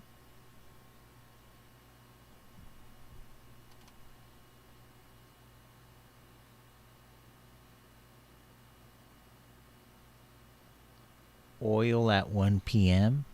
So if we look at oil futures at 1 p.m. because the market really closes at 2 for everything pretty much. Closes at 2. It's just the last hours for the post-market professionals. So this at 1 p.m. it should make a move to let you know what the next, how it's going to open, or how it could possibly open on Sunday night.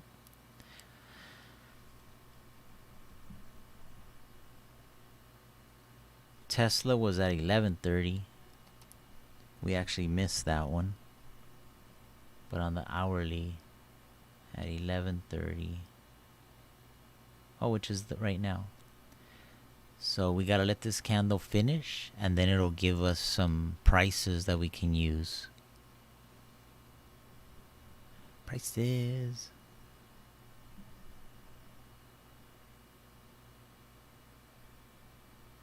We had Ethereum at 11. So Ethereum, let's see. We haven't looked at this one.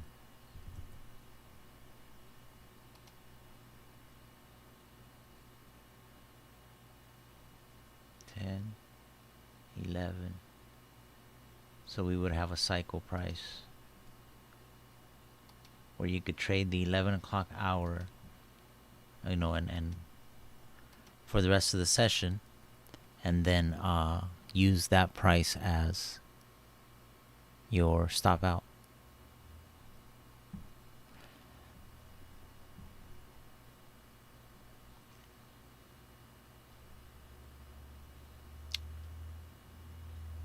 Same for the Forex. So we had GBP JPY at 9 a.m. Where's 9 a.m.? Sorry. So 9 a.m. Candle was red, so it points to bearish pressure for the session. Right? You might get some green candles, but until that price gets closed on, then closed above, then you have bearish pressure for the rest of the session.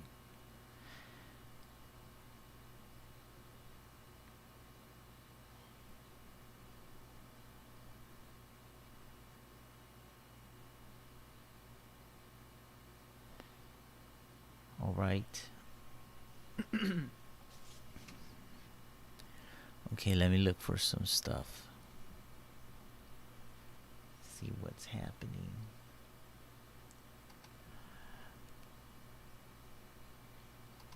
We're going to check the scans to see what shows up as potential good buys that are really low priced.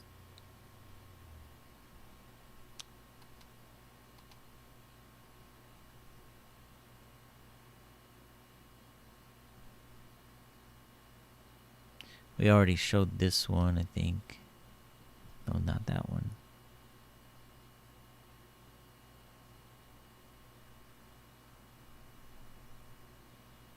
Okay, so yeah, the range is 50 cents to $3.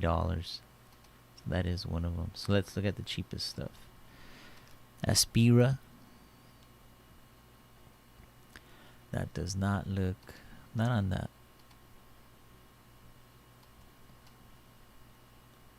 It's under the moving averages, so that's not good. So nope. Sea Change was the one that we questioned. Under the moving averages, but 59 cents to fill in these gaps at 75 or so. That's not a bad move. And then if it can fill these gaps, at some point it will try to attack the 50 simple moving average. But very questionable because it just recently started to. So we didn't do anything with that one.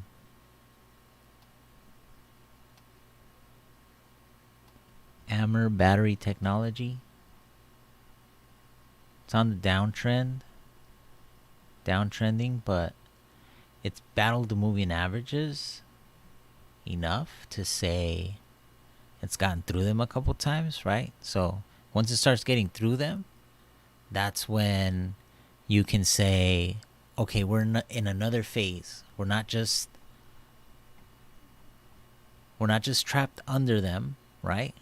We're now getting through them. Okay, we're now getting through them. We're not successfully staying. But now the last one is like, oh, okay, I see that. Now we're getting through the top side, starting to try to bring this up, right? That's these two, which is the 20 simple moving average and the 50 simple moving average. They both need to, curve up in the way they did here and stay that way for a while. And the only way you can do that is with those big swings. So knowing that it's at those big swings now, that's something that's worth. I am not saying that this is going to go to $1.70, but it's got the swings now. So knowing that it's got the swings, it's like, okay, well, can we swing to 94 cents? Are you okay with 25 cents, a 30% return? That kind of stuff. We're not trying to find the next Revlon. We wish we could, but we're not. We will, but we didn't. Okay, so that was one.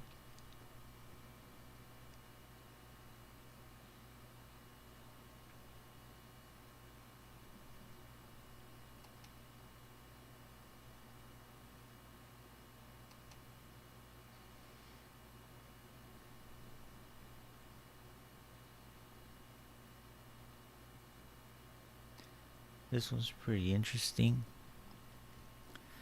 Actually, it is really interesting. Revlon's up a lot, so I'm gonna just wipe that out for now.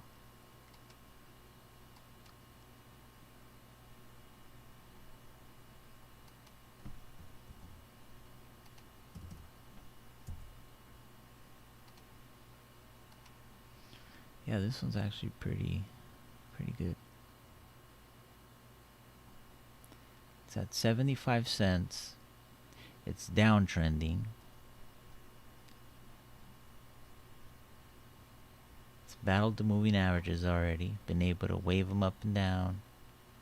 Got stuck again. So it's gonna try to do it again.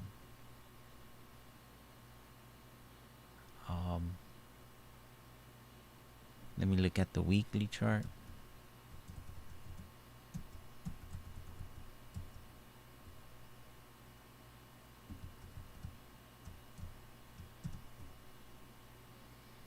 Okay, so it's kind of new. Kind of new.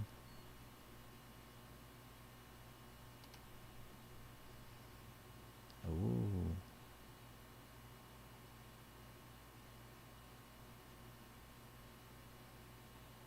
$32 bars. So 32 bars. It's been alive for not that long, but the RSI is at 34 months. And once it gets to 36 months, that'll be 3 years. So in 3 years, you would have to get the RSI higher than 45, and you're back to the $20 levels. That one's interesting. Okay, so leaving that out.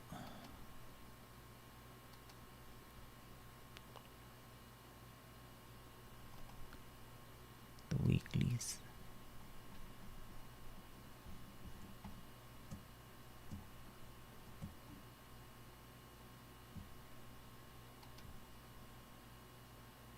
So the 200 has just been born not too long ago.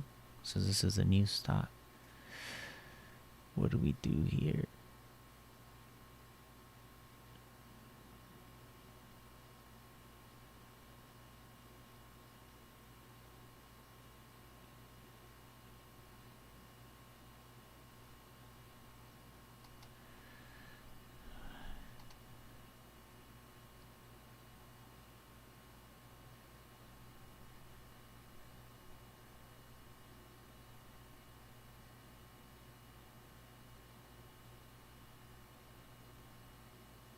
Yeah, it's a good.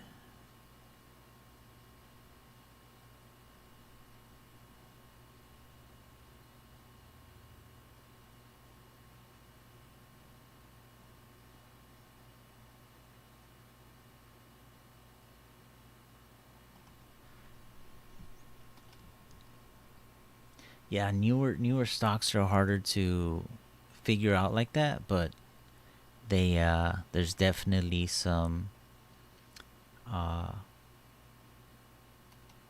value here on that one. 65 cents. It's it can go, like I said, it can go to the just right back to this line, $1.40. All right, we're not saying that it's going to go to the moon or anything like that, but I do have to say that if in 2 more months, this specific stock, if it can get the RSI above 48.97, let's just go back to the highs, $20. And if you don't believe me, there's a video on my channel. No, 3-year RSI high would be what it hits, and that's what makes it skyrocket. Do that on charts. So take the monthly chart and then create a line that's 36 months long.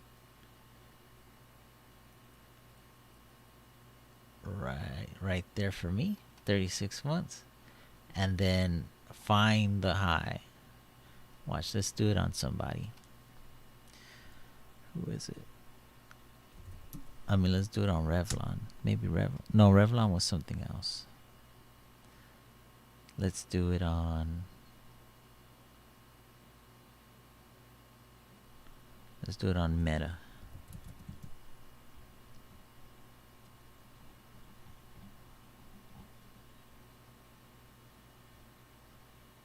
Okay, so Meta started. Let's do the line, 36 months.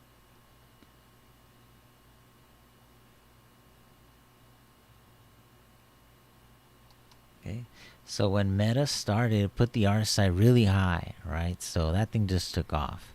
But at some point, and I've never done this on Meta, so bear with me. Our Meta's never really dropped till now.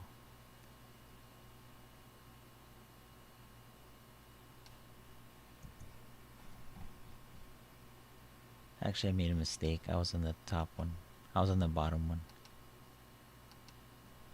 Let's do this again.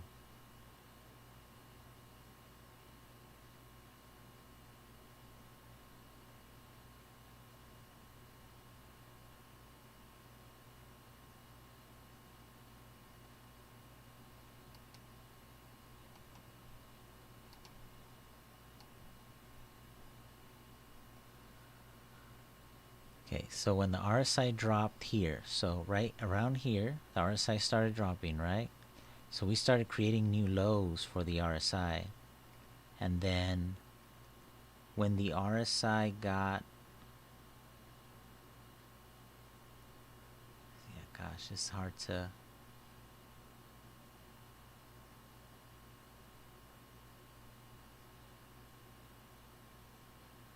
Yeah, it really hasn't suffered until now. That was a bad stock to choose.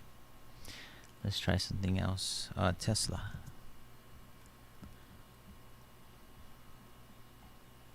Okay, oh, Tesla is a good one to do. Looks like it might be a good one to do. Okay, so here was its 36-month, 3-year high, right? Activate. So then it came down, the RSI started coming down, and you could say at around here it started to have a new high of 66, and then here it started to climb that 66, which rocketed. That's not a great example. More this one, but then that's overbought.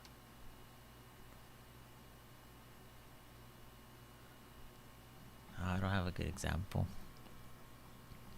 I did have one in my one of my videos. I just forgot what symbol it was. These just haven't suffered. That's why they don't have